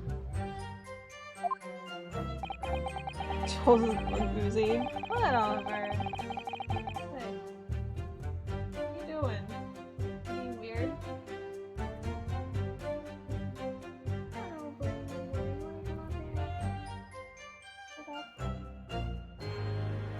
Stop to get your hair cut. Stop to get your hair cut. Sorry, just baby talking Oliver. Oh, nah, I think Beppo doesn't know shit.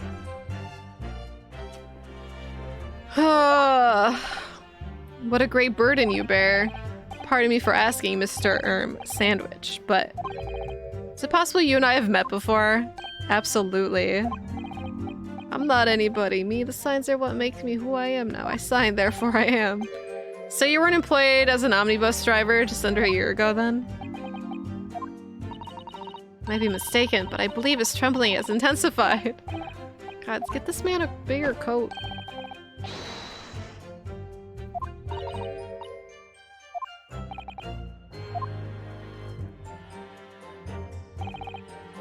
I ran to the room and there he was, the Reaper, gun in hand, standing over the dead body. So then, you were the first person to arrive on the scene, is that right? That I was. Kicked the door open like a professional and yelled out, "What's going on here?" Claims all he heard was a man scream, though. That's true. Was it dark inside the room? No, not dark at all. There was candles burning on the wall. Really? There fell a collapse on the floor. It's between us the first thing I noticed when I got inside. Oh, I see. And Lord Van Ziek claims not to have seen such light on the wall. Next thing I noticed was someone standing right beside the body. The accused. Well, he wasn't by the body though, right? He was like a little far away from him.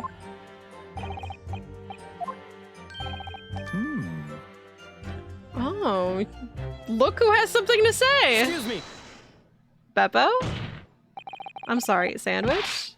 Mr. Sandwich? There's really nothing to me. Empty in the head I am. Just two slices with no middle. So I don't know what you could want with me.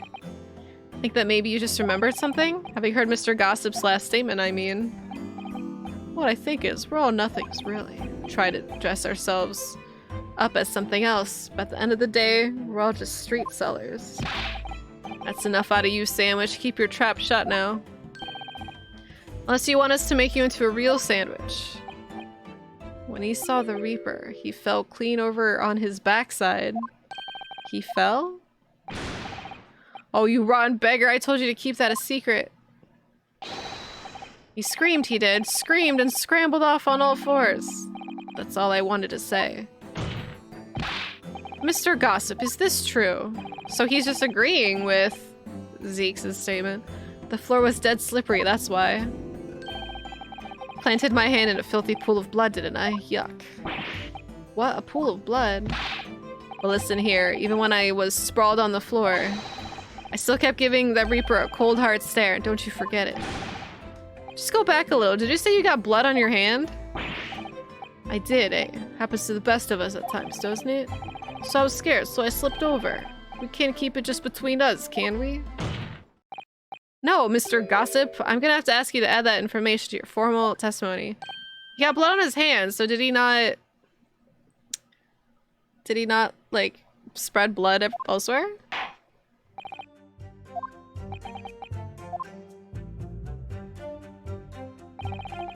Slipped over, got blood on my hand, so I quickly wiped it off on the floor. You wiped your hand on the floor. Well, who wants blood on his hand, eh? Horrible stuff. Now officially unemployed. Oh, hell yeah! Living the life now. I hope you feel a lot better after not working. At your poopy job. I like Beppo too. He's a pretty interesting character. They might have thought I'd done it. No tail. You didn't think that might be a problem? Does it really matter if I left a few grubby handprints on the floor? They'll get cleaned up in the end, won't they? They'll make such a fuss. That's the message from all of us. Oh my, you're unemployed and you're giving me money? Bacon! Don't do that! Thank you for the 5 gift subs though. Thank you so much. Keep your... We got a Dante happy emote for BCTV. Thank you so much. I don't want you to spend all your money though. Bum bum bum bum banana. Yay! Kiwi, I actually got one. Dante happy. Look at him, he's so happy. Is something wrong, Council? No, my lord. I didn't remember anything in the report about a bloody handprint on the floor, that's all. Don't come at me with all that, you can't intimidate me. I know what I did. I wiped it off on the floor, the blood. Well then where's the print? I'm a homie though? No, you're a homie.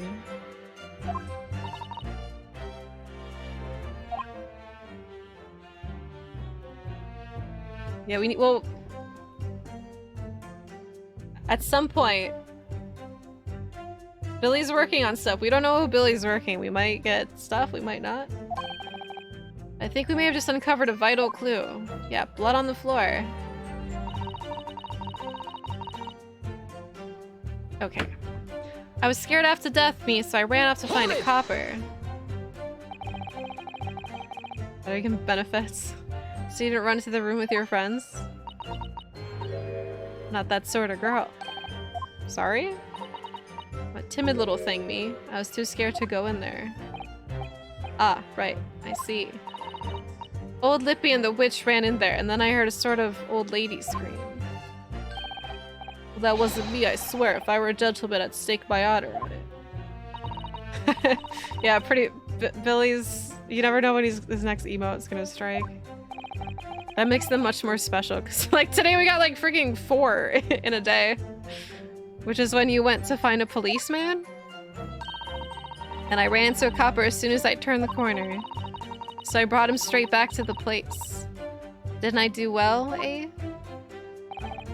Just between us, that copper's eyes nearly popped out outside when he saw the Reaper. I've never felt more comfortable in all my life. I rested on the spot. Alright, let's go through all of our... I can't find any holes in testimony.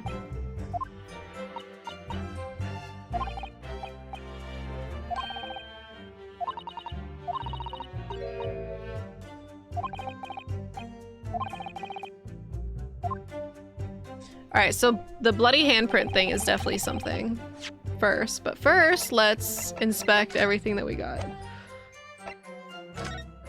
Wait a minute.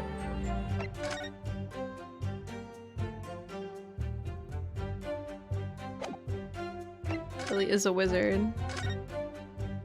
Alright, Professor Mikatoba has wonderful handwriting, doesn't he? The dark-suited young man is not in the least bit untrustworthy. It's just me, or does that make you sound extremely untrustworthy? Do wish I at least call you a nice young man. Black Bird Line. Okay, what's this? Oh, looks like some sort of steamship ticket. The SS Gross, first class cabin 001. Yokohama departure, 11th September. Hey, it's Oliver's birthday. And he arrived That's just the boat they took. But there's a terror on the corner. I think it's called at Dunkirk on the north coast of France for the night before finally arriving at Dover.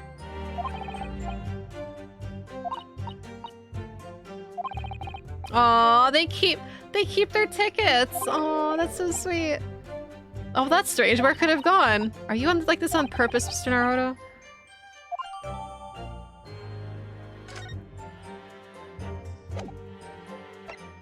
Dismissal notice. Okay, Chief ordered daily vigil received his post as immediate effect having violated Clause 132 of Her Majesty's Code of Conduct.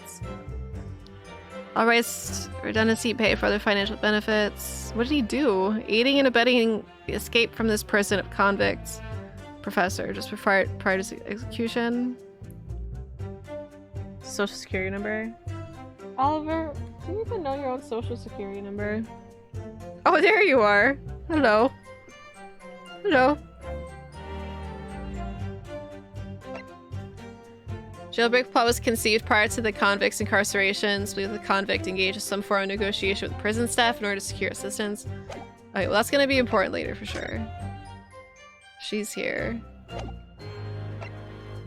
The red... Okay, is there like a tag or something?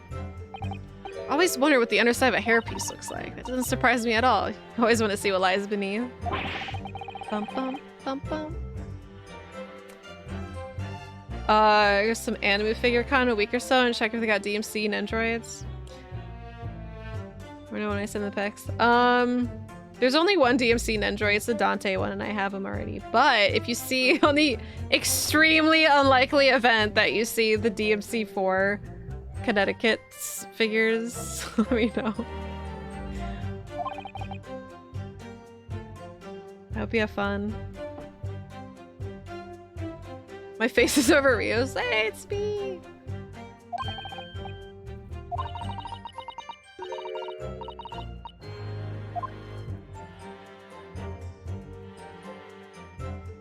Okay, wait, did they say it wasn't secured? Hold on.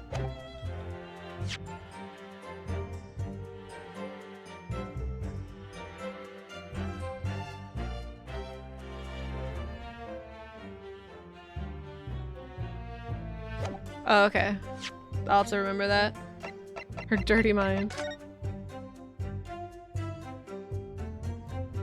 It's like a keychain.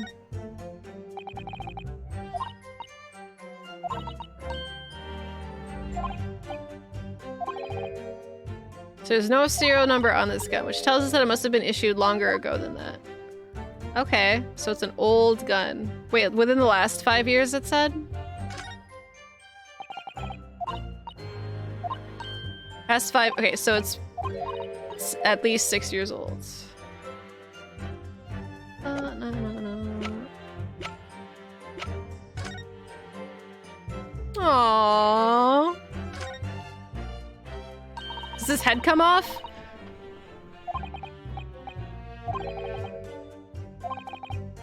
Head parts been manhandled? Oh, does somebody enjoy twisting it around for fun? Take it off! Yes, there's probably something in it! Oh, what is that? Appears to be some sort of key. But it's tiny though, it couldn't be a key for the door, not that size. So what is it for? Oh, so much! But is it like a I don't know what it's supposed to open. It looks like something for like a music box or something, like really small.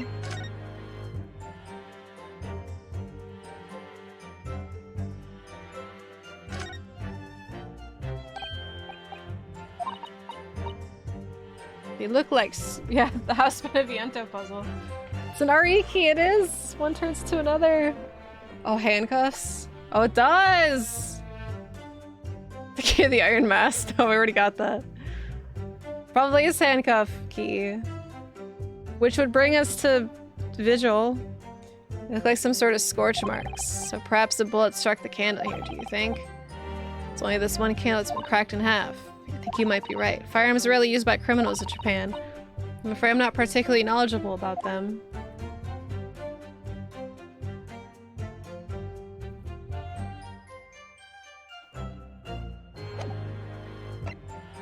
I have so much evidence. Inspector Gregson's autopsy report. Oh.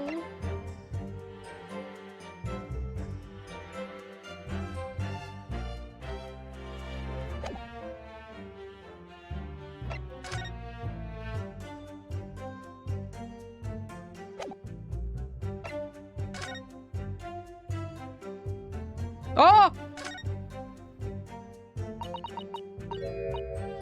What's this? It's an Arhodo. It's freaking Gossip's handprint. It's a smudge of some kind, in fact. Looks just like a handprint. And the color. That's blood, isn't it? Oh dear, how disturbing. Okay, so... Gossip said he touched the ground. Was this laying down on the floor? Or is he just stupid and actually touched the wall? What does this key unlock? I want to, yeah, I mean, I'd want to know the never-ending, or the secrets of never-ending fish and chips, but I feel like I wouldn't kill the guy for it. I'd be like, thank you for passing on this knowledge. It's on the ground, Annie's stupid, that's true. 100 fireworks. Sounds like a gun. So it's exactly like a... It goes off like a gunshot. Okay, so that's definitely 100% what Zeke's heard. Evidence-wise. Whether that's logically factual or not, or like in real life, I don't know. But that's what the evidence says. And that mixes with his handprint. Gregson. Okay, that's all the... Okay, so where's the... Oops. It's that one. Got blood on my hands, so I quickly wiped it off the floor. Did you? Did you wipe it on the floor? Objection. So you wiped off the blood from your hand on the floor of the room. Are you quite sure about that?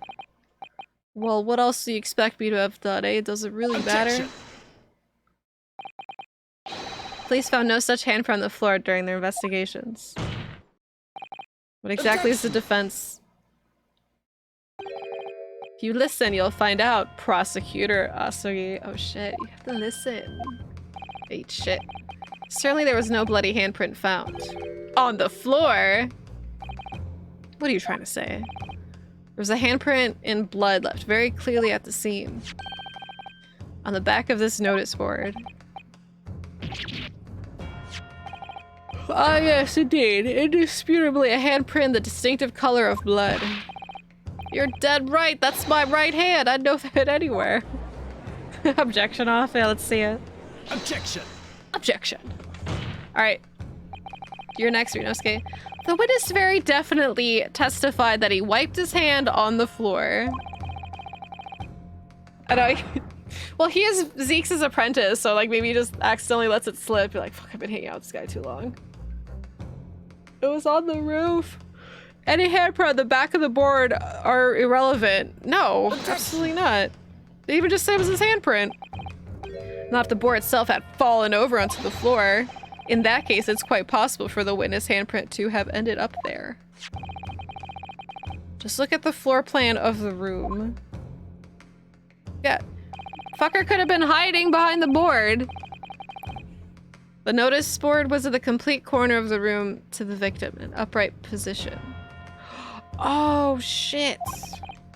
Even if it had somehow been toppled and was lying on the floor at the time, would have been a considerable distance from the body. Because it wasn't over there. Maybe. Or the... I fell over when I came across the body. So it was basically right next to the corpse, not on the other side of the room. In other words, the defense assertion is contradictory. Yes, it is. Oh! Are we cornering him? There's a very definite contradiction here for which there must be a reason. I take it you formulated a proper hypothesis, counsel? I don't think so, Pimp. Regarding this apparent discrepancy between the witness's account and the handprint found at the scene, like, they would have found it in the wall, right? Because if it shot through the candle. Regarding this apparent discrepancy between the witness account and the handprint. I have, my lord. This discrepancy between the witness's account and the location of the handprint is explained by Probably, I would say the board moving. Seems the most logical. The real contradiction here is the handprint itself, not where it was found. As the court can see, it's upside down. Good gracious. Oh, right, yeah, that makes sense. The witness had put his hand against the board. The finger should be pointing upwards. What? What does that tell us? Yeah, I don't think there's... I think this crime happened a while ago, but they just made it seem... They like set the stage up again for when Zeke showed up, like setting off the firework and all this shit. To make it sound like, oh, it's a gun, but like his murder already happened like 20 minutes ago or something. The board must have been lying on the floor as I previously suggested, which means that after the incident, it must have been moved. What? Please don't ask me where it was moved from, because I'm not really gonna know. Last in the can was firework going up too close to it. Yeah, possibly. You're claiming that somebody moved the notice board after the shooting?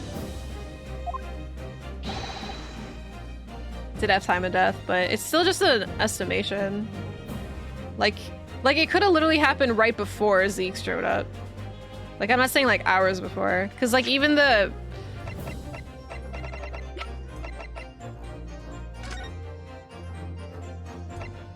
There is no time of death. Who's Maria Gori? What a cool name. They did say there was a time of death, didn't they? I feel like I remember it was like 2 p.m. or something. Maybe I made that up. We claim that somebody moved the notice board after shooting, then tell the court who. I don't know that yet, but the point is, when you consider all the testimony we've heard so far, we cannot be very clear on one point. They're lying! Yeah, true, pimp. Especially with somebody named Maria Gori. And that would be the position of the notice board at the time of the incident, my lord. So, counsel, I must ask you to clarify your assertion for the court. Oh my god, they're gonna ask me where it was. At the time of the incident, where do you maintain the notice board was situated? I'm just gonna say on the other side of the door. I'm just gonna guess it was right here. Take that! That general area. This is the only possible location. The court would think... Wait, oh wait, am I right? Hold on. Yeah, because I was thinking the board was hiding his body, but then, like, how would it have fallen? Maybe that's the gunshot they heard, and the gunpowder he heard was just, like, still in the air, or this that he smelled was still in the air from the fireworks, possibly? Because that would make sense for his body appearing. The court would think back to the testimony given by the defendant earlier. He said that when he entered the room, it was dark and he couldn't see the body. I'm a genius, so... Bye, Eck. The notice board had been here, the body would have been completely hidden from view. And the light from the candle would have been blocked, making the room appear darker. But surely, Zeke's is smart enough to, like, still see in the corner of his eye. Objection! Unless peripheral vision didn't exist in the 1900s. I'm kidding, before anyone's like, excuse me, it did. But the accused also claimed that the victim's body simply appeared before him. That's true. Or, in his precise words, just as I picked the firearm up to examine it, the door flew open. I heard a man scream. Actually, it was only then that the body of the Inspector Gregson appeared before me. Right, because the death happened a while ago. Or, like, at least before he showed up. I don't know about calling it a scream, but he was talking about me and no mistake. Because it was me that kicked the door open. If you look again at the floor plan... Considering what would happen if the door to the room was thrown open with force. Oh! That can't... What? What is that? What is that called in science terms? The door struck with notice board, knocking it over and making the victim's body visible. Good gracious. My client has told nothing but the truth. He has simply described what he saw. Arg. Poor Beppo. Order. Council. What did you just say? How has this not come to light before now? After the incident. Oh, how does it not come to light? After the incident, somebody must have righted the board and moved it to the position where the police, myself, and colleagues saw it when investigating the room. I like how he said he smeared his hands on the floor and there's literally just one handprint. Bye, Bacon. I hope you sleep well.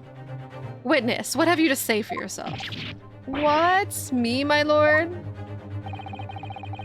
You and your fellows were there at the scene before anybody else. It goes without saying that you must know something about the position of the notice board. The witnesses in the stand will testify again. You will each explain exactly what you did upon arriving at the scene of the crime. Stop looking over your glasses at me. I get the message.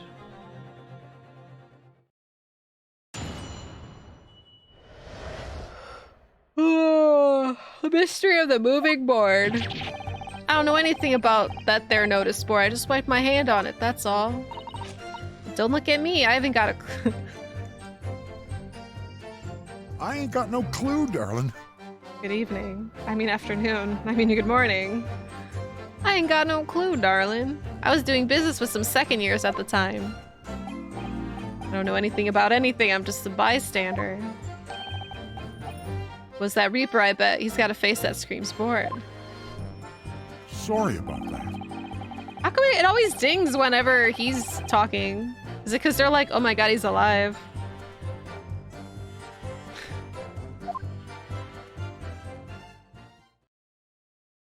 Yeah, she lays with her ass.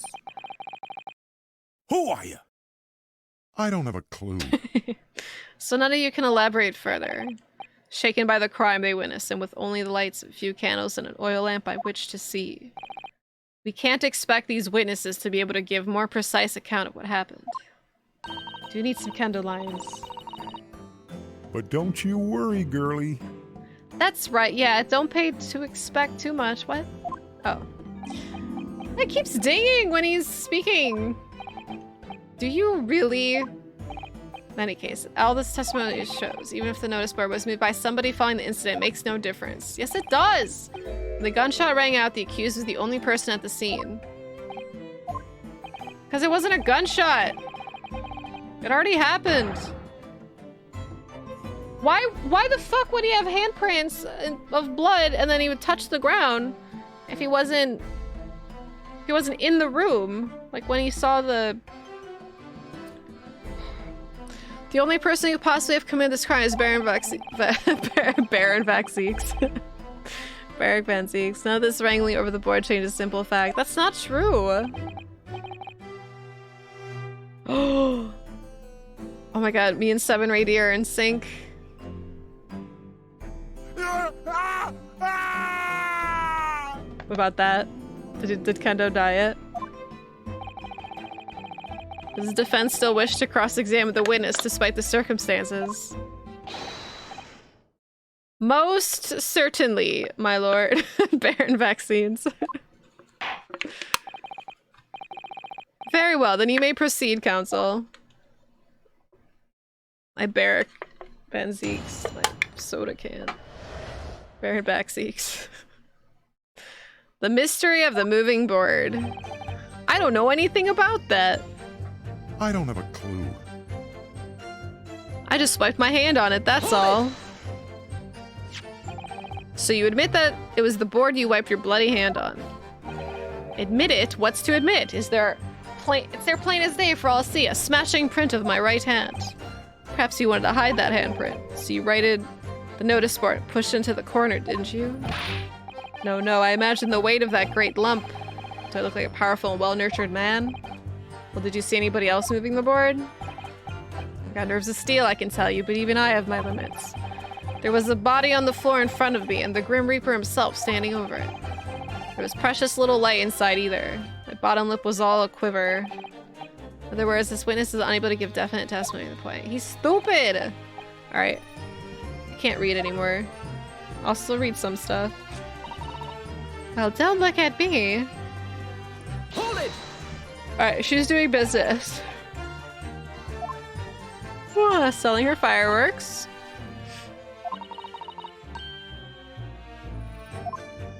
Kids want to blow up their school. Tattling?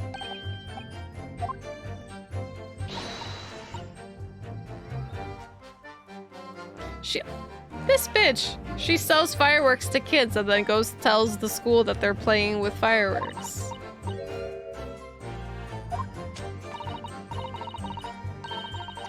Yeah, I'll come back to buy more!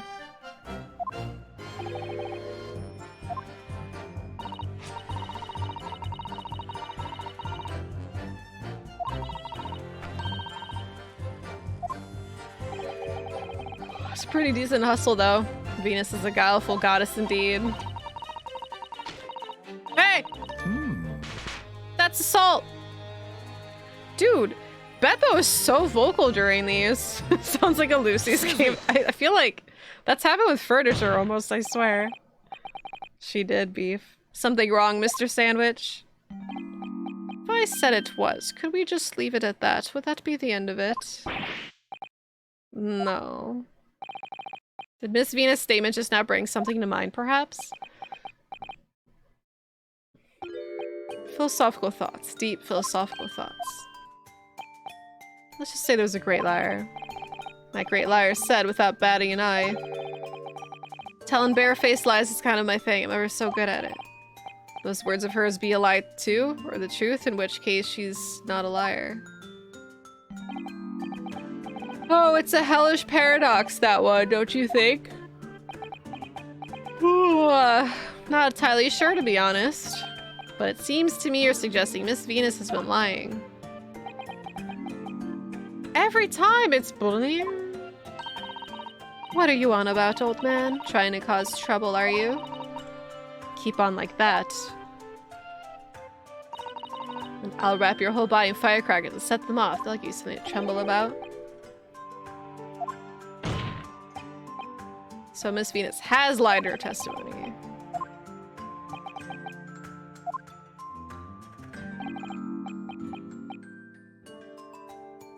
Can we burn a hellfire for the rest of your days? So be it. Can you elaborate, please, sir? She would murder a man while in court. She sure did.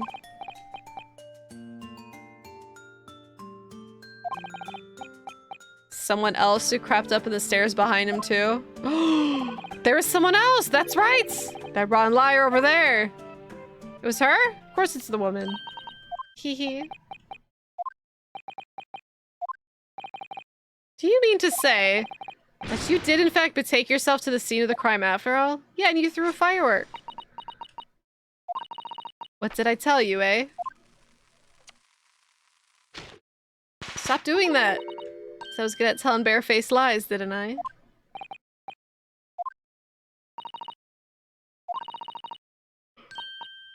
Ooh, that revelation rocked the whole courtroom, didn't it? You knew firecrackers packed such a punch. Beppo's going heroic. Good for him.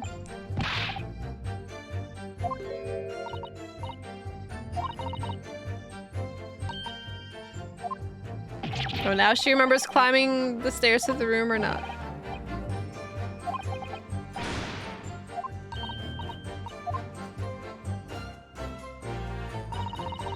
Maybe I did sneak along behind gossip and have a little peek into the room where it all happened.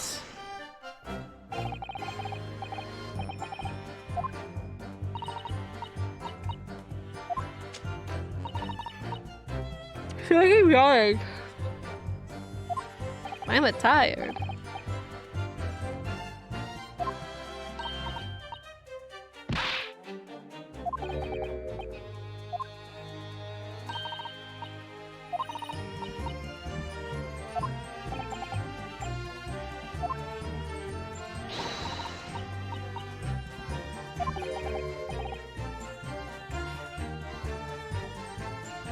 It's 4 a.m.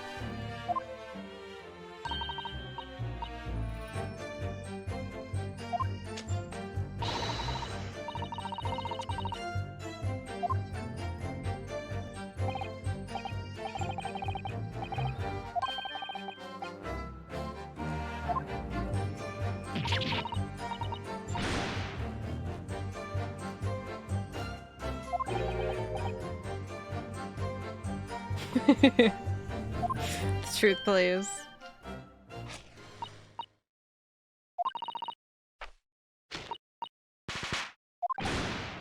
So, wait, she flipped it? You're telling us that you did move- okay, so she's the one who moved it. I think that did slip out, didn't it? You daft barn pots? I don't believe it. The girl doesn't think. So, did you find anything else then? Something you might have taken, perhaps, to sell? She's doing everything for the lulz. Where's Hosonaga? The truth, now. I found an old pocket watch under the notice board. Is that Strong Hearts? Ah! Gina? So was you, was it? You're the one who took it. Oh, maybe not. Gina? Young lady, may I remind you where you are? She just run up from the gallery. That watch there. That was a present to Inspector Gregson from the yard for a big case he solved 10 years ago. Aww. The professor case, no doubt. The boss used to wind it up every evening without fail when he was waiting for his grub to come at the pub. Oh, I see. I swiped off him once, and blimey was he upset. He gave me a right earful. Sad he hadn't missed a day in the last 10 years, polishing and winding it. Meant the world to him, that watch did. Possibly not the best thing to go diving for, then. It's not all that, though. I took it to Jabba's that night to see how much it was worth, but the old dealer wouldn't touch it. He gave me a penny for it, said it wasn't working. Knocked about and worthless, he called it. Hey, don't disrespect his pocket watch. I knew I should have lifted it. That watch must be submitted as evidence at once. Oh, please. Just so long as you promise to give it back when we're done. Not a chance. I'll swipe it from you if you try to get your grubby mitts on it again. That's enough. Hand the watch to the bailiff forthwith. Good lord. Oh, it's broken! Glass appears to be broken. More than likely it shattered when the inspector was shot. Doesn't tick anymore either. This is why Jabba's didn't want it. What a waste, eh? Yes, indeed. It appears to have stopped at the hour of 5. Is that when we're led to believe? Oh, exactly when the gunshot was heard. Which supports the prosecution's claim, of course. Inspector Gregson's pocket watch that he wound without fail every single day. It's no longer taking the glass or her face is cracked. Well, it would appear that the mystery of the moving notice board was solved at least. And as predicted, had very little bearing on the case. Shut up! We just found new evidence, dude! I bet you I can find more. Oh shit, that's what it unlocks! Gregson! There's a tiny little keyhole here, can you see? It's probably for the winder used to wind the mechanism. Let's try it! We have the key, we have the key, we have the key!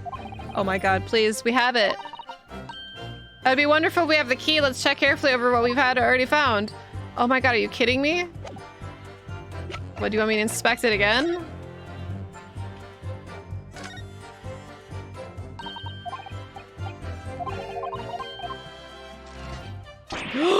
What is that? It's a key. Aw, damn it. Oh.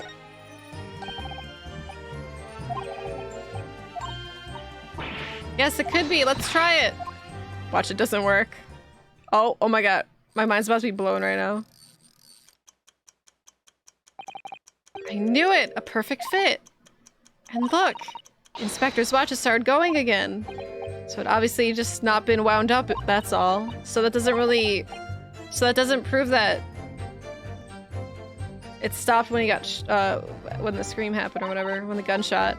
Well, if the watch isn't actually broken after all, I have a feeling it could have profound implications. Yeah, it just stopped at 5. It doesn't mean anything else.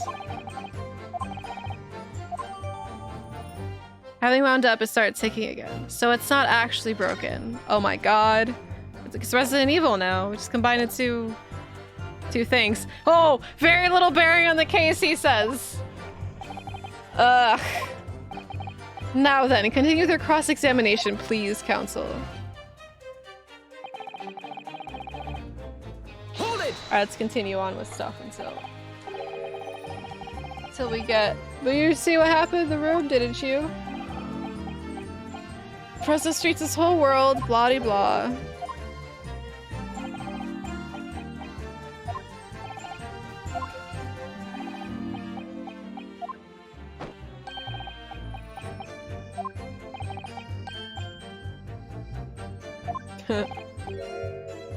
You didn't notice the board. Only repeat what I said before. I don't know anything about anything. I'm just a bystander. Just a sign at the crossroads of life.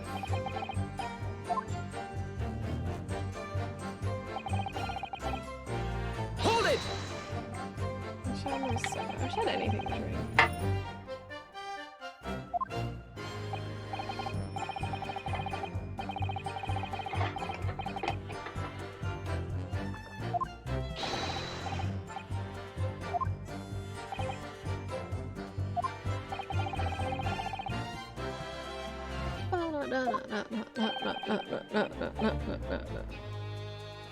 I don't think anything in real life had music like this. I should go on grocery shopping and this music's playing. Like at the store.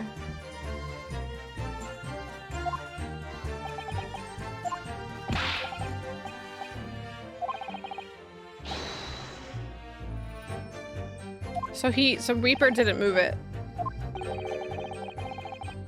I don't want to know why he's slapping. Wait, what did he say? What happened to the face that screams? Bored.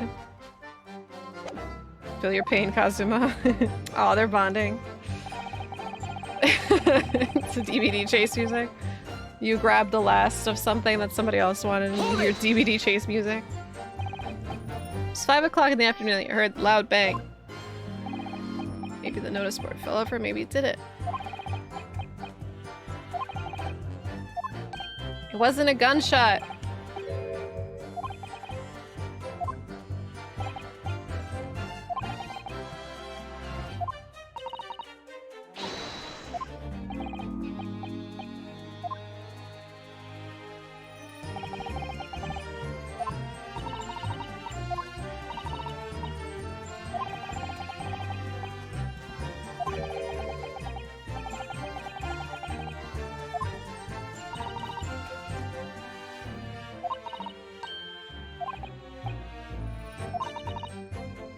So it means it happened like well before 5, because 5 is just when he didn't wind it anymore. I don't know much about pocket watches, like how long they last. Unless you get hooked. Happy 4 AM, yeah.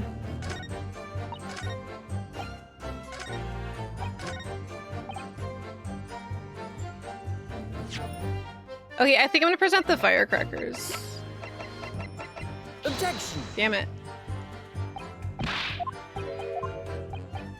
I guess I could show the pocket watch then. Because it's either gun or pocket watch that it's, or time that it's relevant. So I'm gonna go with pocket watch now. Pocket watch! Detective still died when he heard the gunshot. Wait, maybe that's not right.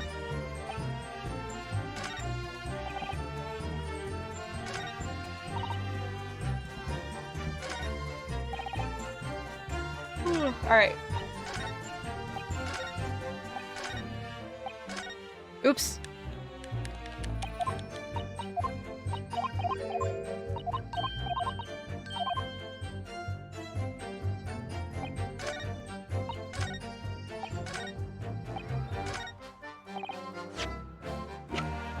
Objection! You were saying, sir. I'm afraid that's not necessarily the case. Oh? At the scene, we found this key to the winder of the inspector's pocket watch. Key? Having on the pocket watch, we discovered that in fact still works. You see, the watch didn't stop because it was broken at all. And that fact completely undermines one of the most fundamental premises on which the entire case has been built. He died long before everyone thought. Oh god. Order! Pocket watches are so cool. Happy 9 AM beef. Ugh. Order! But the watch has stopped at almost exactly 5 o'clock. Yeah, which is just when we heard the gunshot. Because he didn't wind his pocket watch. Time that was showing on the watch tells us nothing other than when it was wound down. It's merely a coincidence that it happened to be 5 o'clock. If that's true, the 3 witnesses here all heard the gunshot at 5 o'clock. It's obviously when this crime was committed. Objection. No, that doesn't hold! Why not? Just arguing. Recall what Inspector Lestrade said only moments ago. Boss used to wind up every evening without fail when he was waiting for his grub to come at the pub. He had missed a day in the last 10 years, polishing and winding it. He'd never miss it! Victor was in the habit of winding his watch once a day in the evening. You can reasonably assume, therefore, that he wound the timepiece on the evening before he died as well. Yes, that'd be entirely reasonable. But if that's the case, you wouldn't expect the watch to have completely wound up by 5 o'clock the following day. I've not heard an order like that. In summary, the evening before the day of the incident, when the gunshot rang out in that room, the inspector was already unable to wind his watch. Heck, is he dead before then? You can't mean. What would stop a man winding his watch? He's already dead. He was already dead. Look at that guy. He's like twisted. Order! Objection. Extraordinary isn't the word. It's absurd. You claim he was already dead the night before. Do you really think the Scotland Yard's coroner would have overlooked something like that? That subject, there's something rather surprising. I mean, I'm not saying the night before. I'm just assuming. But when does the sun go down? Oh no, because it wasn't entirely down. It was just dark in the room, so it wouldn't have mattered. It would have been dark anyway. There's actually an omission in the coroner's report. The time of death is not noted. Aha, that's right. Wait a minute, you're forgetting that my legs went from under me when I kicked the door in. What do you mean? Like I said, I planted my hand in a dirty great puddle of blood. This is in England right now. Yes, so the victim's blood hadn't dried, it was fresh. Catches out fast. The blood could be explained any number of ways. It could have been put there afterwards. Some fresh blood could have been poured over the victim's body after he... That's my learned... Always say learned friend think the fresh blood is available at every street corner. He's like... He's really learned from Zeke's. He keeps doing it. Need necessarily have been human blood, of course. We've been told previously that Scotland Yard has no way to identify blood as human. The problem is currently being researched. At present, you are correct. It is beyond our abilities. So then a chicken's blood could have been used, for example. It's certainly a possibility that it wasn't the inspector's blood at all. Objection. Yeah, when is he gonna start throwing glasses? But the gunshot was heard at 5 o'clock this afternoon. That's beyond question. What you heard was a firecracker. What? Given that the time of death of the victim has already been called into question, it isn't beyond the realm of possibility that what these witnesses heard wasn't a gunshot at all. Oh, please. What are you trying to say? I wonder. Is it though? Oh, he's got a whip suddenly.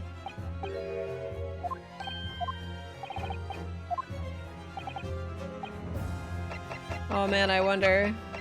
Where is it? Take that! Throw my own fireworks now. Something like this. The culprit could have set off one of these to fake a gunshot. Good gracious, the very fireworks that are sold by the witness? Now hold on a minute, are you saying I did it? Pretty little firecrackers only make a little pop anyway, see? I should definitely demonstrate. Not 100 of them together. The Venus special that you sell for 600 pennies sound like this. The court can now attest. It sounds very much like a gunshot, in fact. You're trying to suggest that somebody set one of those firecrackers off at the scene. It's just that somebody knew the defendant was in the room at 5 that day. Sought to implicate him by creating a sound like a gunshot that these peddlers at Fresno sound to hear. Objection! Objection. But even the accused himself has testified that he saw no one else in the room at the time. Whether it was a gun or a firecracker, the only person present to cause that bang was Barrack Van Seeks. One whiff of a match, my firecrackers go pop. See? It's why people like them. I fear for your fingers, young lady.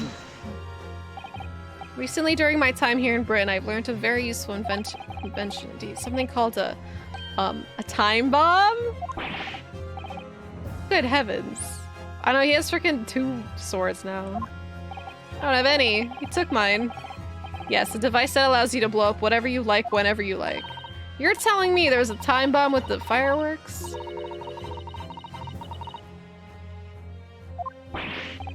No, wait. It's not whenever you like part that's important. A timed device? Yes, exactly, a timed device. Something of that nature could have been planted at the scene. The device was able to produce the sound of a gunshot long after the culprit had left. Your extravagant claim will have substantial evidence. What proof do you have to suggest in any way that a time device was employed to create a gunshot sound? Well, I mean, it's probably the pocket watch again because, and like maybe that's why the glass is broken. Because they attached it to, hear me out, they attached it to the fireworks, right? Or I guess, well, probably the candle. See, normally I'd be like, listen, it's time, therefore it's a pocket watch. But I feel like that's too obvious. And these candles are pretty suspicious. Take that! I'm going with candle. At the court had already discussed, the tip of one of the candles in the candle has been blown off. I don't know how pocket watches work and if you could time them, but it's Ace Attorney. I don't think that's possible, my lord. Not possible? Why? Because of the scorching. There are gunpowder scorch marks clearly visible on the broken candle. There are? Goodness, yes. But it is not the case. There's also scorching on the victim around the bullet entry wound? That's right, there was. But as we heard earlier, scorching of that only occurs when the target is at very close range, a matter of centimeters from the gun.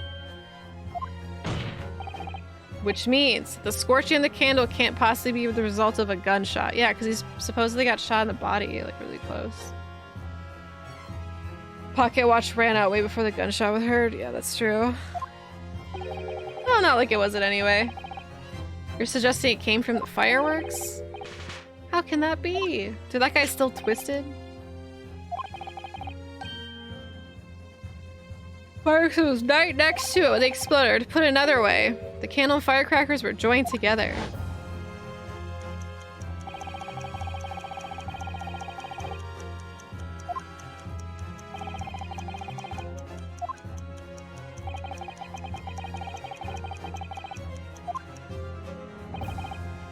That's pretty smart.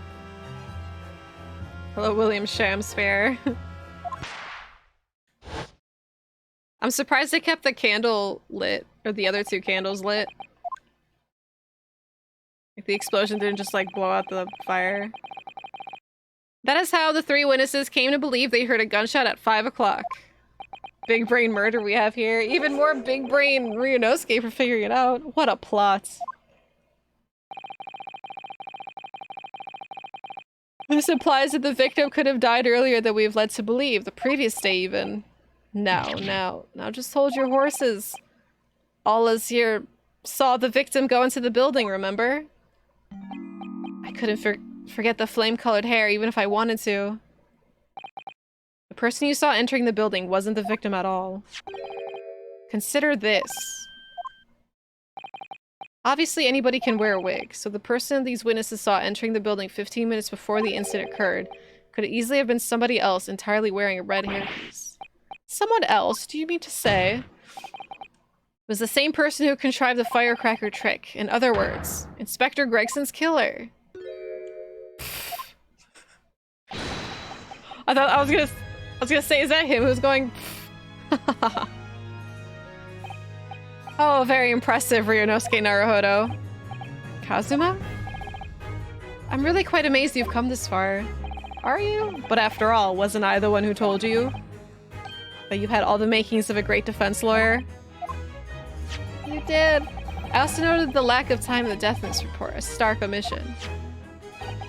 But as far as I'm concerned, this whole country's justice system leaves a lot to be desired.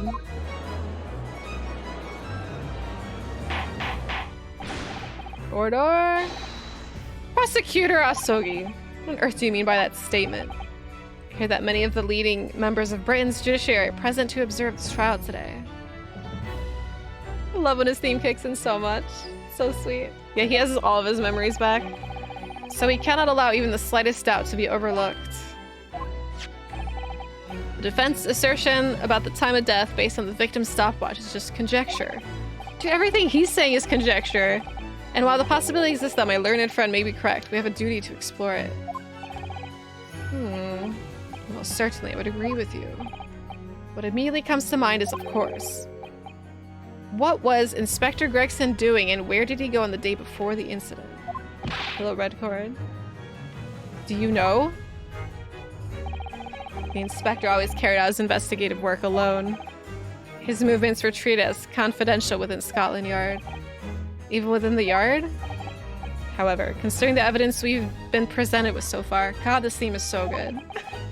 I'd say it's fairly apparent what case the man was pursuing, wouldn't you, my learned friend?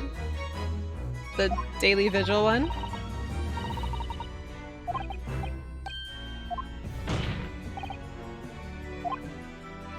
Defense believes it can explain to the court the case that was being investigated by Inspector Gregson at the time of his death.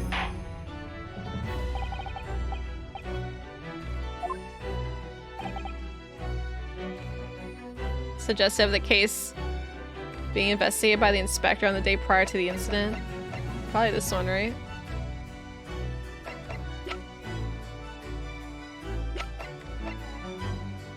Take that!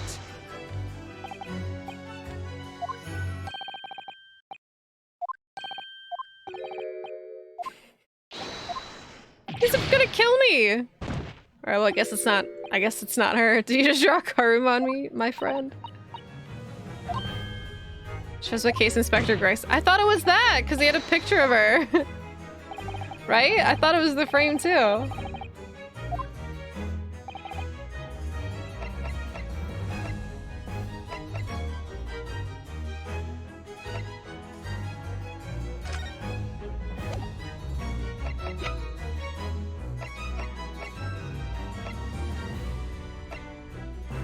Oh!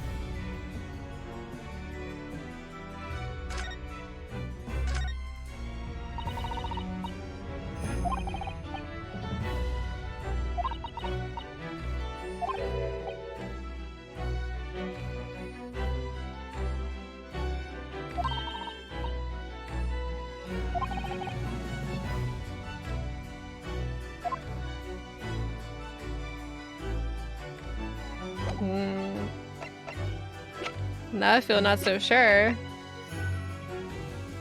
Take that! Is that not right either? I don't know. Well, it's not those. Yeah. Alright, let's just look at all the evidence. So it's nothing related to Van Zeeks. It's nothing related to Daily Vigil. Well, it might. Well, it might. But I don't know what else he found. Is it the red hair wig? That shouldn't be right. Is it the gun?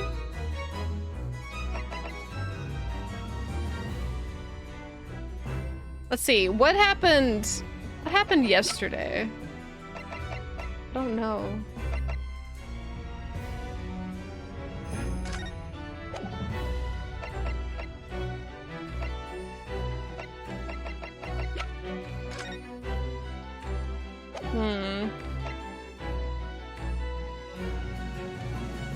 Maybe it is this. Cause it says here like he was inspecting the red-haired people, right? Yeah. So is it a? Cause he doesn't know what they're doing, right? I'm gonna go with the red hair. If I'm wrong, so be it. I just feel like it has to be that, because that's the only proof that we found there. Although, is that even his place?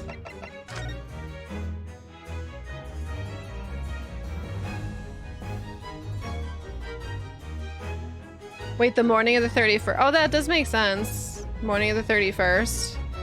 That's literally the day before. So... Wait, so do I present this or the red wig?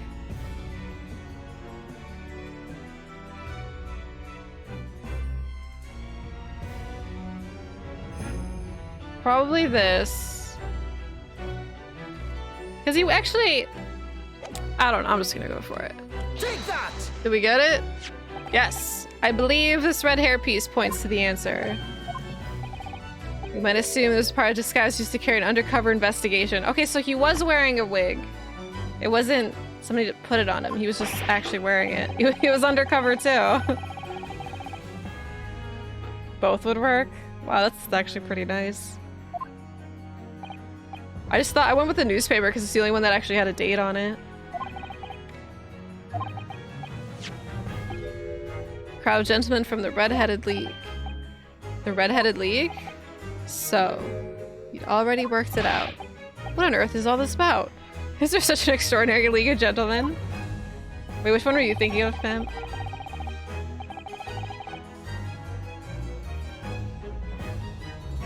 You know what the redhead was? It did not work out.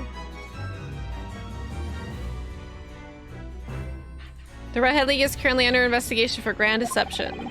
Deception of what nature, Council? They've been targeting red-headed men across London, tricking them out of small sums of money. Oh no, Sholmes! Did he get scammed? 2 men were arrested for the misdemeanor yesterday, in fact. My lord! The defense calls for those 2 men to be summoned at once. Yes, please! Sholmes knows them. Picture the husband. I thought about that, but I was like, doesn't really indicate anything. Inspector Gregson clearly infiltrated the Red-Headed League using the hairpiece. So it's very likely that direct contact with these criminals. It's quite possible that such contact led to more serious events.